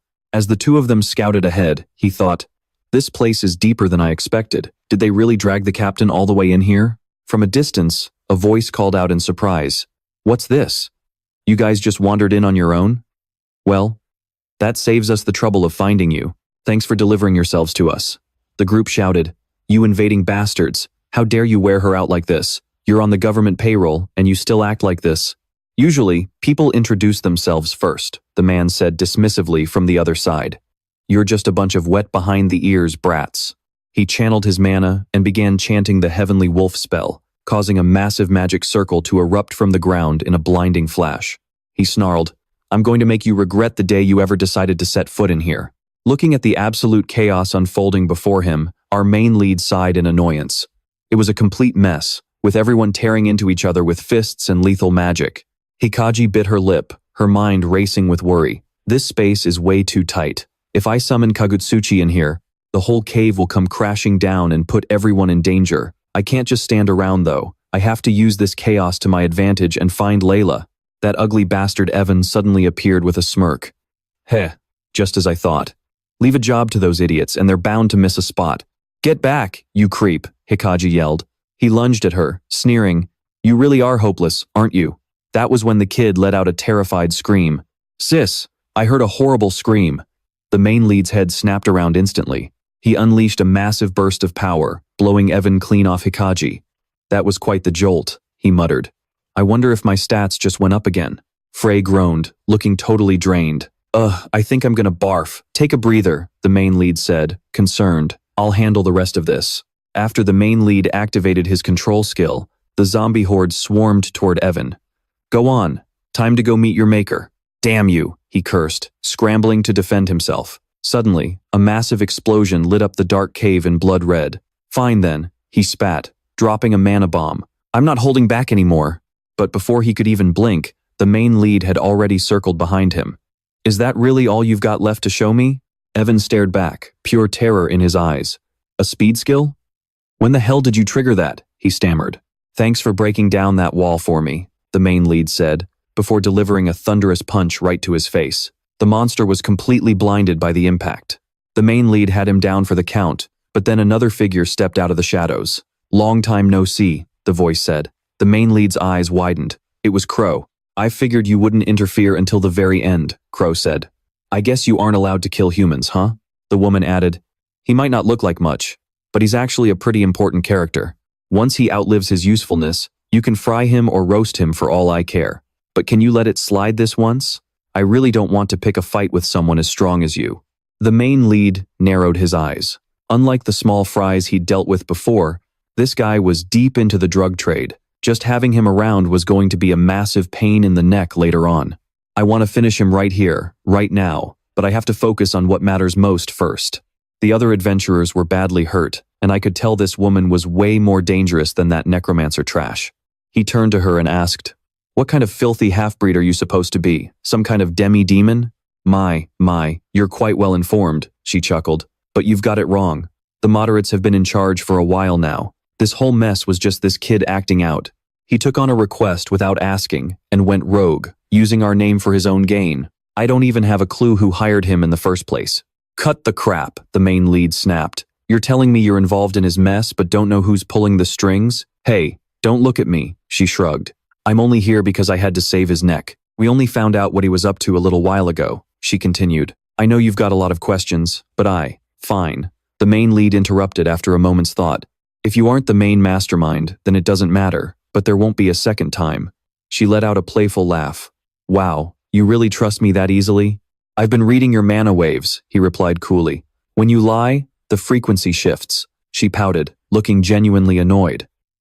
How honest of you." "One last question," he said. "When you say we, who exactly are you talking about?" She gave him a sly grin. I guess it's time I gave you an answer. We go by the name YZ. And with that, she vanished into thin air. The main lead frowned.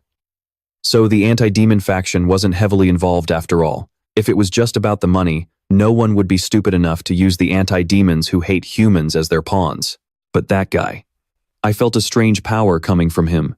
It wasn't mana. It was a type of energy I've never sensed before, something totally foreign, even for the YZ world. I'll have to look into them, I muttered.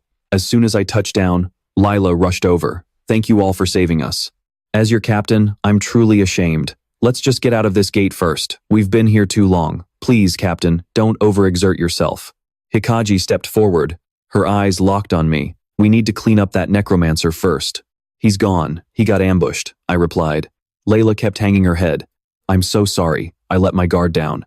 At least everyone's safe. Someone piped up. That's something. Let's get out of here before we worry about the rest. Yeah, I thought to myself.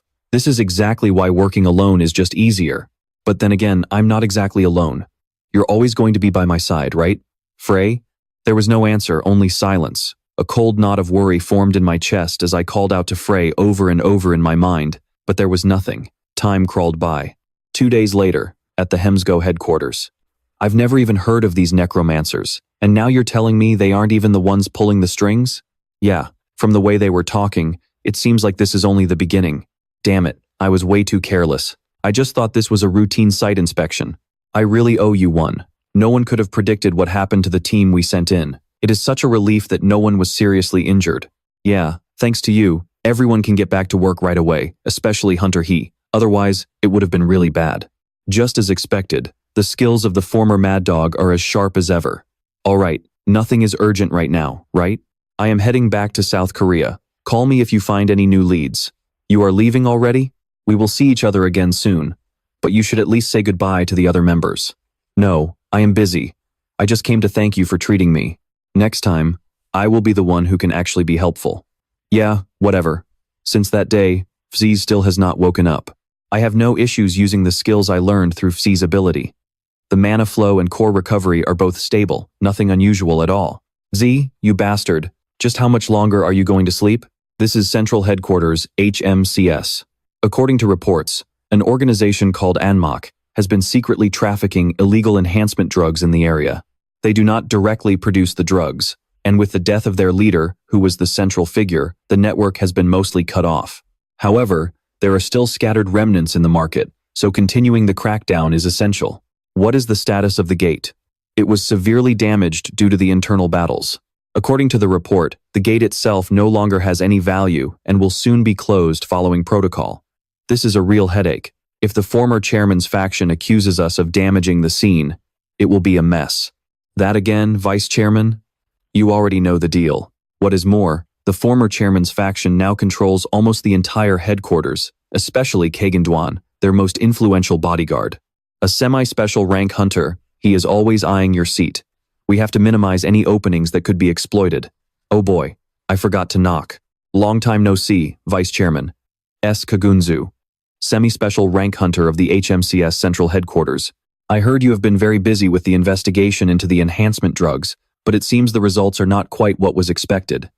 What exactly are you implying? Stop playing dumb. The rumors are everywhere.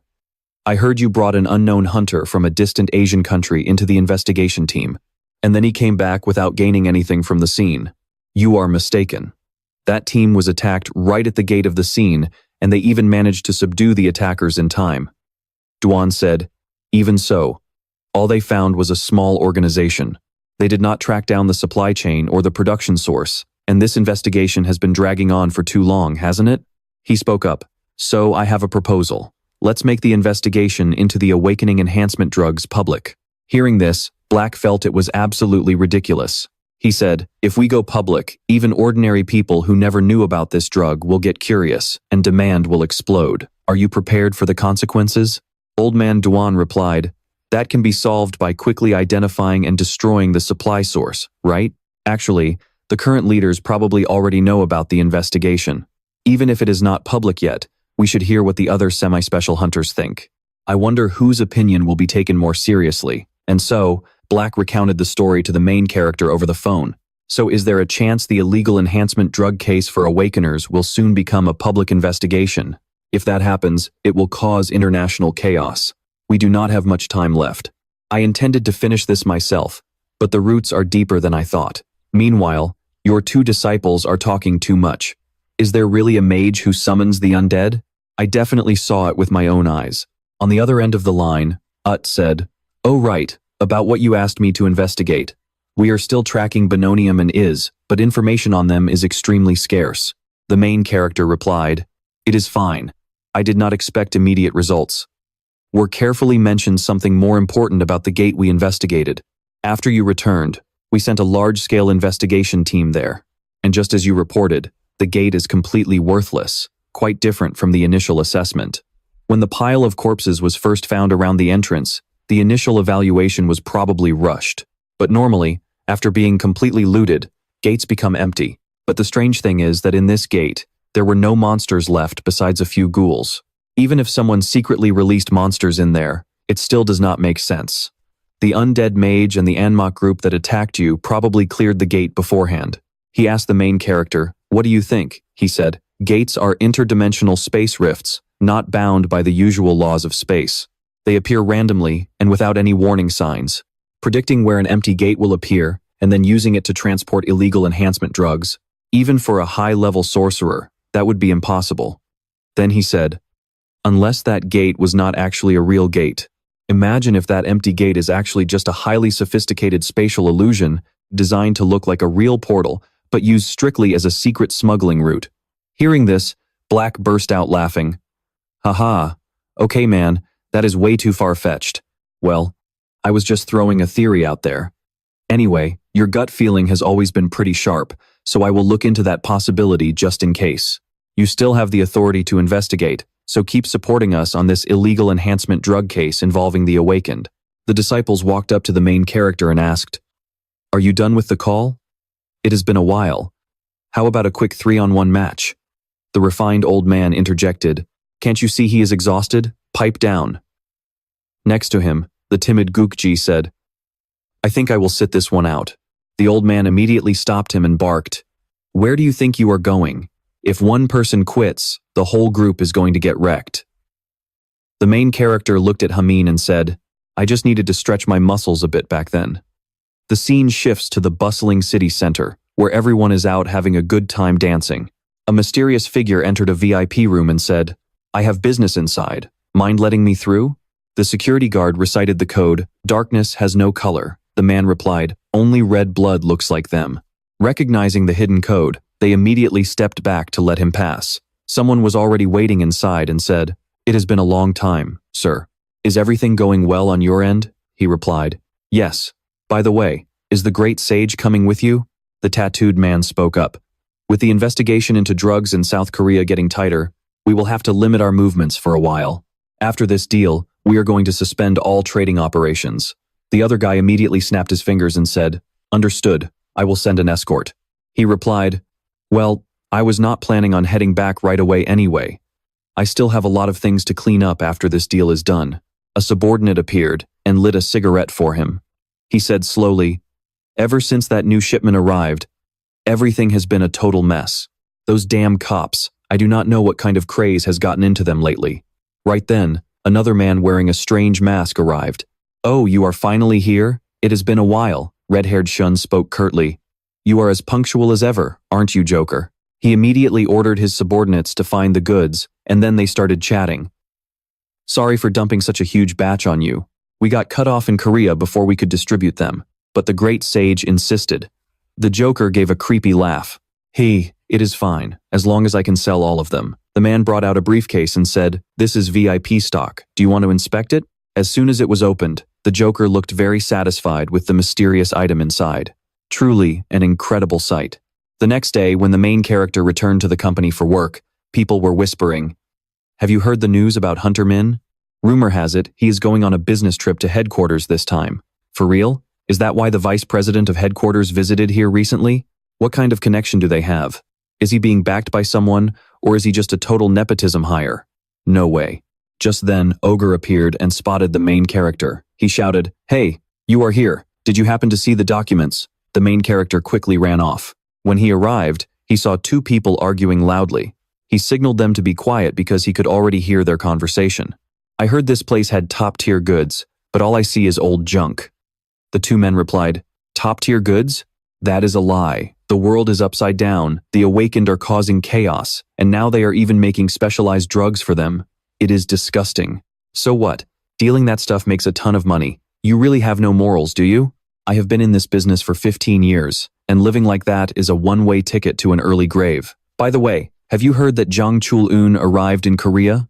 That is the whole reason I've been hanging around here for months. The main character suddenly appeared and asked, Who? Who is Jang Chul-eun? The two men jumped in surprise. What the hell? The main character stepped closer and said, I am not interested in your drugs. I was just passing by, you low-life dealers. So he reported back about the investigation into illegal enhancement drugs for the awakened. It seems it has finally gone public. Jay asked, You knew about this beforehand? So the whole business trip was because of this? Even if it was a top-secret investigation, you should have given us a heads up. Even the branch manager had no idea. Now everything has turned into a full-blown emergency. The main character said unhappily, They told me to keep it a secret, so I just followed orders. What is the big deal? Jay cried a river and replied, This does not look good at all. Then he added, You asked a regular employee to cooperate in an investigation, while the branch manager was completely left in the dark. Even if the regular staff do not know, the team leaders have already guessed everything. At that tense moment, an employee walked up and called the team leader. She hesitated and said, The branch manager is calling for you, and Hunter Min as well. So the two of them went into the office to meet the manager. His face was tense as he spoke. As you all know, the main headquarters has sent out a massive request for cooperation in an investigation to every country. It is about an illegal drug called the Awakened Enhancement Drug, used to boost skills. Hunter Min, I assume you confirmed the details during your last business trip? The main character replied, That is correct. The manager asked, But what exactly happened during that trip? He then screamed in frustration, And why are they only targeting the Korea branch and demanding immediate results? Seeing this, both of them were completely stunned. The director clutched his head and paced back and forth in frustration. Man, everyone can see we're being totally played. And the higher-ups, they just keep demanding results. Where else in the world is as clean of illegal drugs as South Korea? What kind of performance do they expect from a tiny country like this? He spoke with utter despair. To make matters worse, the person who contacted us wasn't Vice Chairman Saturday. It was someone from the former chairman's faction. What the hell is going on? If we get dragged into this mess, we're finished. Our main character replied awkwardly, Well, should I just quit then? The director did a total 180 and said, You absolutely cannot. Even if you get promoted later, or move up to the headquarters, you must always remember you started at the South Korea branch. Got it? Then he let out a long sigh. In the end, the HMCS South Korea branch has to really shine during this investigation into illegal enhancement drugs. We need to get the best results possible. So, Hwang Dong-gu, from now on, our gangbook office will be the primary training ground for the awakened. Jo-gu was dazed. Wait, what? The director shouted. Did you hear me? If your team doesn't deliver this time, the entire South Korean branch is going to have a bad reputation. Of course, other teams will also be investigating the enhancement drugs, but the high-priority cases and major suspect areas will be assigned to gangbook. Just think of this as your shortcut to a promotion, Jo-gu said with a headache. But director, the other teams are definitely going to protest loudly. The director looked at him judgmentally and said, Since when did your team ever care about that? Hunter Min, if headquarters continues to request cooperation for investigations in the future, I'll approve your business trips whenever you want. But until then, focus on the domestic investigation. Our main character said, I understand. The director said with satisfaction, Good. Then, the first mission of the enhancement drug investigation team starts right now. Wait, it's starting already? The director reassured him, Don't look so surprised. I already had the data department prepare all the recent suspicious cases. Thinking about the data room, he thought to himself, Sorry about that, Siyun. Basically, at a large abandoned warehouse on Manhwa Island, they've detected a lot of suspicious activity. That place is famous for being a drug den, but lately, a lot of new faces have been showing up. It looks like it's turned into a distribution center. People from all over the country are flocking there, and it seems like a group of awakened criminals have shown up to cause trouble too. There have been quite a few casualties, and there are still some major and minor skirmishes happening. Jo-gu replied, "With a scale like that, I don't think my team can handle it." The director immediately said, "Oh, that's why I've already sent a request for backup to a private guild. They already know a bit about this case, so getting approval from headquarters wasn't too hard. You guys just need to focus on getting results." Our main character looked at the information in front of him, feeling very curious. A private guild, huh? And so, he headed to the abandoned warehouse. But when he got there, he looked annoyed and said, "I knew it. It's you two?" The private guild they mentioned turned out to be Eva and his younger brother. Yehua was thrilled to see him and said, "Well, who else were you expecting?" "Of course I had to come," his little brother added. "Man, why do you always get caught up in these big cases, brother?" Our main character looked at them and said, "You guys are guild leaders. Don't tell me you're so bored that you came here yourselves?" Both of them said at once, "You think we came here because we're bored?" "Hey, did you come alone? Where's your team? They're on surveillance duty. Bringing too many people would just get in the way. They're standing by outside to catch anyone trying to escape from the inside," Yehua said. "To be honest, half the people in here are probably just civilians. Most of them are just here to buy ordinary awakening support drugs. Those fights between awakened criminals might just be dealers fighting each other or rival bodyguards clashing." Our main character replied, "Anyway, if it's convenient, we can clean things up a bit." The two of them, who were always arguing, pointed and said, "That area over there is definitely the main trade zone. Let's go check it out." "Hold on. If we just charge in from the front, we'll lose too many targets. It's better to infiltrate first, get a handle on the situation inside, and then launch a surprise ambush. Then when are we actually going to move? We should just sweep them all out from the start." Scene change. A mysterious man asked, "Is this the product?" Another guy held up the drugs and said, "Yes, it's 100% pure with no impurities. Just one dose is enough to take down most rank B hunters like they're nothing. Are you sure this is the whole shipment?" "Of course. Limited edition stuff isn't easy to find." "And what about the side effects?" He said it's clean and low addiction, only to be used when necessary. "I'm sure you did your homework before coming to see me, right? This is new stuff, so don't let the word get out. There's a reason we came all the way here for this black market stuff." Hearing that, the red-haired guy said, "Ah, I see." In the middle of the deal, there was a loud noise nearby. "Didn't you hear that just now?" the blue-haired guy asked, feeling on edge. "I'm certain I heard something. The red-haired guy just found it annoying. Who would come all the way out here? It's probably just a rat or something. Besides, there have been some weird rumors about this factory lately. They say something strange has appeared in the underground pipes." With that, he walked toward the door. Just as he reached for the handle, a shadowy hand suddenly appeared, making the two kids shriek in absolute terror. A ghost. But our hero stepped through the door and said, "Calm down, it's not a ghost." He instantly fired a blast of ice, slamming the thugs hard against the wall. He was holding a young child in his arms. After unleashing his magic, he landed softly on the ground. He gently set the boy down and said, "Hide in there for now. I'll call you when I'm done." He ruffled the kid's hair with a smile. "Thank you for finding these guys for me." Then, he approached the thugs and demanded, "All right, where are you hiding those divine goods?" He kicked them a few times and grunted, "Hey, aren't you going to get up?" Then he thought to himself with a bit of worry, "Damn, I might have thrown them too hard." Looking at the vials on the ground, he realized that this poison had already made its way deep into Korea. Suddenly, an assassin lunged from behind and stomped on our hero's head, sneering. A filthy rat actually managed to crawl all the way in here. Two others appeared behind him and muttered, "How did they find this place? Did the junkies catch wind of us?" The man with the scar replied, "This abandoned factory just started operating today. We definitely have a mole." He kept his foot on our hero and barked, "Contact Units 4 and 0. Unit 10, dispose of this rat's corpse." Pinned to the ground, our hero wasn't dead yet. He secretly activated his venomous fang skill. A magic circle glowed beneath him, and the light forced the assassin to jump back. Our hero was quite surprised. "He's faster than I thought. He can take a hit and doesn't panic even when counterattacked." It was clear these guys were used to fighting like this. He asked them, "Who sent you?" The assassin felt the power of that skill. Seeing how the guy healed instantly without a scratch, he knew he wasn't normal. The thug scoffed. "Oh? Playing dead, are we?"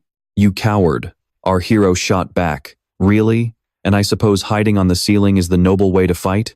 He immediately used his binding skill and said, I asked first. Scarface replied, "You're getting way too worked up, kid. Just relax.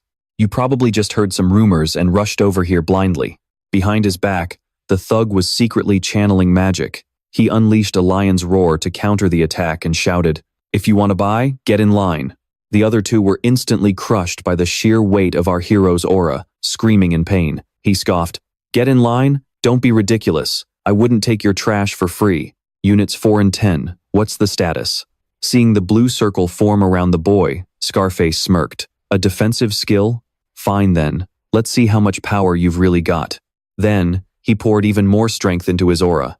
The two thugs in the back couldn't take it anymore and screamed, "What the hell is this? He's going to bleed to death before he even gets a chance to use a skill." The other guy had 3 broken ribs. "Damn it. At this rate, we won't last much longer," they roared. "Show him the resolve of the demon-slaying core." Finally, one of them couldn't hold out and grabbed a mutation vial, cursing, "Damn you. I can't believe you're forcing me to use this trash meant for losers." Without another word, they downed the liquid. Their bodies mutated instantly. One growled, "I'm going to grind you into dust." He shattered the protective circle and yelled, "Die." Our hero was genuinely surprised.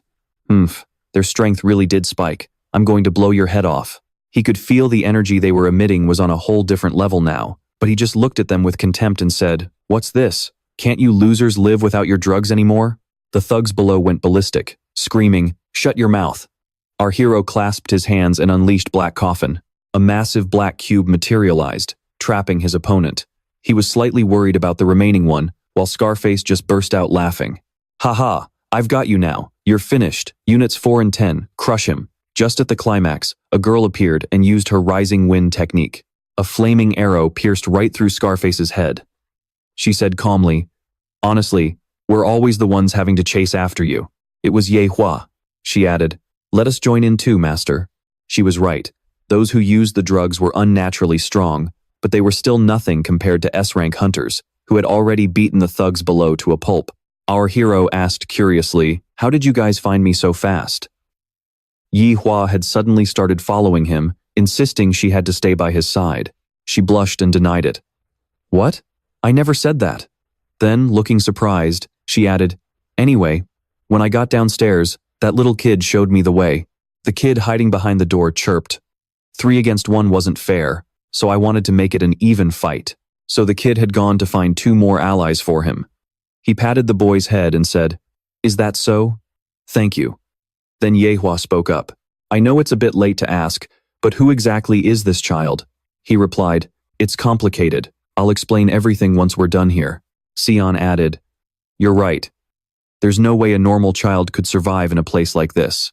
Si-yoon began her inspection. "So these illegal enhancement drugs have finally flooded into Korea. I'd heard the rumors, but this is the first time I've seen a user in person. Won't he just explode?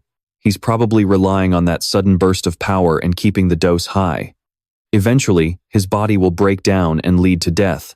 Guessing that was the case, our hero asked, "Have you guys heard of a group called the Demon Slayers?" But Sibak replied, "These guys are probably just hired guards from the exchange, right?" Our hero added, "Even so, they were incredibly strong. These 3 are all high A-rank hunters at the very least, and they look like seasoned killers who've done this many times before. There's a high chance they were sent directly from the source of that illegal drug, probably a B-rank assassination guild or something similar." Sion replies, "Wait, if they're S-rank, are you saying this is the organization Min-jun mentioned, the one tied to Pandemonium? Could that guy also suspect that demons are behind this?" Brother Men says, "Yeah, but right now, it's just a hunch. Pandemonium and those artificial gates. They're hard to explain with just human strength alone. Is it possible someone in the human underworld is colluding with those demons to pull this off?" Yo-woo checks things over for a moment and says, "Come to think of it, Mad Dog disappearing from the public eye for 10 years is pretty strange. No matter how much time has passed, he was still one of South Korea's 3 pillars. If this is true, things are going to get way out of control. This could be the spark that restarts the war between humans and demons." Brother Men walks over to the corpse. "More than that, these bastards are numbered, which means there are at least 10 of them. Anyway, those 2 junkies are still breathing, so let's squeeze them for info.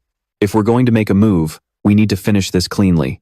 The kid is incredibly sharp and senses something is wrong. "Big brother, look out." Thankfully, Brother Men saves the kid just in time. A group suddenly appears, looking annoyed. People who don't finish what they start never live long. I'll show you what a real cleanup looks like. Brother Men is surprised. Is that the rest of them? Do they move in even and odd-numbered squads? Behind him, little brother C quickly uses his cloak.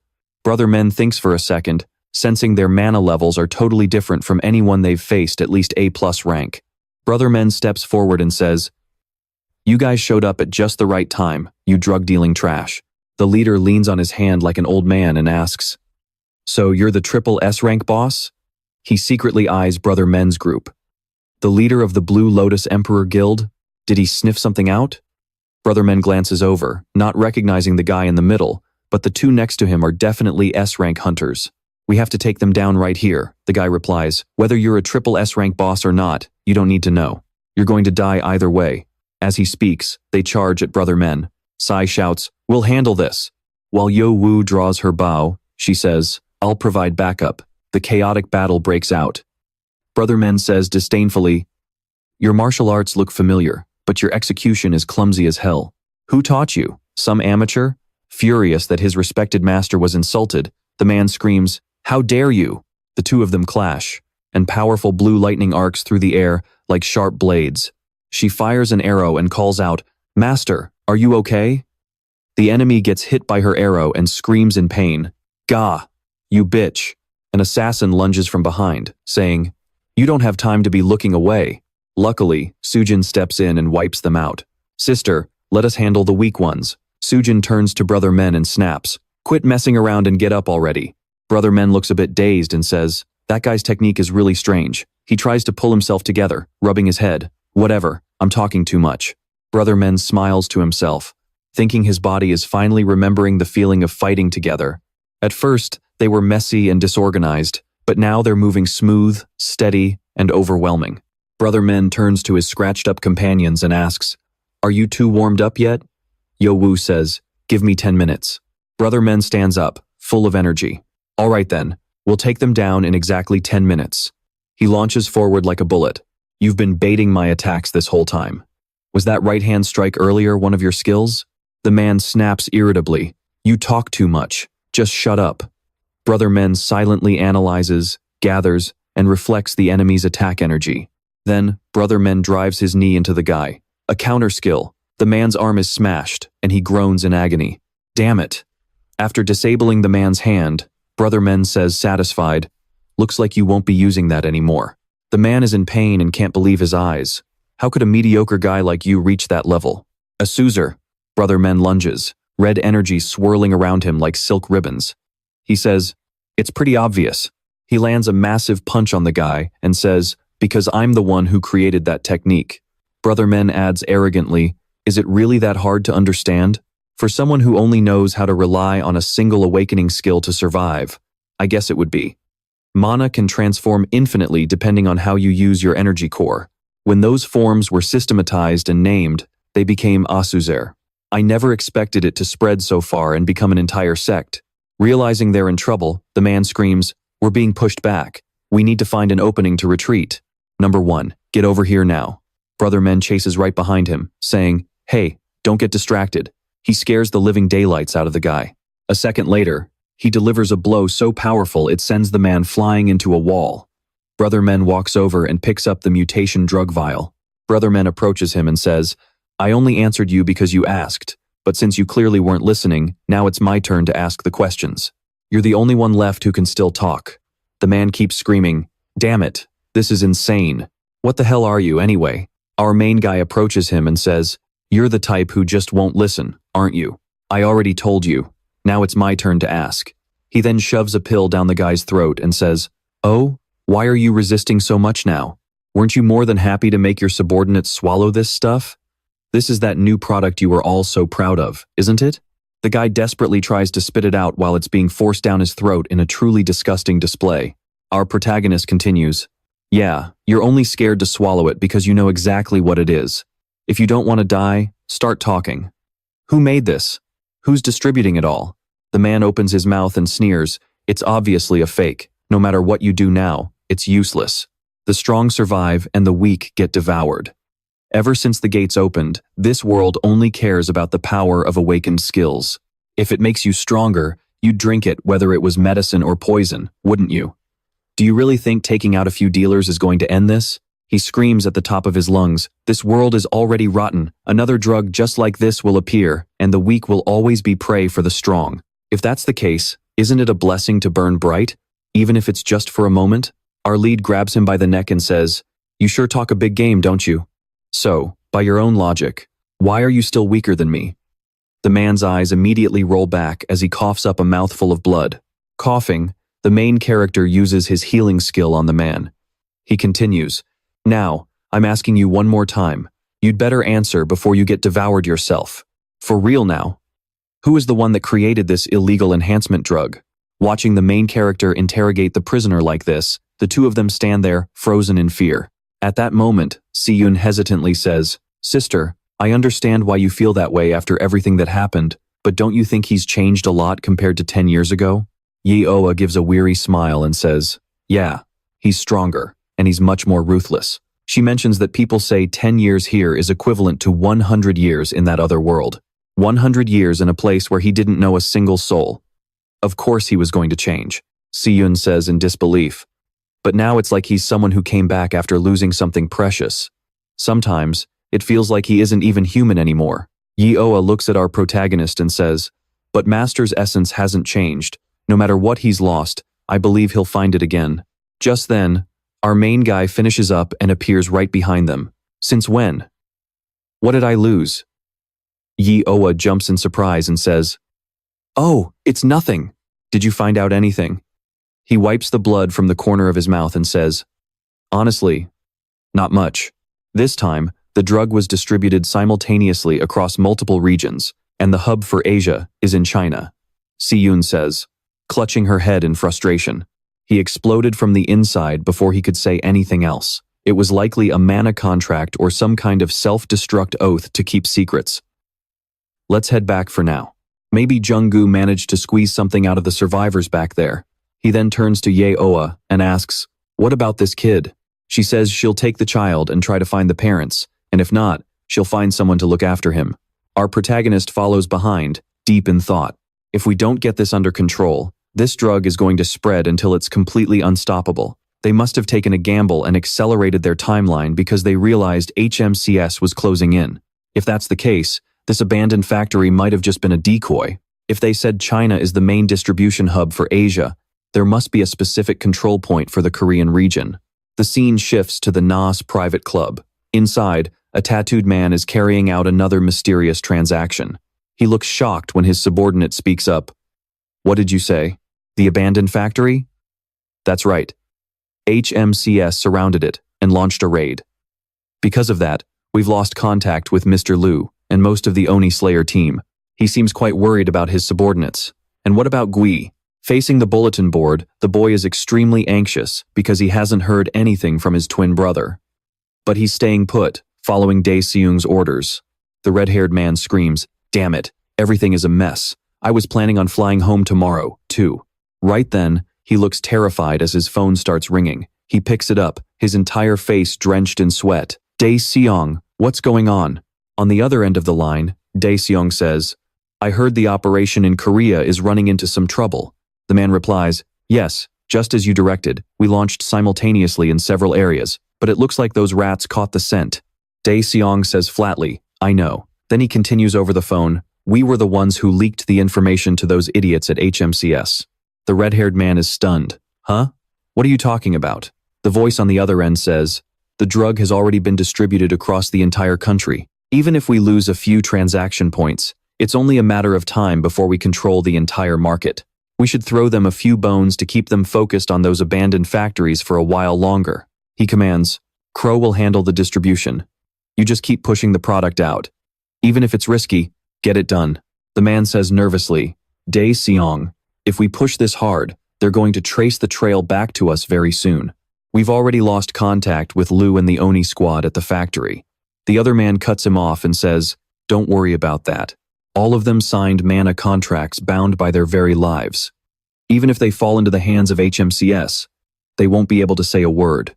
Besides, the hunters who were actually strong in Korea all died 10 years ago. So just hold your position." That man Dae Sang planned every single move with surgical precision. He connected the dots and fed the location to Na Sam. And just like that, everything went exactly according to the mastermind's plan. Dealers, distributors, addicts, and even innocent bystanders at the abandoned factory were all rounded up. The distribution hub was completely leveled. Normally, this would be hailed as a massive achievement. But the skeptics were whispering, has the illegal awakening drug trade really been wiped out for good? Over at the HMCS branch manager's office, Gyogu shrugged and said, well, they claimed they had no other choice. The users had pushed past their limits and gone totally berserk. That is what they reported. Even so, we managed to seize quite a few samples, and tracing the source back to China was a huge win. The director looked far from impressed. You guys had top-tier intel, and this is all you have to show for it? Gyogu snapped back. Director, what exactly were we supposed to do? Should we have marched straight to the Empire or the Tsinghua gang leader and demanded an apology? The director turned to the other teams. How about the rest of you? Did you find anything? My team is still investigating, but right now we have 0 leads and it feels like everyone is starting to scrub their tracks. The gray-haired man replied with a heavy sigh. The southern team only found 1 suspect, but he fought back so violently that he managed to escape. The director sighed deeply before slamming his hand onto the desk in a rage. Are you people even worth your paychecks? What the hell are you actually doing out there? But director, is this illegal drug really spreading that fast? We are already buried under a mountain of awakened crimes every single day. He got even angrier and screamed, what? You think headquarters is just trying to scare us? Don't you realize the Japan branch is in a total meltdown because of this? I have told you 1,000 times, the Korean branch is being watched like a hawk. Even if we get our hands on the base drug, we do not even have the tech to analyze it. We have to ship everything back to headquarters. Are we really going to accuse the China branch based on a hunch with no evidence? How am I supposed to show my face at the international meeting with such pathetic results?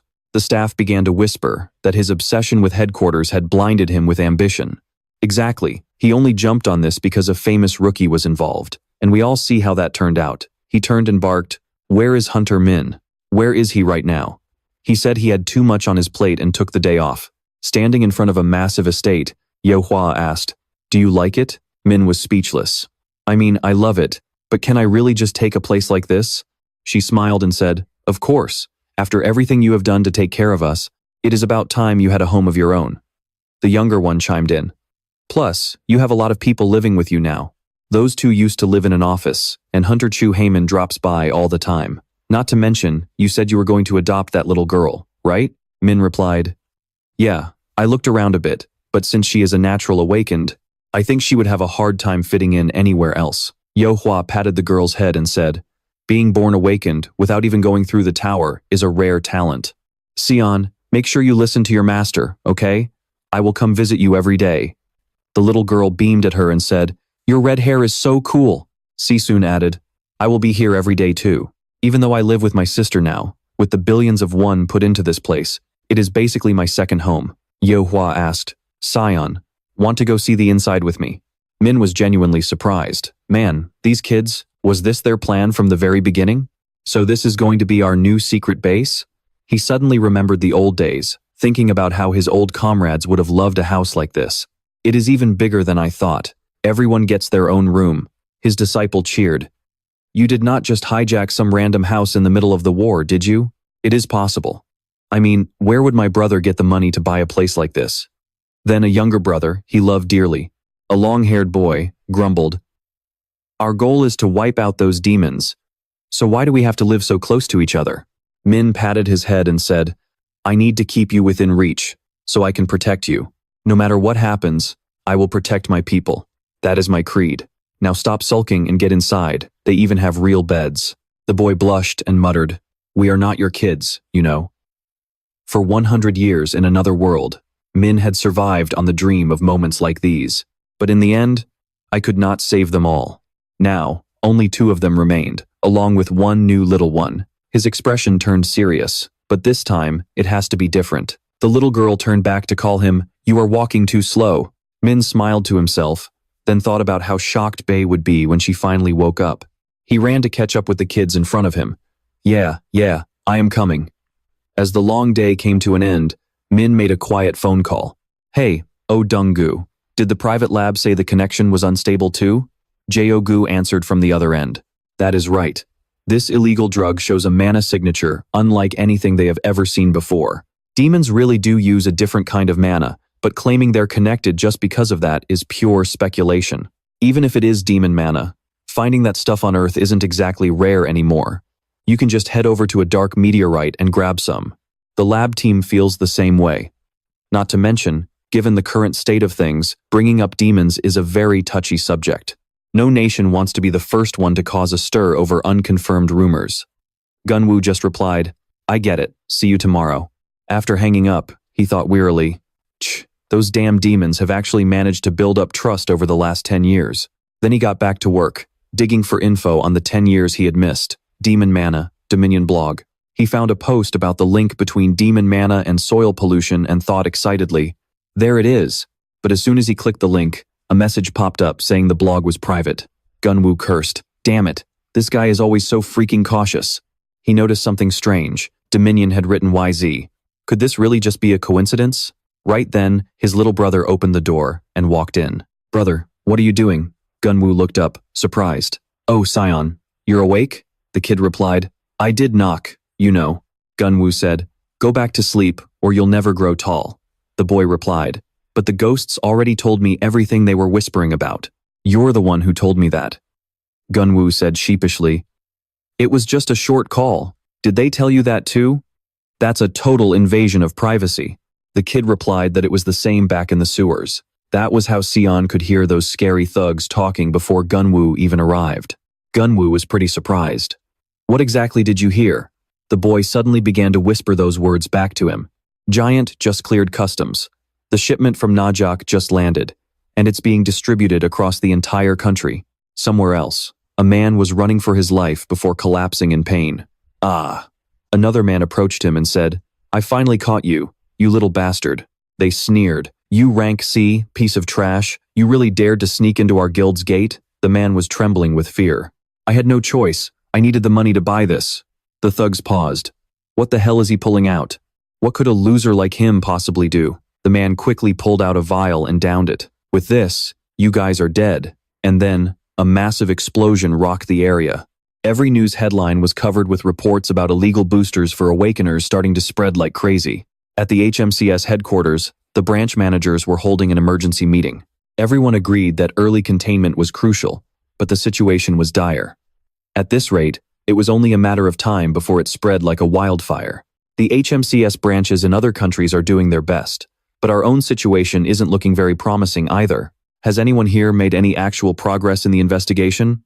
Then someone spoke up. Speaking of which, regarding that incident at the abandoned factory in the Korean branch, that was the first major case since the disaster at the Middle East branch. I heard they didn't get any significant results. Yeah, I heard the same thing. Wasn't there a hunter who joined the investigation as the vice director's personal assistant? The investigation shows that China is the biggest distribution hub for these illegal drugs in Asia. A low-level employee actually had the guts to claim that? Even if this world values strength, promoting someone like that to assistant without following proper procedure just doesn't sit right with me. Is the vice director really planning to carry out the former director's legacy? The representative from the Middle East cut in, the former director's legacy. You say? Hearing that come from people who only care about profiting from the gates is absolutely pathetic. Don't be too harsh. I'm sure the vice director has his reasons. Right. So why don't we just give that hunter full control over the illegal drug case?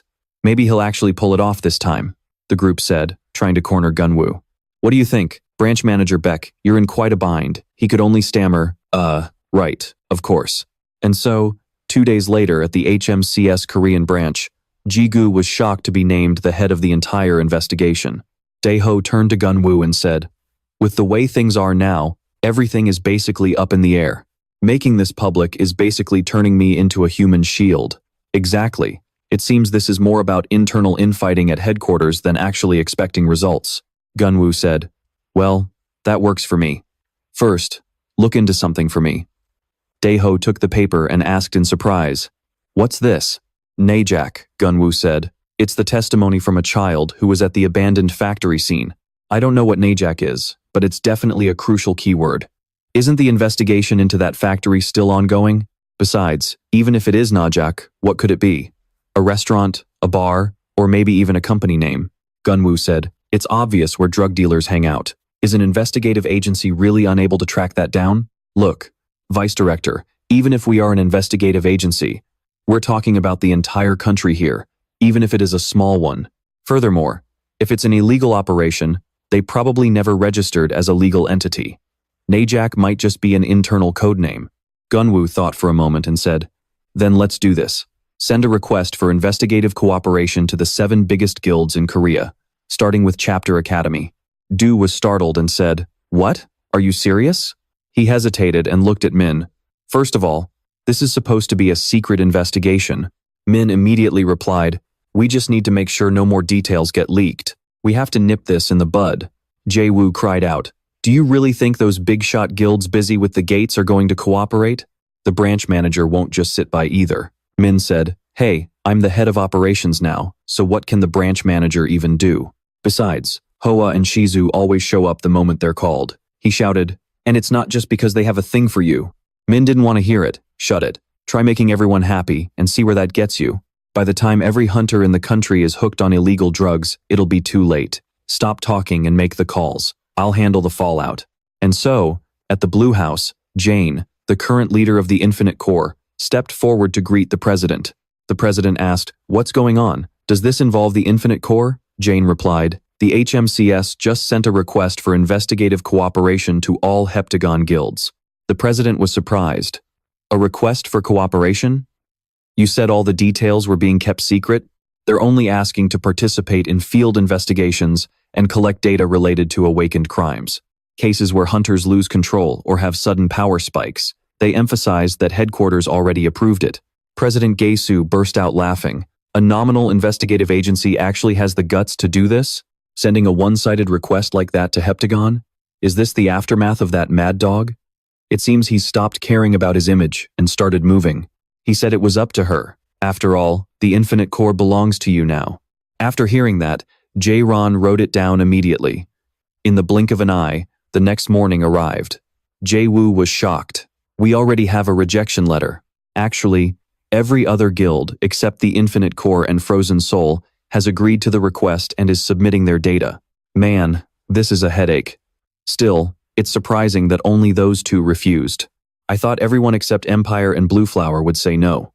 Min looked at the report and asked, "Does it happen often that hunters switch over to work for the HMCS after leaving a guild?" That same evening, at a familiar bar, the tattooed guy asked, "So they're planning an ambush? What day?" "No specific date yet. I just heard a special task force is conducting a purge." "Then go find out." He thought for a moment and said, "I also heard there's an employee in contact with the newly appointed vice chairman. You're good to go. If anything else comes up, report directly to me and I'll make it worth your while." A man in green walked in and said, "You called for me, sir?" The tattooed guy handed him something and said, "Here's the list of inspectors you asked for. Just don't do anything stupid. It's not the time yet." The man said angrily, "Not the time?" Tattoo replied, "I get your pain over losing your brother, but the situation right now isn't good. A better opportunity is coming, so just be patient for now." The man went crazy and asked him again. "A better opportunity?" Tattoo said calmly. "Yeah, the HMCS discovered the existence of the Abyss. I don't know where the leak came from, but it looks like someone on our side talked. Did Dae-sung say anything? I haven't told him yet, but Dae-sung will probably start moving now. Go report back to him." The man in green took his orders and spoke clearly. As soon as he left, Tattoo picked up the phone and called Crow. "We have a problem." The scene shifted to China, where a tired voice answered, sounding annoyed. The clown asked, "What is it?" "I'm busy with a deal." On the phone, the person said the Abyss was exposed because Tattoo called it in after the abandoned factory incident. Korean HMCS is plotting something. Our mole hasn't been helpful, so I have to count on you. The clown laughed. "Haha, you send me on a business trip and now you want me to clean up your mess?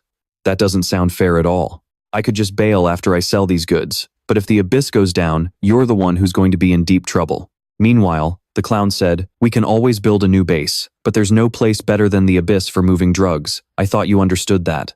Tattoo was worried sick.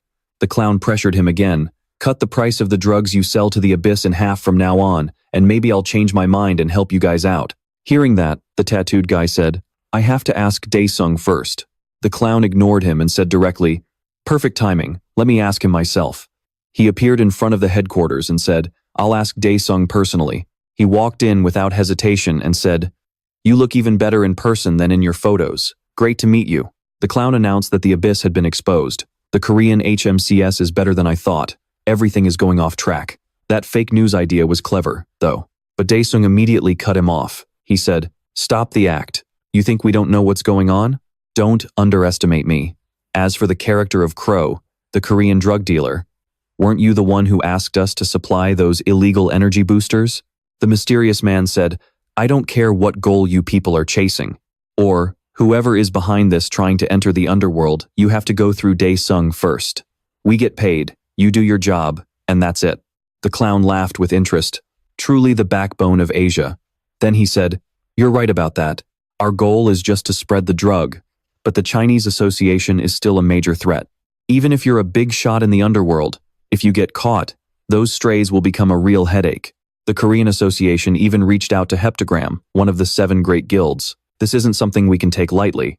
Dae-sung snorted and asked the clown, "What's your point?" The man looked at him with a smirk and spoke, "Hold a meeting. Gather all the big-name underworld organizations. Those guys want to have a meeting at Bits.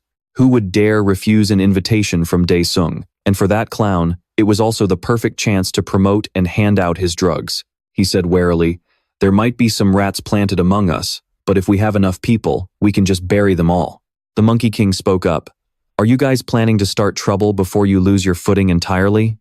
"It won't be that easy." The clown replied, "I'm a big believer in reciprocity, so I'm sure you understand what I want."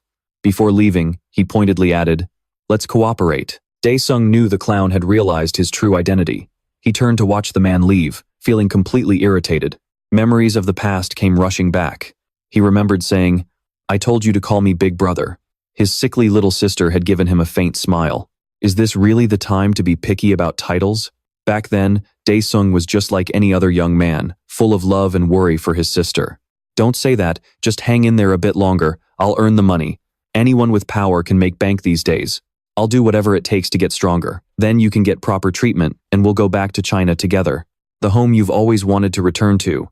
His sister looked at him with a smile and said weakly, "I don't need money. I just want you to have a happy family." And then, she fell into a deep, eternal sleep.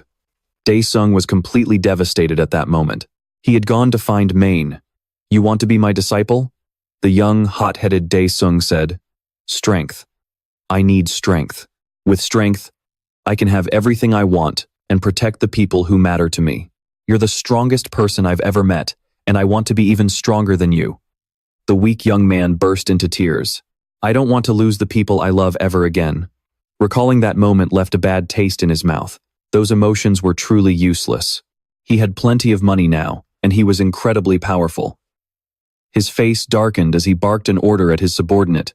Du appeared instantly. "Yes, sir." Dae-sung ordered, "Call all the organizations. We're holding a meeting in Korea soon." The scene shifts to a meeting room, where a voice rings out. "All right, Main will be presiding from here on out. We'll begin the briefing to discuss the investigation plan for this case. Most of you are probably already aware. I'm Hunter Minu from Team Gangbook, currently in charge of the case involving illegal power enhancement drugs. If any of you are wondering why a stranger like me is in charge, feel free to file a complaint with headquarters. Since this is an urgent matter, I'll summarize the situation quickly. What you're looking at is a private resort in Incheon called Nazak. It serves as the primary Asian distribution hub for illegal drugs meant for awakened individuals. The organization that first distributed this drug in Korea is also believed to be headquartered here. The actual owner of Nazak remains unknown. The property is registered under a fake name, using a foreigner as a front. Several drug-related cases have also been reported at other clubs belonging to the same chain. Gyogu, standing nearby, added, "That's right. We're currently putting together a list of suspected officials.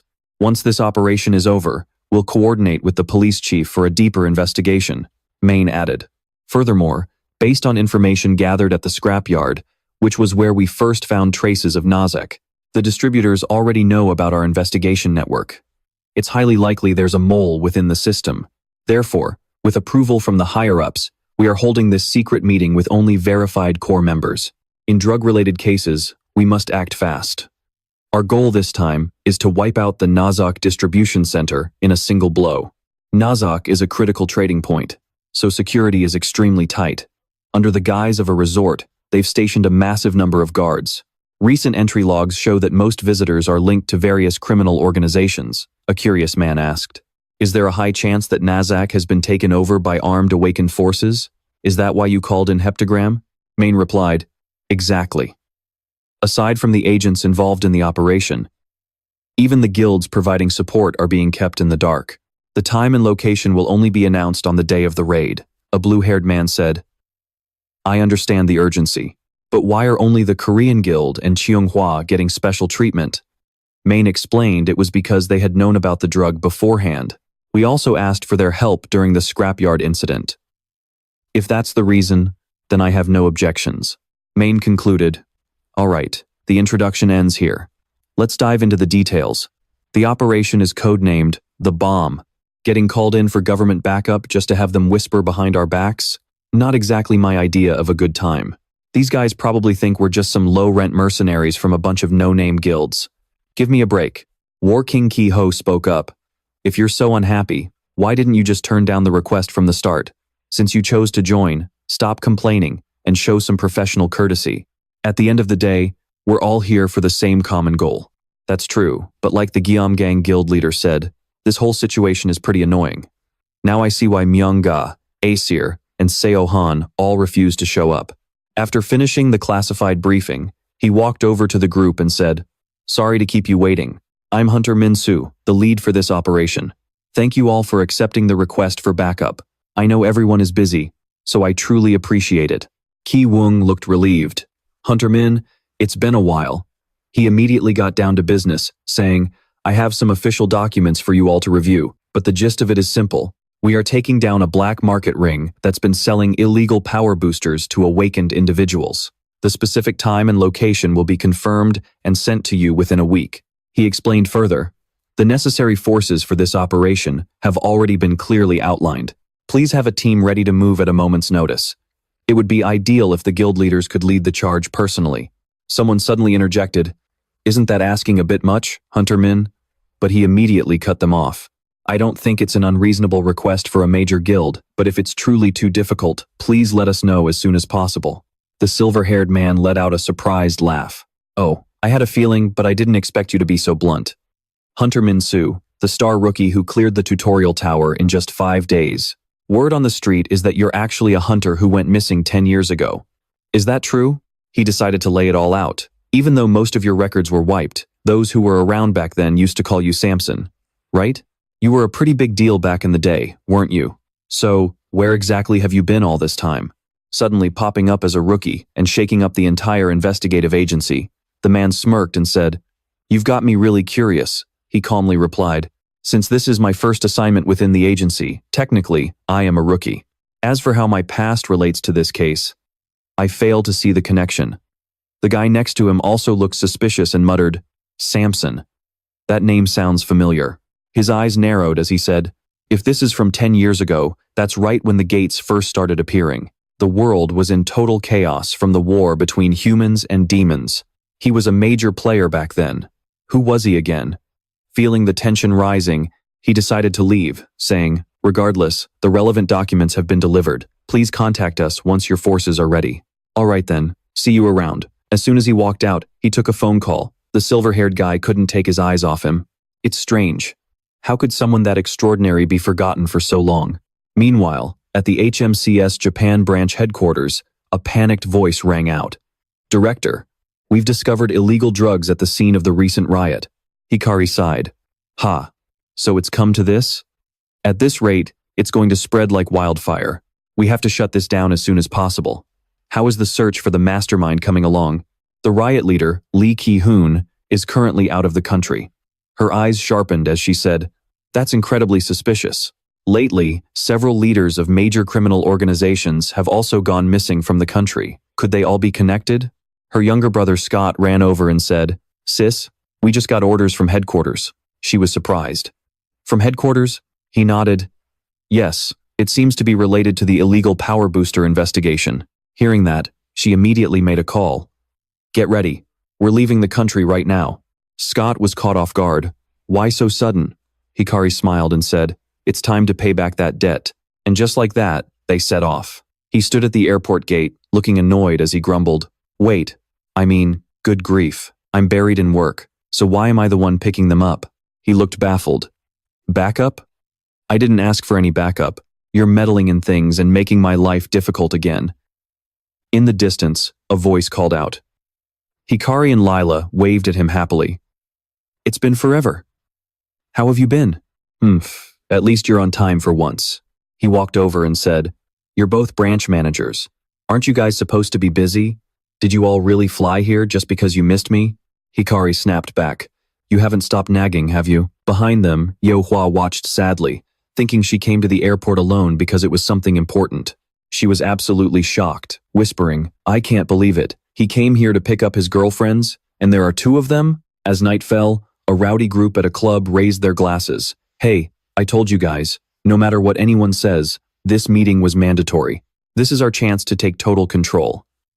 Min Siwoo really is on another level. You're the best, big bro. While they were getting wasted, a group of mysterious figures quietly slipped in through the back entrance. A man covered in tattoos appeared before them. You know that dealer, right? Get in touch with them first. We've got people waiting inside, and we've already cleared out the entire inventory. Hiring mercenaries and even planting a spy right inside the HMC? You've got some serious skills, Jester. Oh, it's nothing much, really. It was all thanks to Captain Ong's total cooperation. The rumors were right. You really did a hell of a job. If you need anything else, just hit me up. I'm leaving the rest of this to you. Were they surprised? Are you heading straight back to China? Yeah, the red-haired Shun replied. I've already delivered everything I was assigned. There's no reason for me to hang around anymore, right? The jester said. Yeah, I guess so, since you're not exactly the fighting type. Mr. Zhang Quan, don't tell me Chihu is pulling out too. He brought up the past, rubbing salt into Tri-Ao's old wounds. Even though the man who killed your brother is attacking right now. Suddenly, a loud noise echoed from the top floor of the Nok building. Everyone, move it! Hurry up! The scene was pure chaos, both sides tearing into each other. He was high on his own power, feeling the rush. This drug is insane. I'm going to slaughter every last one of them. Beside him, his friend screamed, Yama, knock it off. Get to the front and lead us. Two guys armed to the teeth ran up. Boss, they're saying all the exits on the first floor are blocked. What did you say? This is madness. Don't we have any awakened with flight abilities? Just smash the windows and jump. Yama barked like a madman, his eyes turning completely white. What are you so damn scared of? I'll kill them all. Asterisk, cough asterisk. I don't care if this drug is real or a knockoff. As long as I have it, I'll wipe everyone out. Another figure stepped forward. I can't let that happen. Resisting any further is pointless. Hikage appeared out of the shadows. Just give up and surrender. The younger brother, looking confused, asked his sister, Hey, who are those people? That really is Hikage, isn't it, sis? They're internationally wanted criminals. She was visibly thrilled. We thought this was just a simple drug bust, but who knew we'd land such a big fish? This is going to be a massive achievement for us. I want them all taken alive. The battle between the two sides grew incredibly intense. Kumo thought through the pain. More reinforcements? Damn it, they're too strong. A group of awakened appeared and told the drug dealers, Go, we'll handle these guys and hold the line. Hikage was stunned. Those outfits belonged to the Kinjia Ryuha Guild, led by Ryu, the undisputed king of the Asian underworld. Then, she excitedly pulled out a bracelet. Looks like I finally get a chance to test out my new legendary Shikigami. Go, Kagutsuchi! The Kinjia members mocked her loudly. What's this, a weasel and a snake? Is this a damn zoo or something? Hikage didn't take kindly to that. A zoo? You've got a big mouth. She glared at them. These aren't animals. They are spirit entities. Young Kumo chimed in, buttering up his sister. Wow, sis, you've gotten so much stronger. Nearby, an assassin in blue gear lunged forward. What are you standing there gaping for? The kid tried his best to push back, but he felt an immense weight. Is this an enhancement-type skill? In that case, I'll block every single path of approach. With that, the kid channeled his energy into a swirling vortex of wind. The weaklings were sent flying by the tornado. The man looked at Kumo and teased. You're pretty cute, little mouse. Kumo was absolutely livid. I'm a weasel, you hear me? You damn snake bastard. Meanwhile, the women's battle was getting brutal. Die, she shouted, gathering energy in the palm of her hand. Kagutsuchi full bloom.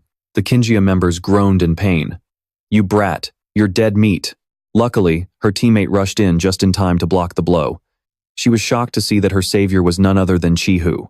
He showed up at the perfect moment. So, even HMC agents from abroad are getting involved now? Hikage was caught off guard. Was he absorbing Kagutsuchi's attack? Tri-Ao took the energy directly into his body and fired back a completely different type of power. That's a real pain of an ability. Here, you can have it back. This time, his counterattack seemed even more devastating than the original. She was utterly speechless. After getting blasted by her own attack, she coughed up a spray of blood. Young Kumo screamed, "No, sis, are you okay?" Suddenly, our main character appeared out of nowhere and caught her. Trying to run away in the middle of a fight? Why don't you do us a favor and finish what you started? Hikage was stunned. When the hunter, Tri-Ao, locked eyes with our main character, his face twisted with pure rage. "It's you! You're the bastard who murdered my brother." The main character tilted his head, starting to remember. Ah, I thought those sunglasses looked familiar. He was surprised at just how much the two of them looked alike. "So, you're the brother of that mirror shield brat I fought before, huh?" Without a second thought, Tri-Ao downed a vial of mutant serum. He growled. "Right here, right now. I swear on my life, no, on every life in this place. I'm gonna grind you into freaking dust." As soon as the words left his mouth, he lunged at the hero like a beast. The hero didn't even flinch. "Sorry to ruin your big climactic moment, but I already know how this story ends." He effortlessly pinned the man down. As the two of them fought like demons, a subordinate rushed in to report. "The escape route is clear. Mr. KC, Cloud and the others are moving the stash to the basement. If we head that way now, we can make it out." The woman seemed a bit surprised and called out again. "Mr. KC?" KC stared intensely at the golden light flickering before him. "This color, it's a bad omen," he muttered, his face tight with anxiety. He turned to Ayumugawa and gave the order. "You two stay here and support Cloud. That kid isn't allowed to die yet." And just like that, the group of three moved out to transport the drugs. Watching the hero fight, he thought nervously, "This fire is spreading much further than I anticipated."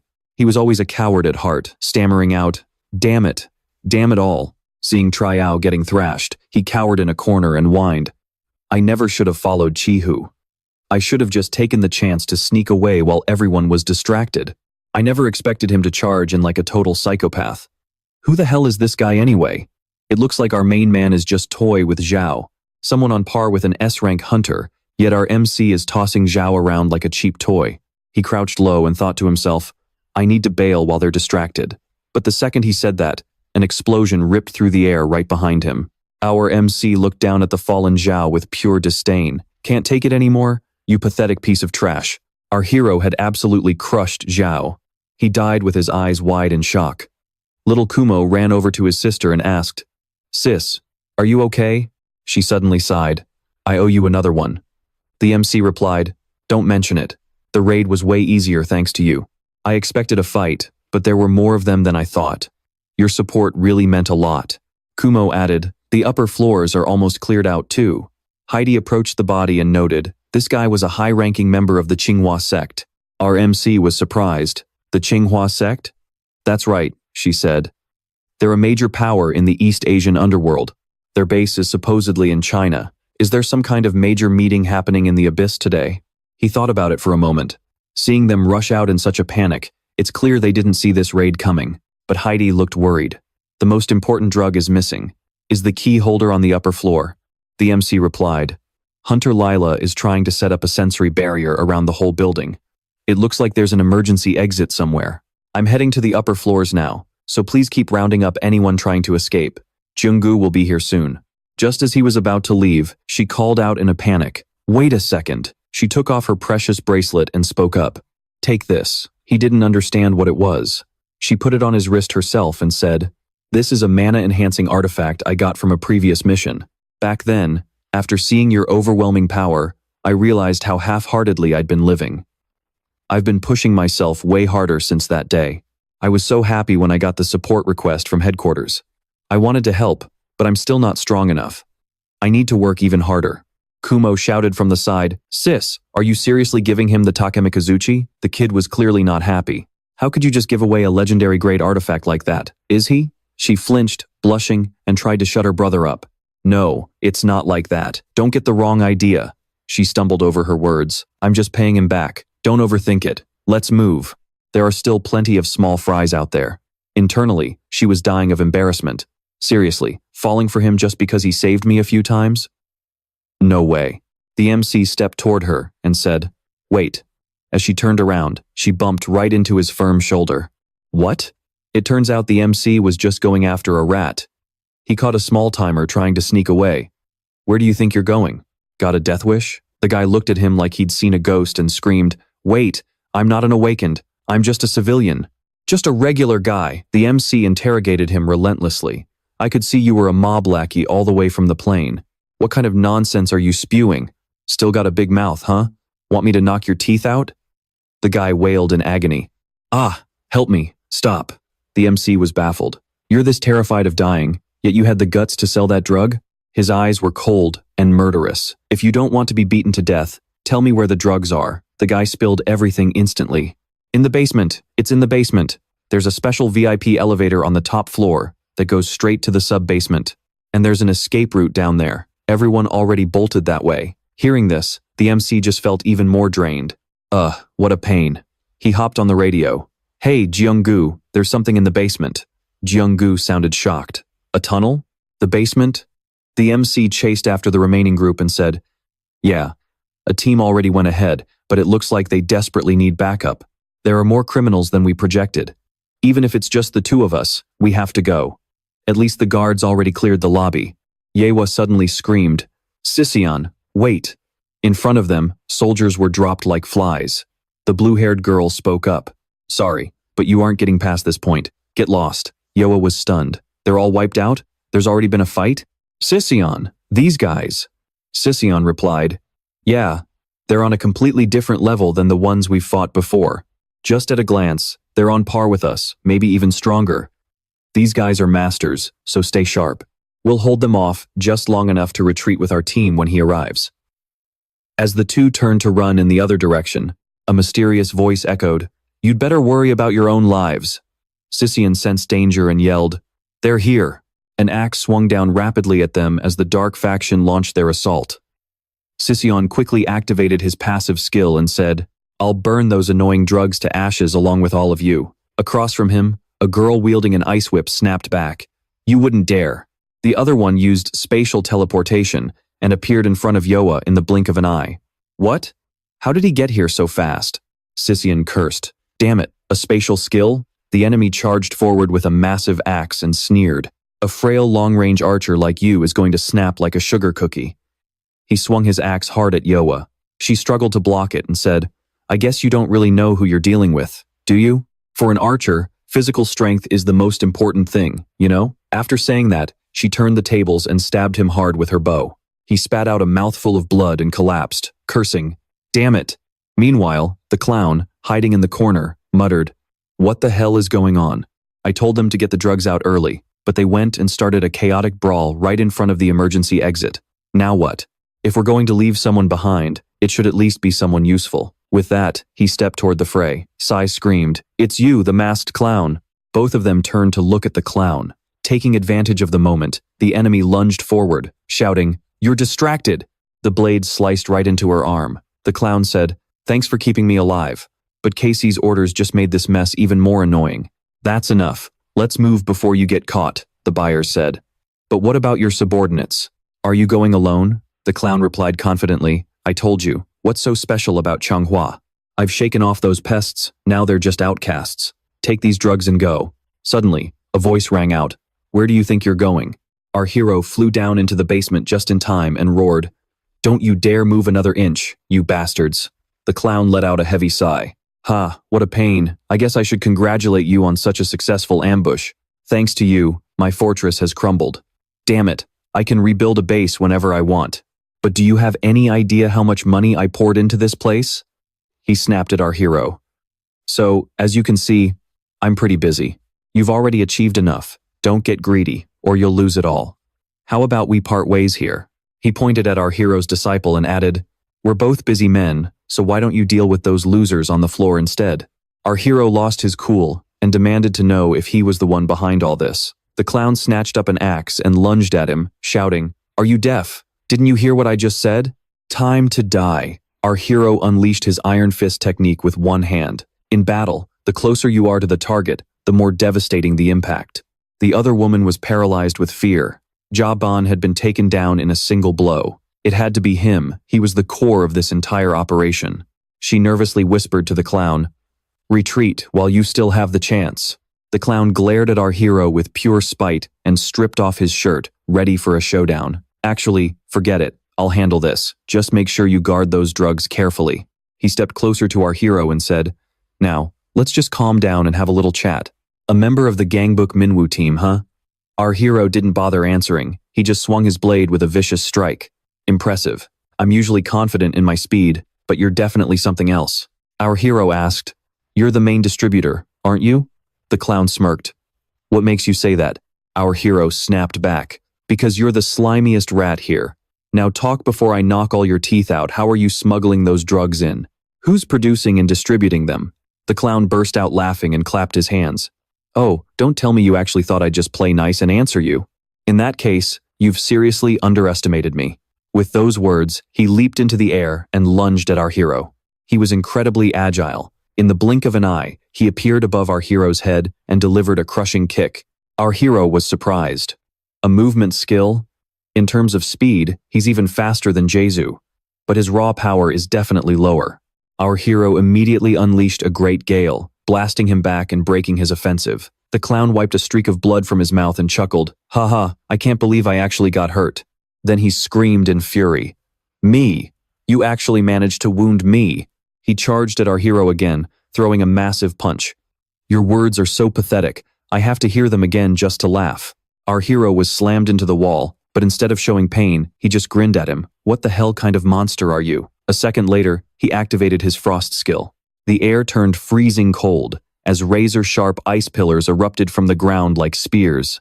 Thanks to his lightning-fast speed, the clown narrowly avoided being impaled. He let out a maniacal laugh and shouted, "You really are a monster. There's one more thing I haven't told you. I'm pretty confident in my speed too, you bastard." With that, our hero soared above him and delivered a devastating downward kick. He landed and took a breath. "Damn it, this ice is so stiff and annoying. When are these side effects from spatial movement finally going to wear off?" Behind him, Si-young suddenly woke up from her faint. Our hero quickly said, "Don't move, I'm going to heal you." The blue-haired woman watched in disbelief. "No way, what kind of power is that? That mana output isn't human at all, and he's even summoning spirits. He's definitely a threat to Pandemonium. I have to report this to headquarters immediately." The moment she reached for her weapon, our hero warned her, "Hey, don't do anything stupid, just stay right where you are. From what I can see, you're not just some low-level thug, are you? What do you know about where those drugs are coming from? Stop staring at me like that and answer the question. Unless you want to end up ripped apart like that big guy over there." The clown wasn't ready to give up yet. He unleashed extreme heat, intending to freeze everything in the entire area. He let out a roar as the surrounding ice surged forward, threatening to swallow the whole place. Our hero muttered, "So, this is your true power?" His face was slowly being encased in ice as he gasped, "Now that you've seen this, there's no turning back. Let's all turn to ash together." The green-haired girl shrieked, "Are you out of your mind? Are you trying to burn this whole place down?" That bastard our hero was using his fire magic to heat up the entire basement. He forced out more heat and snapped irritably, "Why are you making such a big deal over a tiny scratch like this?" He told the guy to just chill out. His own body was ice cold, making him feel absolutely miserable. However, to him, it felt like the enemy was just wasting mana for nothing. The guy let out a twisted smile and said, "Gotcha." Our hero's body was frozen solid, unable to move a muscle. The villain gloated, "Do you understand the situation now?" But our main man desperately pushed his fire magic to fight back. "Damn it, why won't this flame die down?" The guy just burst out laughing. "Hey, struggling is useless. My fire and ice aren't your run-of-the-mill magic. This is piercing heat. Once my flames latch onto a unique life force of a target, meaning a living soul, they never go out. Usually, humans can't easily manifest their own living souls. But Min, you have a brother named Min Siwoo, right? You're one of those rare freaks who can actually control a living soul, aren't you?" he sneered.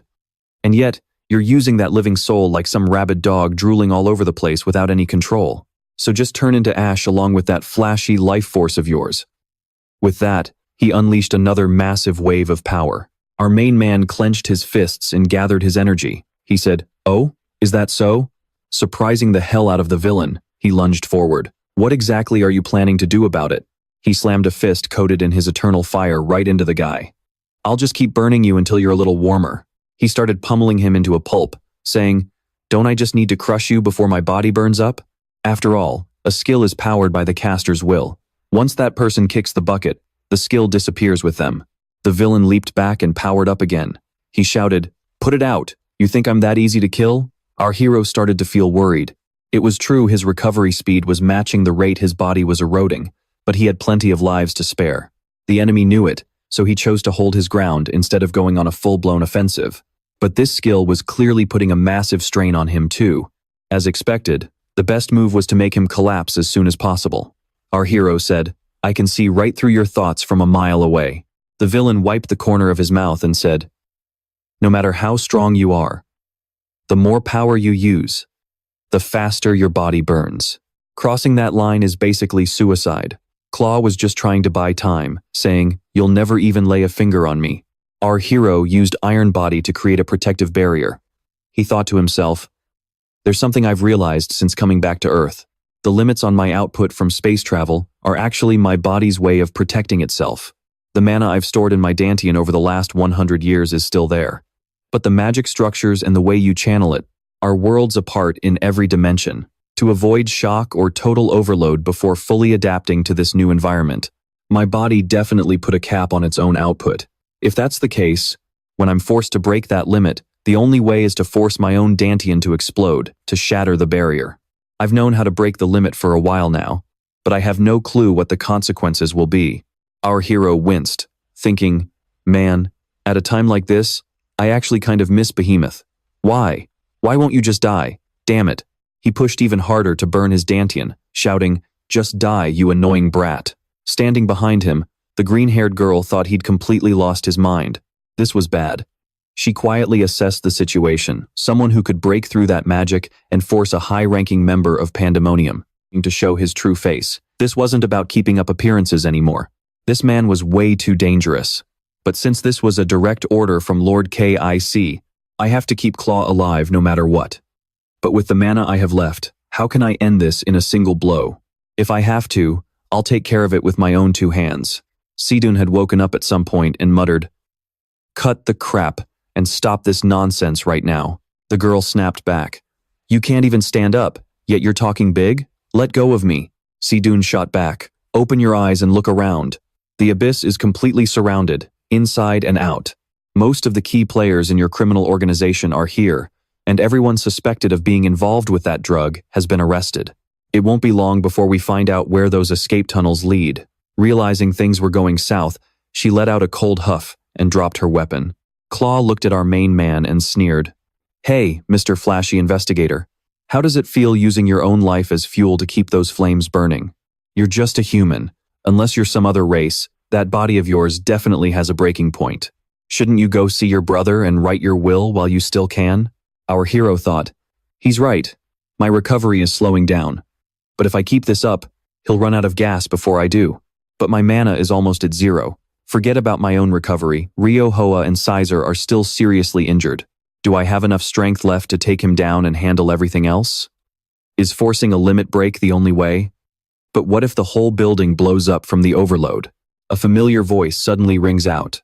"What the hell are you worried about? What are you so scared of that you can't even break through this thin wall? Why all the hesitation?" Frey suddenly appears and says, "Fine then, let this body of mine crush it for you." Our hero lets out a confident smirk. A second later, the energy inside him shifts completely. Crow screams in terror. What kind of power is this? A black head with 2 small horns emerges as Frey says, "The Great One is hungry. Serve up breakfast now." Facing Frey's overwhelming power, Crow's frost layer begins to melt away into nothing. He grinds his teeth in agony. "What? Is my transcendence being swallowed whole?"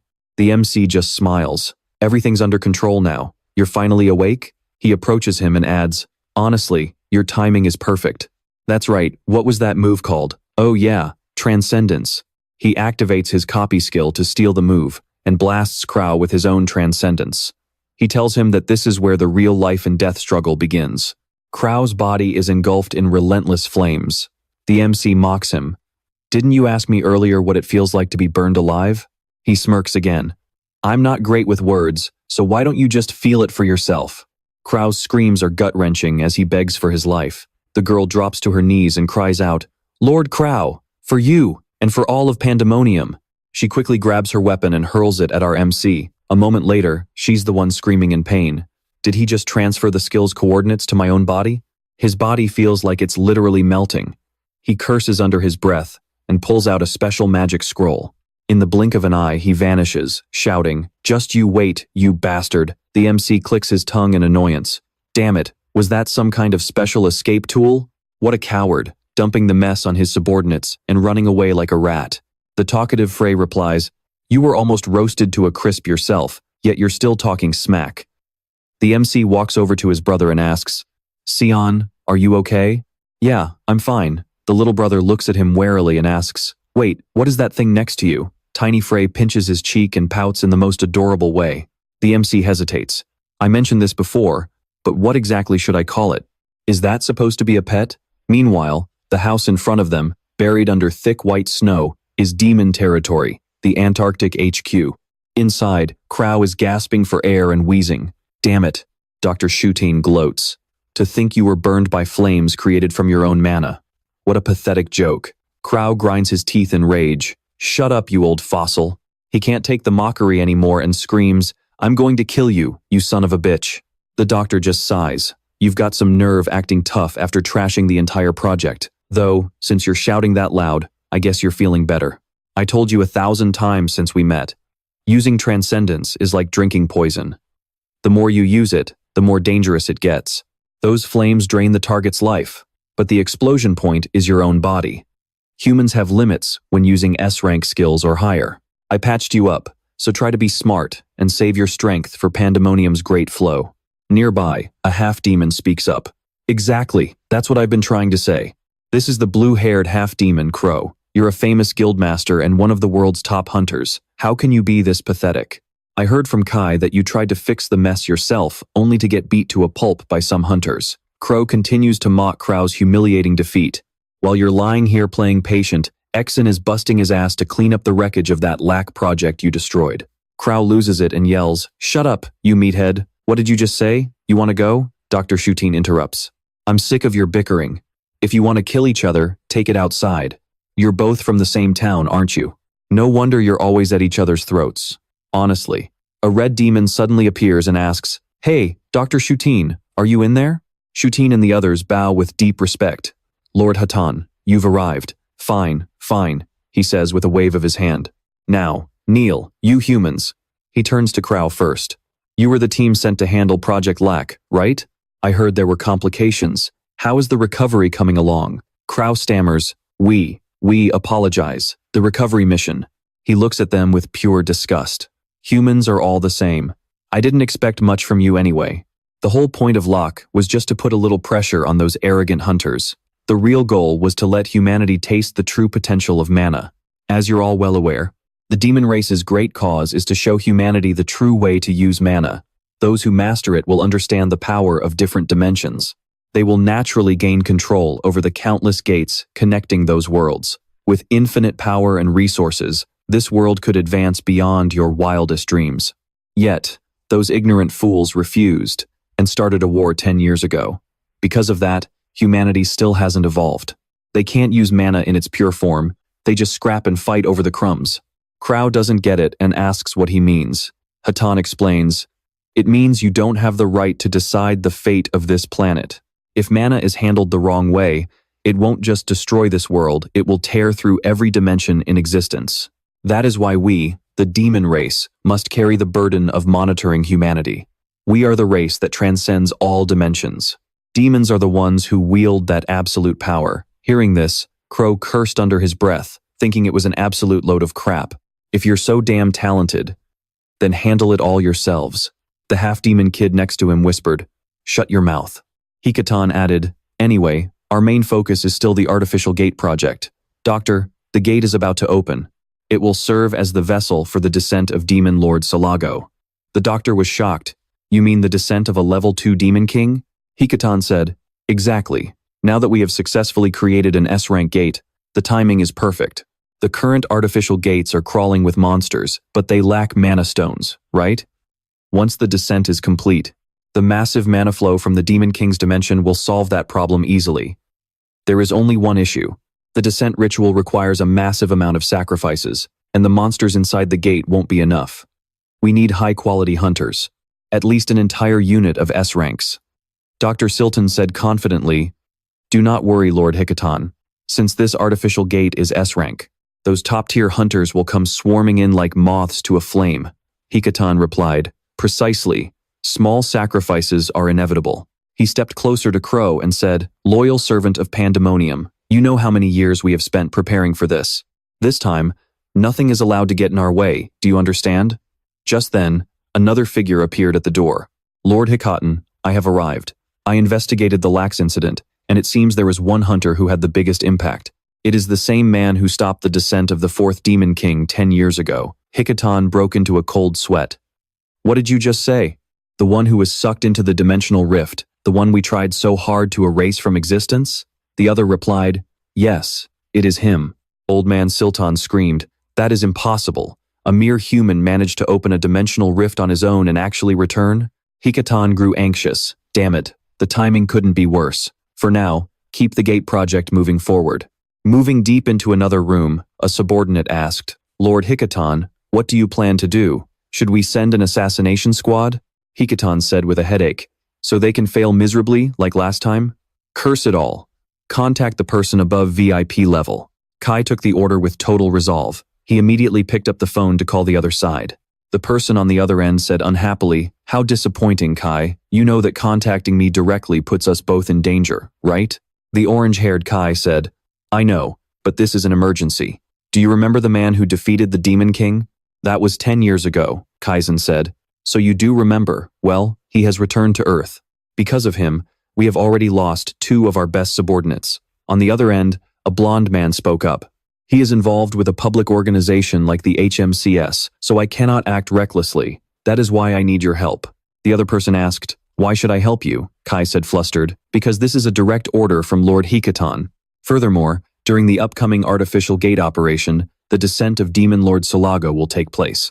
Whether you have to tear them limb from limb or take their heads in broad daylight, you must ensure nothing interferes.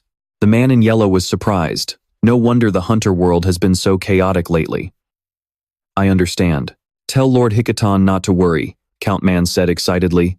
I will handle my part of the job well. The scene shifts to the adorable little fray. First, there was pizza, then delicious hamburgers, and finally, some irresistible fried chicken. He chewed and nodded, saying, that is it. Chew it, rip it, enjoy it. Having a physical body makes food taste so much better. This is what it truly means to be alive. Our protagonist sighed. What am I even supposed to call this situation? His sister replied, exhausted. Is this the side effect of pushing mana past the limit? The protagonist added, it is more like a disaster. Little Frey, devouring the whole tray alone, said, this is insanely good. Sizen said, I have seen hunters with summoning skills before. They carry their summoned creatures with them, but I have never seen anything quite like that. The protagonist was also confused. Is it even right to call that thing a summon? On the contrary, Elva smiled gently and said, hey, that thing is maintained by mana. It does not look like an independent creature, more like a mascot. It is seriously cute, Little Frey shouted. A mascot?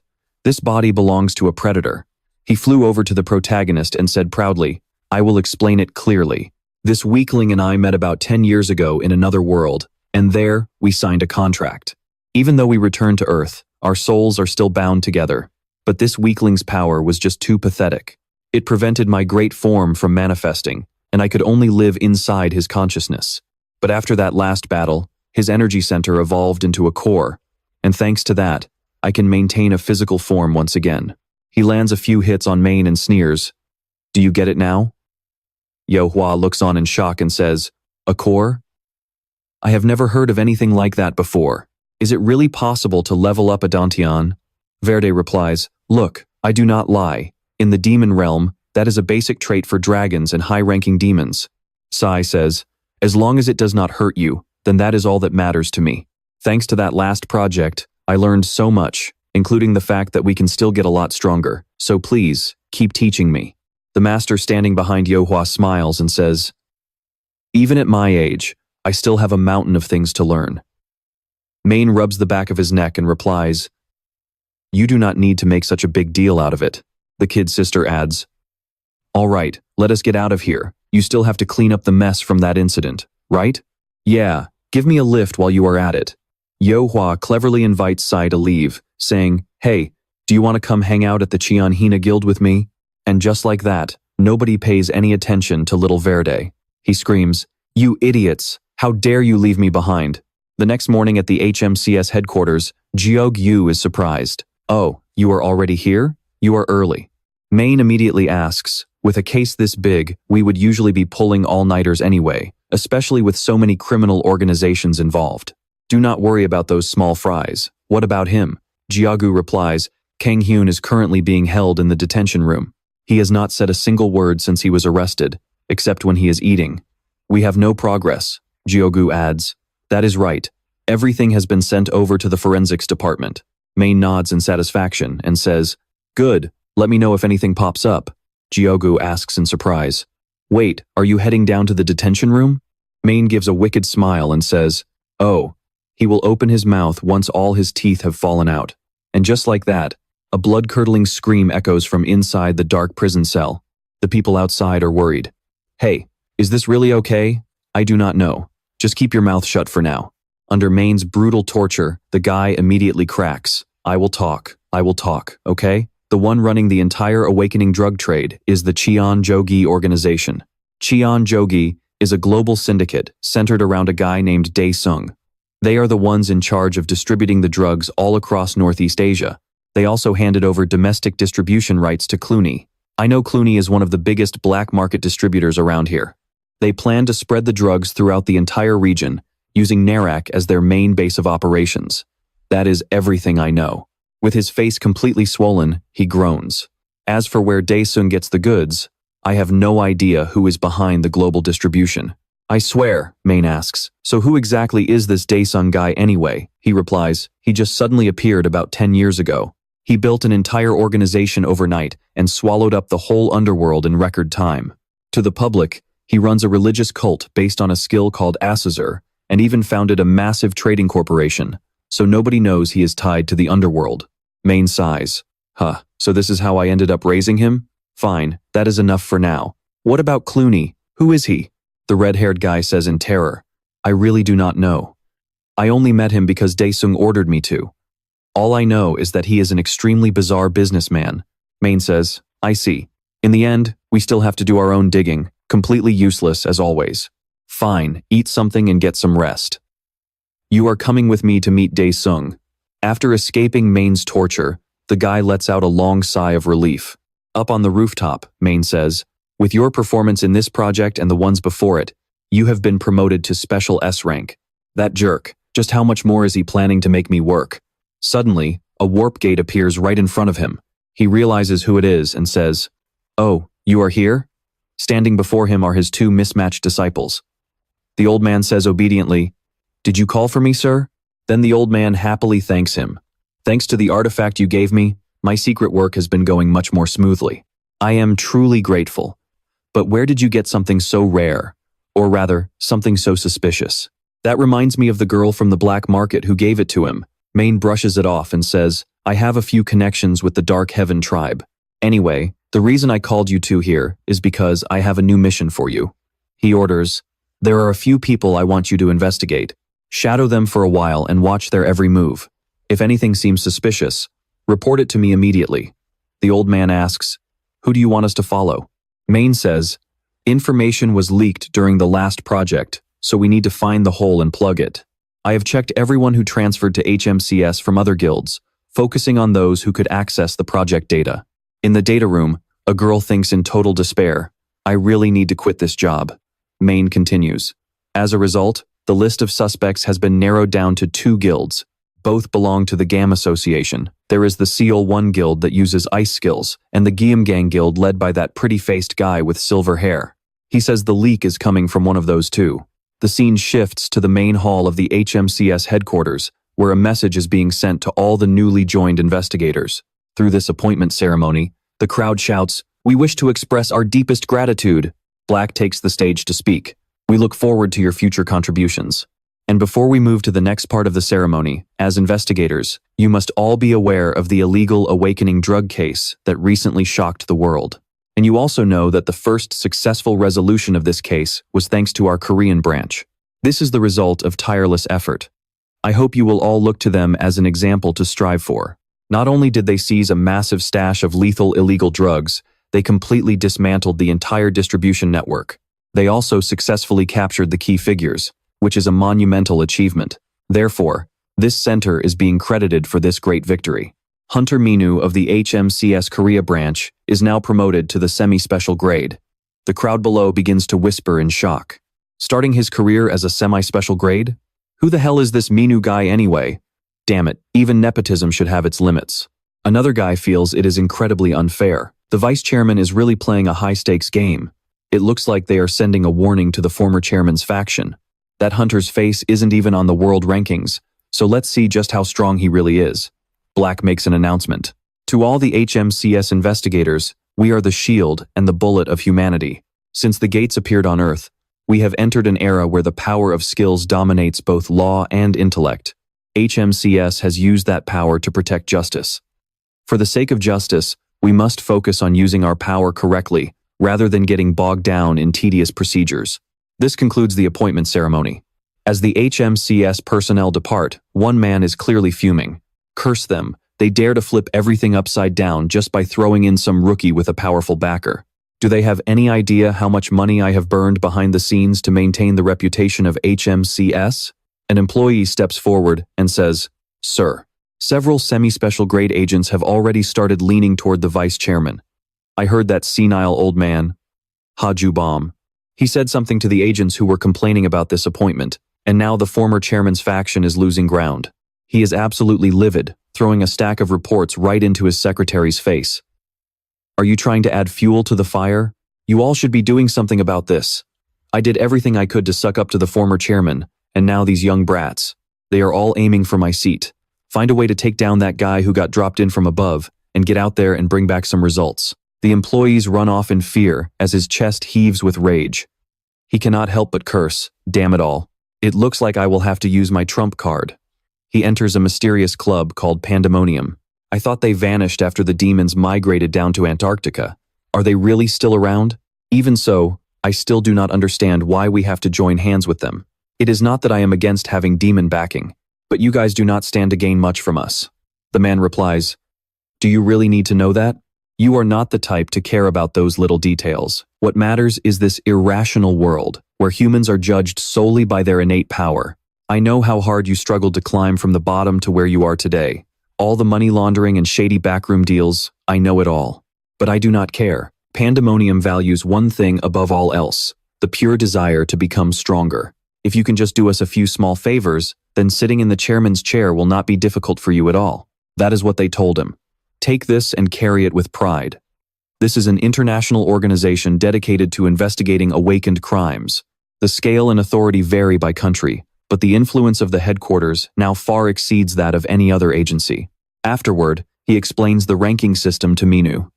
Suddenly, he stares at his phone, his face turning dark.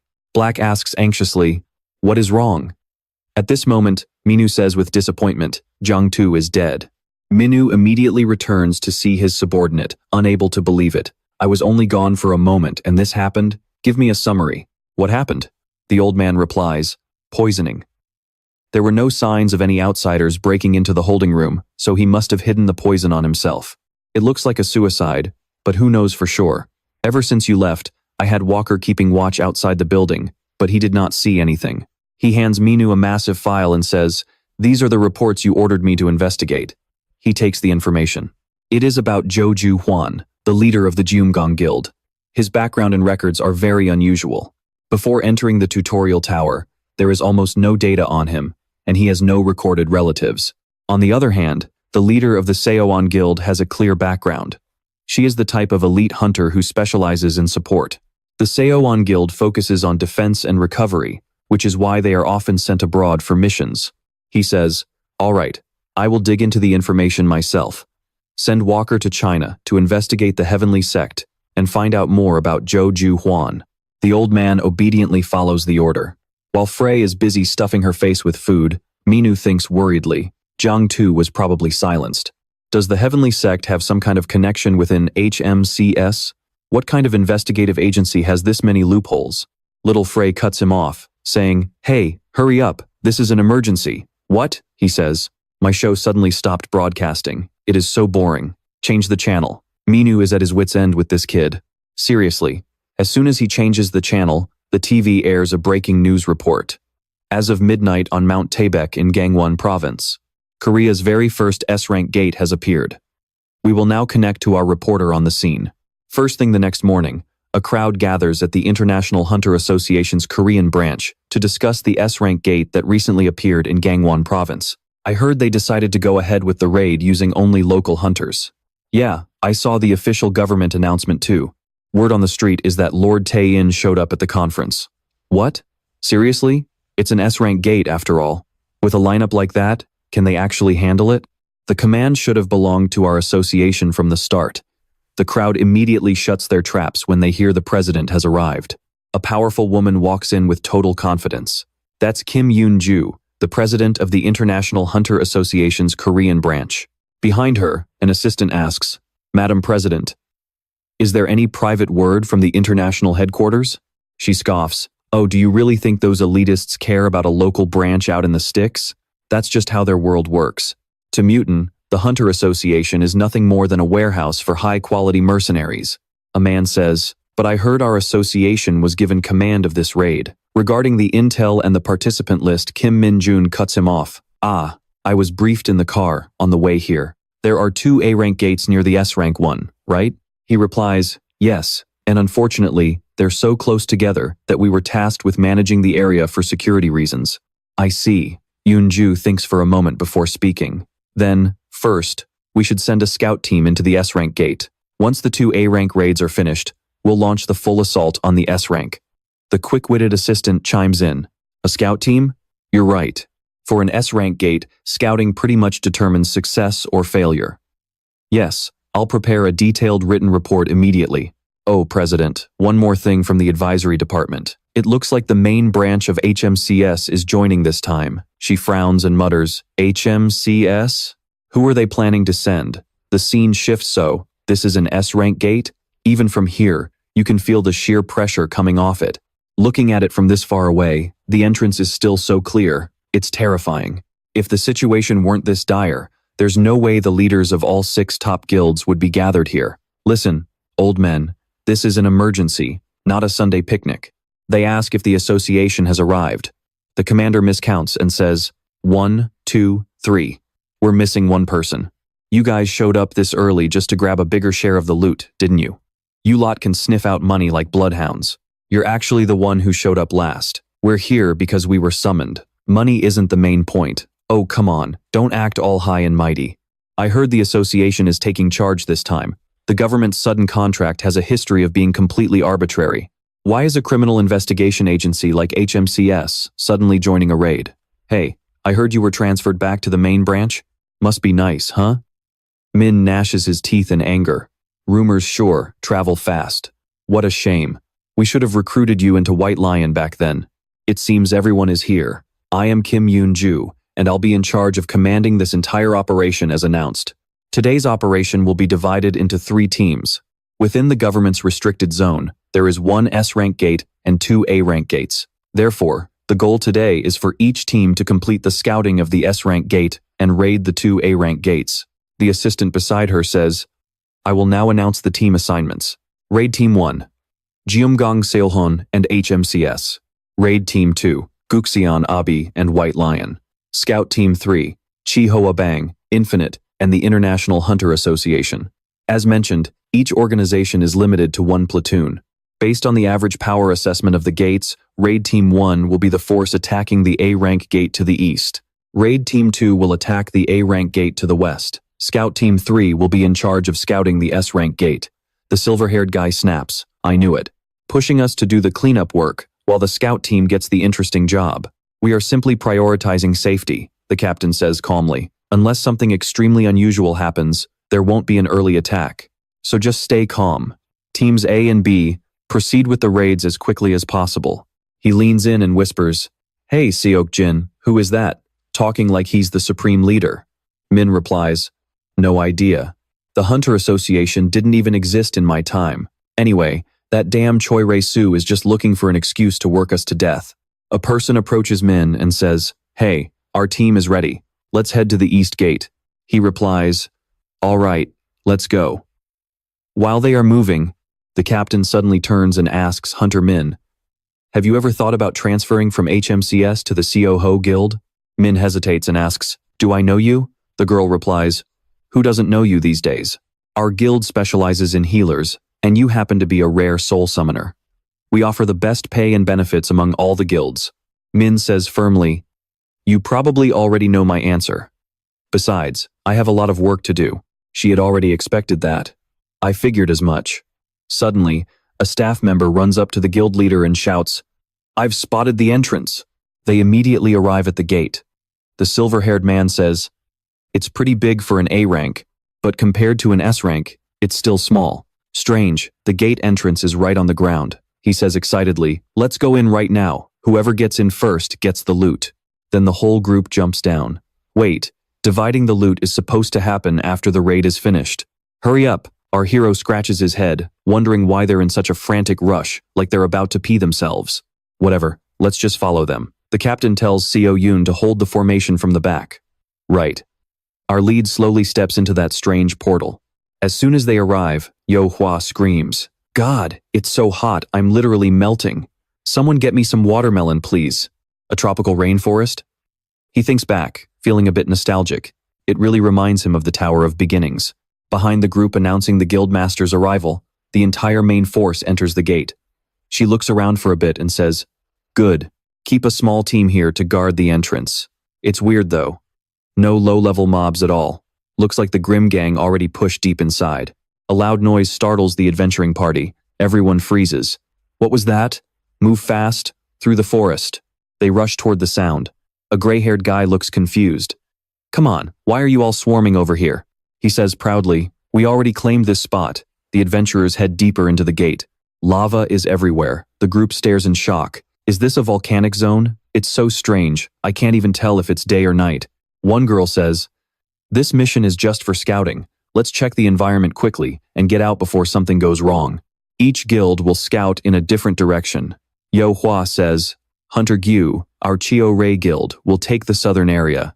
She just nods. She's the leader of the Infinite Guild, a lion rank hunter. Her skill is word of command, right? Maybe that's why she's always so quiet. Yo Hwa feels a chill and says, Ugh, I wish I was teamed up with Master. The people behind her call out with deadpan faces, Guild leader. Fine, let's move out. Transition to another group. We've been in here for a while, but it's weird, not a single monster in sight. Hey, you find anything? One guy asks. Yeah, we scanned a 20-kilometer radius. No traces of monsters, not even a shadow. But there's a mana flow concentrating in one spot. And the heart of it is that volcano over there, the sector leader reports. Going straight there is too risky. We'll only advance as far as our detection skills allow. Back to Yo Hwa's group. She looks around and says, Doesn't look like much to see, but that volcano is definitely suspicious. She's about to fire an arrow to scout. Hwa steps back. Then she says in surprise, Oh, did I scare you? Hunter Gyu writes on a piece of paper. The southern area is fully scouted. Let's head back to the rendezvous point. Yo Hwa agrees. Yeah, we should head back. Then Gyu sends a message to Kang Yo Hwa. You seem to know a lot about the famous hunter Minwoo, don't you? Yo Hwa asks, surprised. Yeah, why? She replies, I'm only here because of the guidance of Master Choi Jae-soo and the heroes of the war 10 years ago. My uncle Choi, Jae-soo, and Dako Ho, their achievements are still burned into my memory. But it's weird. No matter how hard I try, I can barely remember anything about Minwoo. Don't you think that's strange? Someone that powerful, who shook the whole country. Yet he just fades from memory after only 10 years. Yo Hwa says, Well, you should try asking Master again. A guy runs up and says, Guild leader, our connection to the command post was just cut. You need to come here right now. Sensing something is wrong, the group rushes over. She gasps. What the hell happened? What is all this? People are dropped like flies, only a few lucky ones still clinging to life. The monster speaks. So you crawled here on your own. Saved me the trouble of hunting you down. I'll slaughter every last one of you right here. Over 10 high-rank hunters fought for their lives. Yet they couldn't even leave a scratch. They were completely wiped out. The southern captain thinks in terror, this thing isn't a monster. It's a species that transcends all limits. She trembles with fear, thinking, this is a demon. Just as she loses all hope, Yo-hwa runs up and screams, Captain. Luckily, Yo-hwa saves her just in time from the demon's killing blow. The group throws everything they have at it to hold it back. After being attacked by Hunter Gyu, he isn't in pain. Instead, he says excitedly, that technique is interesting, but I think this will be even more fun. Meanwhile, Gyu's face is tense. She thinks, did he really break my word of command that easily? It's smart enough to talk. And those horns. This has to be a legendary high-tier monster. Yo-hwa shouts, don't take your eyes off its attack patterns. Let's see how well you fly, you little bug. Worthless insect. He uses fire to keep everyone at bay. She screams, damn it, Captain, we'll lure the enemy away. We'll gather the survivors and call for reinforcements. Taking the chance, she distracts it, yelling, over here, you big lizard. The monster is shot through and roars in pain. Infuriated, it says, that's enough games. With that, it slams its foot into the ground. Sharp spikes erupt from the earth. Unfortunately, one of the spikes slashes Hunter Gyu across her mouth. It laughs, ha ha, I've ripped your mouth open. Now, I'll crush both of those arms. The demon twists its body and unleashes a move. Turn into ashes. Iwa screamed, everyone, get into defensive formation. His ultimate move was suddenly neutralized, then shattered into pieces. The monster just stood there, completely dazed. Wait, what the hell is this? Even our main man was surprised. Why did he suddenly end up here? Let's rewind 30 minutes to Dungeon A. Standing before the gate, he muttered, if what I am seeing isn't an illusion, then is there really another gate inside this one? Little Freya chimed in. Gates are unpredictable enough as it is, but this is a first even for me. Should we call it a layered gate? Our hero clicked his tongue. Are we even sure this is a gate? Freya replied. At the very least, it definitely leads to another dimension. Its mana composition and structure are identical to a standard gate. Even the silver-haired guy was stunned, his jaw dropping. He gasped, a gate within a gate? I have lived a long time, but I have never seen anything like this. Our MC asked where the other hunters were. He replied, Seo is treating them. The rest are checking the monster carcasses for loot. Since there were no monsters or mana crystals inside, the MC suggested, let's head back and report this phenomenon first. Silverhair was not happy. Why would we do that? What if the gate closes? We should just toss a few of the healthy guys in to test it out. Why retreat so early? The MC looked at him with pure disdain. You have almost ruined everything multiple times by charging in like a moth to a flame. Have you still not learned your lesson?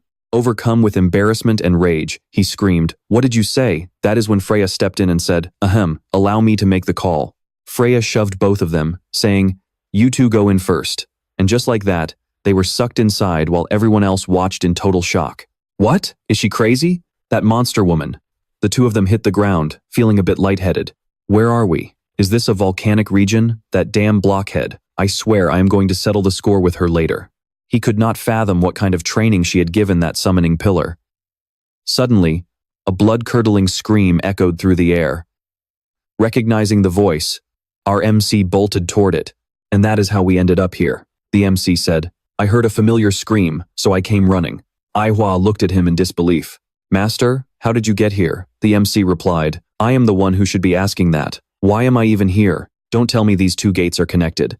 The monster pointed an angry finger at him. How dare you interrupt my fun? Fine, I will just swallow all of you whole. The MC immediately activated his defensive skill and told Ihua, stay behind me and provide backup. She instantly responded, yes, master, then drew her bow. The silver-haired guy, panting and exhausted from chasing them, complained, next time you do something, at least give me a heads up. Wait, why is Team C here? Don't tell me this is a rank 5 gate, Captain? She has passed out. Watching the MC trade blows with the monster, the silver-haired guy was left speechless. This is humiliating. Before he showed up, no one ever called us weak. The gap in power was supposed to be small enough that we could at least try to catch up. Is he even human, or is he some kind of demon? The captain suddenly muttered. His race is completely different. He is not human. An existence that powerful. It is just not possible for a human. In a state of total shock, she said, I am an S-rank hunter too. I am the president of the Korean International Hunter Association. So why? Why am I so helpless? Silverhair nodded in understanding. Yeah, I have been feeling it lately too. No matter how hard we push ourselves, we cannot compare to a creature from another race. But who knows, if we can understand the true nature of that power, maybe we will at least be able to keep up with them. Aiwa shouted.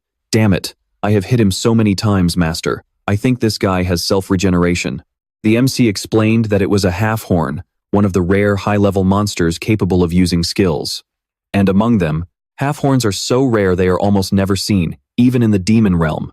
They do not use a dantian like we do, they use a core, and the ability of a half-horn core is regeneration. Aihua replied, so, if we destroy the core, we win, right? The MC gave a confident smirk. Why destroy it when I can just eat it? Aihua, I will draw its attention. You find the core location. Aiwa was startled. What? How? I do not have a detection skill, the monster roared. You insects. The MC lunged at it while giving instructions. A skill is just the first stage of mana activation. How you use it is up to you. Think simple. The core is the deepest center of the Dantian. After all, they are still living creatures. Aihua listened intently to his guidance. The shape of mana is determined by will. Let me try activating my wind skill to visualize the mana directly. Suddenly, she spotted at the point where the mana was most concentrated. She drew her arrow and shouted, I found it! The MC praised her. Good job, those eyes of yours are actually useful. The monster furiously tried to stop them. You bugs, how dare you target my weak point? I have no choice but to draw my sword. Freya was quite excited. A half-horn using half-dream? That is a legendary tier item, rare even in the demon realm. The monster unsheathed its blade and unleashed a scorching attack. Aiwa screamed in worry. Master! The monster slammed its sword down on him with immense force, but he did not have a single scratch. He just clicked his tongue and said, Good grief, how embarrassing. Where did you get that knockoff sword anyway? He did not even flinch, blocking the strike with just one hand. Looking back, 50 years since I first fell into that other world, it felt like fate was mocking me. Every single time I stepped foot near the volcanic region, I'd run into it. That cursed blade. Even among the banjak, only the high-ranking ones possess fire swords.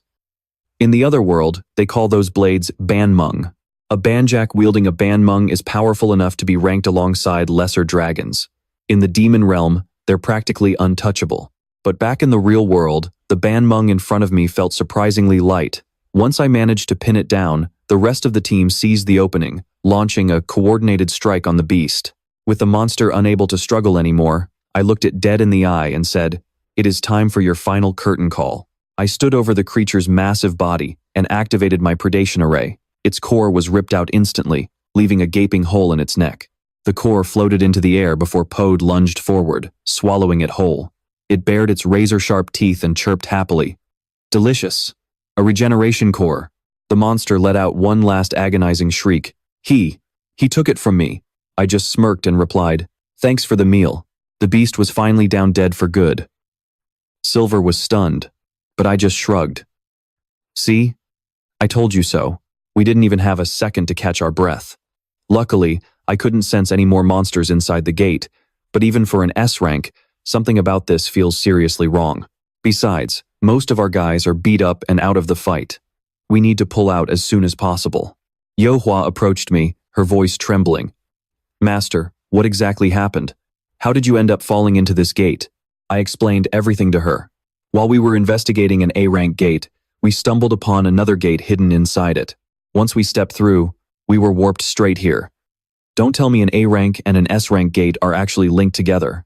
Silver wiped his brow and muttered, It sounds impossible, but it's the truth. The moment we were dropped here, the entrance vanished. Unless we find another exit inside, there's no way back to the original A-rank gate. Yo-hwa looked worried. What kind of phenomenon is this? Is it a duplicate gate? Or a gate with multiple entrances? This has never been recorded in history before.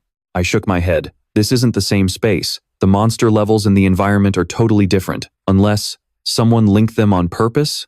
Silver nodded in agreement. These gates are definitely not normal. The fact that they're popping up all over the world simultaneously is suspicious enough. Remember that illegal awakening drug incident in the Middle East gate? A hollow gate with no mana stones and no monsters? This feels just like that, but even more advanced. If the 3 gates appearing in Gangwon province are all connected, then there's definitely a mastermind behind this. In that case, these are likely artificial gates. That's the most logical explanation right now. Yo-hwa's eyes widened in fear. No way, Silver couldn't believe it either. That's ridiculous. Who could possibly create and link gates? Who would do that, and what's the point? Creating a gate should be impossible to begin with. Plus, why create these worthless, empty gates? I told them that regardless of the reason, our priority is to clear these anomalies. We have to shut them down immediately. Whether it's an A rank or an S rank, it's clear there's nothing to be gained here. I asked Yo-hwa if she'd mapped the area yet. Mostly, she replied. And just like you suspected, there are no stones, but mana is concentrating around that volcano. It's definitely worth checking out. Right. The gate heart is likely there. Get the wounded out of here. Once we close this gate, we'll handle the remaining ones right away. Silver scoffed. You sure are comfortable giving orders. I ignored him, my mind on the others. Team A is almost done, so they should be fine. But what about Team B? Yo-hwa tried to reassure me. Don't worry, Master. Siwoo went with them. Everyone has the same goal, clear the gates as fast as possible. They'll be okay. Even if a dangerous monster shows up, it can't be stronger than that banjak we just killed. I hesitated. It's not that I don't trust him, I just have a bad feeling. Unfortunately, my brother's situation wasn't much better. All the S-rank hunters were following Siwoo's lead. 3 hours ago, Siwoo was scouting with Team B. Still no sign of the gatepost? Not yet, Guildmaster, but the area isn't that large. We expect to finish the search within 3 hours. It's a shame there are no mana stones though. But since there's nothing blocking our path, we should find it soon. It looks like the Warrior and White Lion teams are making good progress too. An empty gate? Honestly, we didn't need to bring this many people. I was thinking the same thing. I wonder if the other teams are in the same boat. To check the situation outside, can our Empire team head back first? The War King shrugged. Fine by me. A single team can handle an A-rank gate on their own. Are you sure? What if a mountain of stones appears the moment you leave? Siwoo laughed and said, well, if that happens, it'll be our loss. All right, we'll start packing up. He ordered Hunter Bake to prepare for the return trip. Understood. Guildmaster, the Empire team is recalling the search party and heading to the entrance. Please gather at the gate entrance as quickly as possible. Copy that. Byung-gu, we've got orders to withdraw. Let's move. Yeah, I'm coming. Just let me finish checking this last spot. Everyone, stay sharp. We can't let our guard down until we're completely out of here. All right, let's move out. Blondie grumbled bitterly. Damn it. We were recruited at the same time, but just because he has one rare skill, he's the captain while I'm still a low-level grunt. He was even at the bottom of the class during rookie training, so is there something shady going on? While he was busy snooping around, he accidentally slipped. He tumbled down a cliff and shouted in shock, "What the hell? Where am I?" The moment he scrambled to his feet, he saw countless corpses lying there. The guy screamed, "Are you with GM Gang? You're a GM Gang hunter, right?" But no one answered. He thought in terror, if he's GM Gang, shouldn't he be with Team A? Why is he here? Suddenly, he heard a noise and collapsed in fear. Two strangers asked, "How did you get in here?" "How else? I obviously got here way before you guys. Who do you think released the Minotaur into this place?" As expected, that beast was sealed as a guardian. Even you couldn't have killed this many hunters alone, right? Since all the captains left their posts, I came to help. By the way, where is Guildmaster Lee? Weren't you guys planning to completely wipe out Frost Snow? That healer is highly valuable and still useful as a sacrifice, so I sent her out first. I'll fake my death here and leave Frost Snow later. Still as cold-blooded as ever, I see. No wonder you chose a guild that's just like you. Enough, go close the gate. Where's Cloud? I think he went over to Team C. Hearing these words, the man's body began to tremble.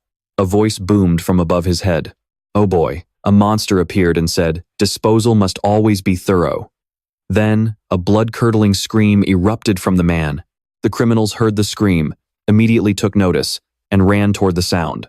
The monster remarked, "Humans really never clean up properly." The two men asked in surprise, "Lord Abus, why are you here?" He said the doctor opened a separate entrance. He then asked, "Is the number of sacrifices sufficient now?"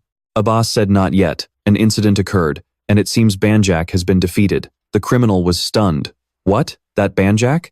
Abbas said. "Yes, it was that necromancer again.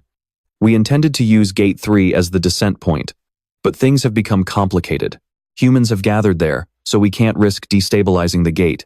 Therefore, the descent will be carried out at Gate 2. He ordered, "You guys close Gate 1 and move to Gate 3. Make sure they don't do anything unnecessary. The number of sacrifices at Gate 2 is more than enough.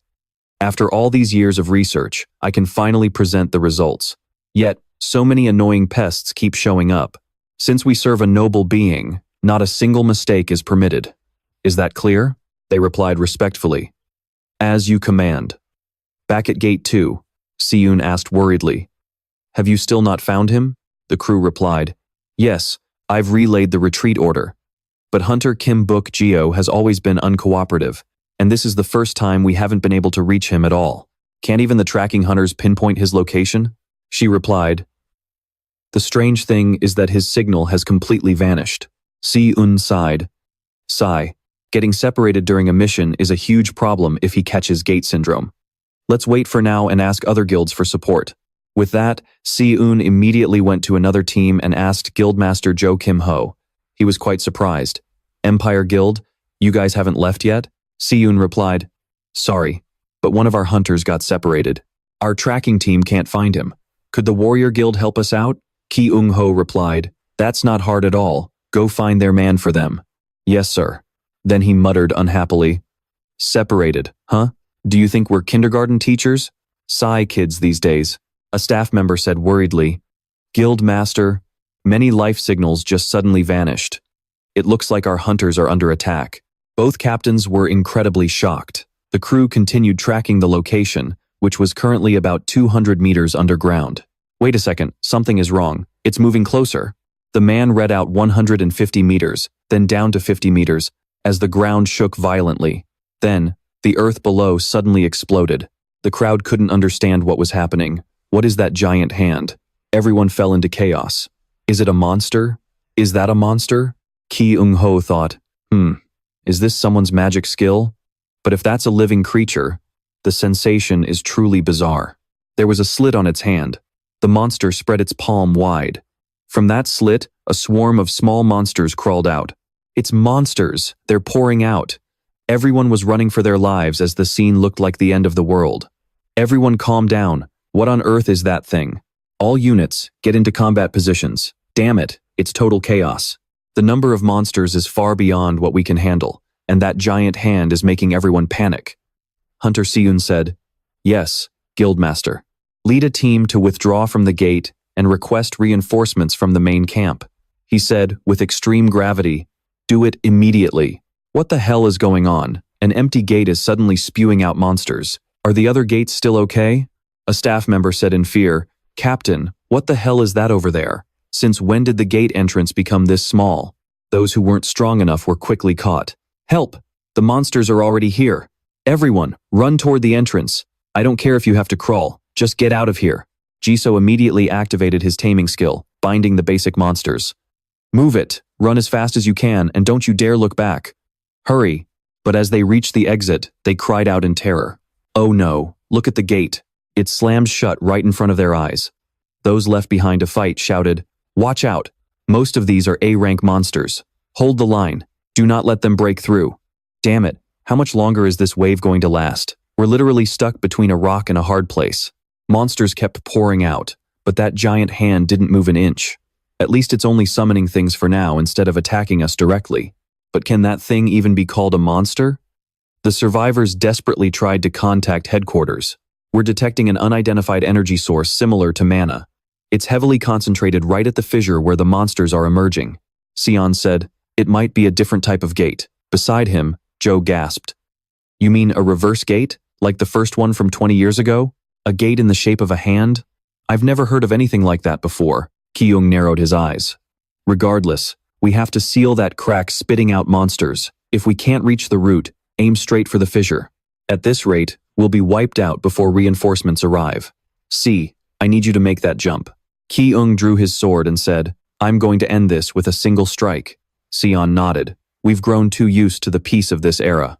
Hunters who only train on fixed routes and set patterns are completely lost when they're thrown into real, raw danger like this. Civilization was restored too easily, and we gained power and resources just as fast.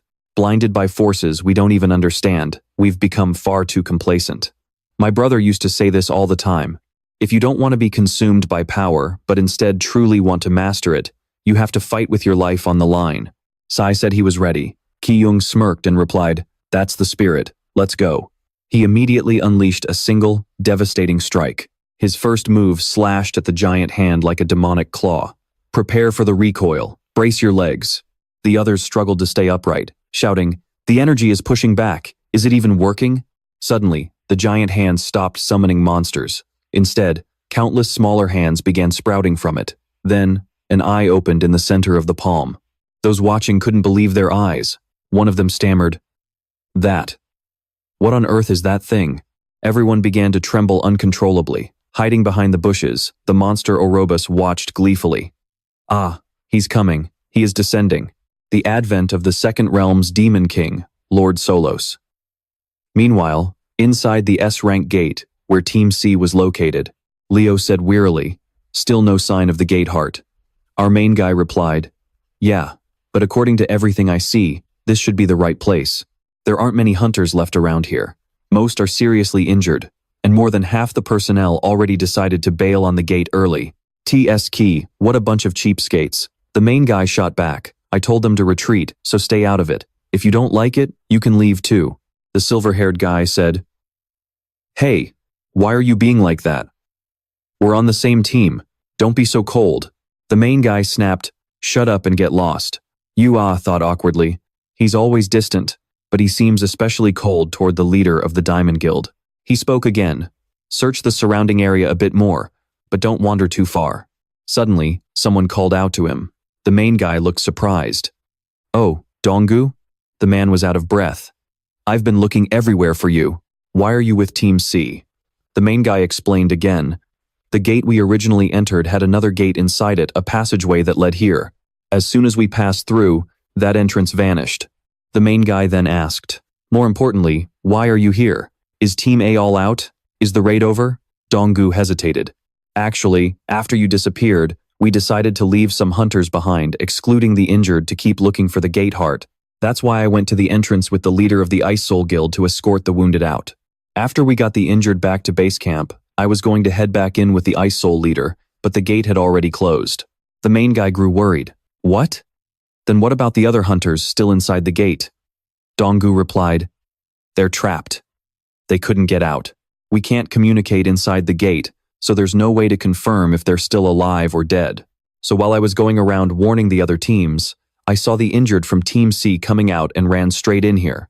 The main guy immediately told Donggu to check the situation outside first, since this gate might suddenly close too. You have to leave right now.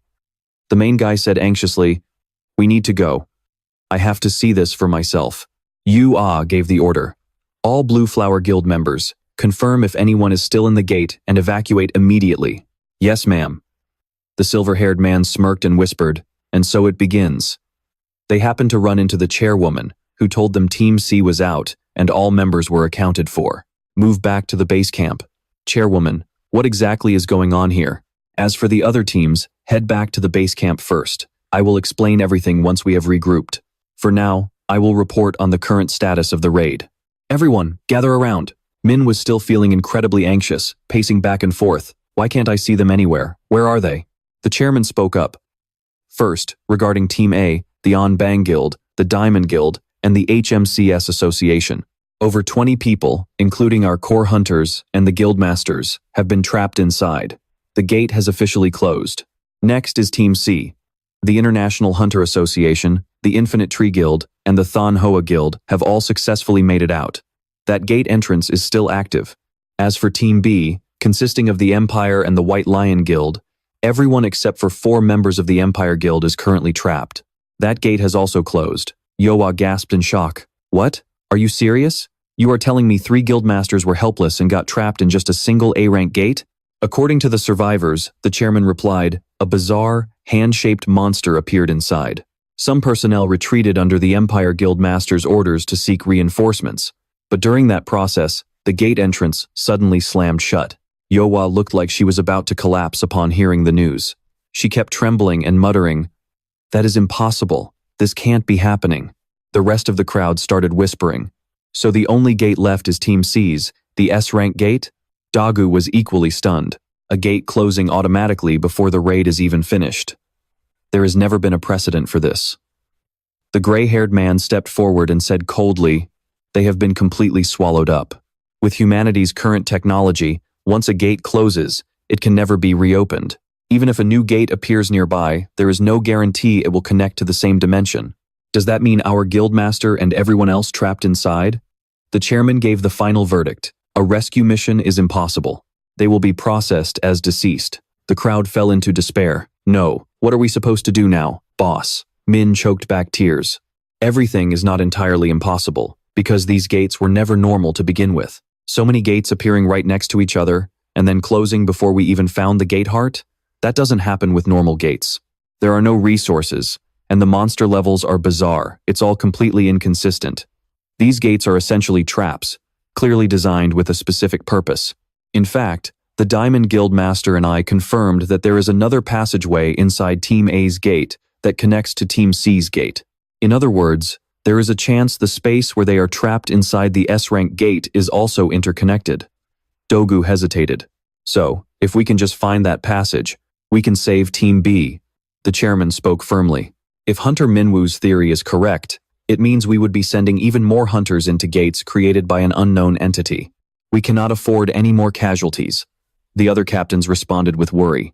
Exactly. What if a rescue team enters the S-rank gate and it closes behind them? Now that we know the door can be shut at someone else's will, it is just too risky. The chairman said sternly, "The existence of these gates is something far beyond human control.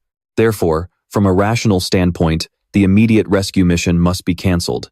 However, if we receive support from the Antarctica base later," Min's brow furrowed in anger. "Are you suggesting we should go beg those demons for help?" She looked at him. "Why are you reacting like that? In the current situation, they clearly have much more knowledge and information than humans do." Min let out a bitter laugh. "Even if they might be the very ones who created these gates in the first place," the woman replied, "it seems there are still quite a few people who despise the demon race. Throughout all this time, they have been quietly helping to rebuild human civilization. Think of it as atonement for starting the war all those years ago. What could they possibly gain by doing something like this now?" Min felt like he was going crazy. "So you are going to trust the invaders just because they patched up the wounds they gave us after attacking first? This isn't something that happened 200 years ago. It has only been 20 years. To be honest, you weren't even in that war. What do you even know about it?" Her pride wounded, the chairman snapped. "This argument is going nowhere. If you are so capable, why don't you just go handle it all yourself? As the commander of this raid, I am officially declaring that there will be no additional rescue operations. We will report the facts of this incident to the higher-ups, and then," Min cut her off. "Whatever. You just sat around doing nothing during the whole raid anyway." A staff member chimed in. "Chairman, let's just report to headquarters and ask the government for support." "Do whatever you want," Min shouted. "Fine. I will carry out the rescue mission by myself." Elsewhere, a man looked at a map and muttered, "Things are being brought under control, slower than expected." Sung-chan, an S-rank hunter, spoke up. "I just heard that the S-rank gate in South America has been cleared, but it seems the scale of the damage is much larger than we thought." Yanami, an S-rank hunter from Mysterio Titan, replied, "It's the same on our end. The country itself didn't suffer much physical damage, but the number of hunters who died inside the gates is higher than predicted." Old Man Mo, another S-rank hunter from Mysterio Titan, stroked his beard and said, "This is an unprecedented phenomenon. Losses on this scale were bound to happen." Gan Hiver, an S-rank hunter from Mr. Tane, stepped forward. "Saying it is hard to avoid is a massive understatement. Do you not think this has gone way too far? Our hunters are being sucked in like vacuum cleaners. In my opinion, our association needs to intervene much more aggressively. If the global count of mid to high tier hunters keeps dropping, we are going to be in deep trouble for future gate raids. Centermain, another S-rank hunter from Mr. Tane, patted her shoulder and said, "You are talking nonsense, Gan Hiver." She brushed his hand off and snapped, "Damn it, who do you think you are touching? Have you still not grasped the Hunters League's position?" Jen said. "If a powerful international organization like ours gets any more involved, the nations involved will end up in a very awkward position. Humans naturally fear those who are more powerful than them. Besides, training towers are being built in every country now, and countless hunters are being mass-produced as we speak. So what is there to worry about?" Takasu said tiredly. "Honestly, mass-produced? For now, let us just keep an eye on things. We will closely monitor the support activities of each national association. If help beyond that is needed, we will deal with it then." A blond man walked over and asked, "What is going on? Miss Aya is busy with work," the secretary replied. "Oh, I am sorry, but I have an emergency report. There is a request for backup from South Korea. A gate that was under investigation has closed for unknown reasons, leaving a large number of hunters trapped inside. They believe it might be linked to a nearby gate and are requesting rescue support. It seems more serious than expected, so I hurried over." The man took the document and ripped it to shreds, saying, "I will pass the information along. You can leave now." The scene shifts to the main character's group. He looks surprised. "That is certainly an unexpected face," Yohwa said. "I can understand others staying behind, but I did not expect you to stay too." The leader of the Mudung clan, Gonzan, said nothing and just watched everyone quietly. Yohwa asked, "Are you one of Joshua's subordinates? Did you get permission?" The girl spoke up. "I came to repay the debt I owe to Min Siwoo. Because of my injuries, I cannot cast magic circles, but I have mastered basic tracking skills, so I can still be useful." The government announced they will not release any news on support or casualties until the rank 5 gate is completely closed. But the chairman is only following the association's advice to prevent public unrest. Given his position, he cannot act recklessly. However, the fact that he approved my participation in the rescue shows he fully understands the gravity of this situation. Yohwa said, "Yeah, fine, whatever." The main lead added, "As long as you do not get in my way, I do not care. Time is short, so let us head in right now." With that, he suddenly snapped his fingers and gave an order to his subordinates. "While we are inside, the entrance to the gate will be guarded by these guys." 2 of his subordinates suddenly appeared. Yohwa said, "That mascot suit looks really familiar." The main lead asked, "Do you have the item I told you to bring?" The old man replied, "Yes, master, we came straight from Dungeon Jack." That woman named Nam Yong emphasized that she put everything she had into making these exactly to your special requirements. Yohwa was shocked. "Sacred relics from Dungeon Jack? What exactly are they?"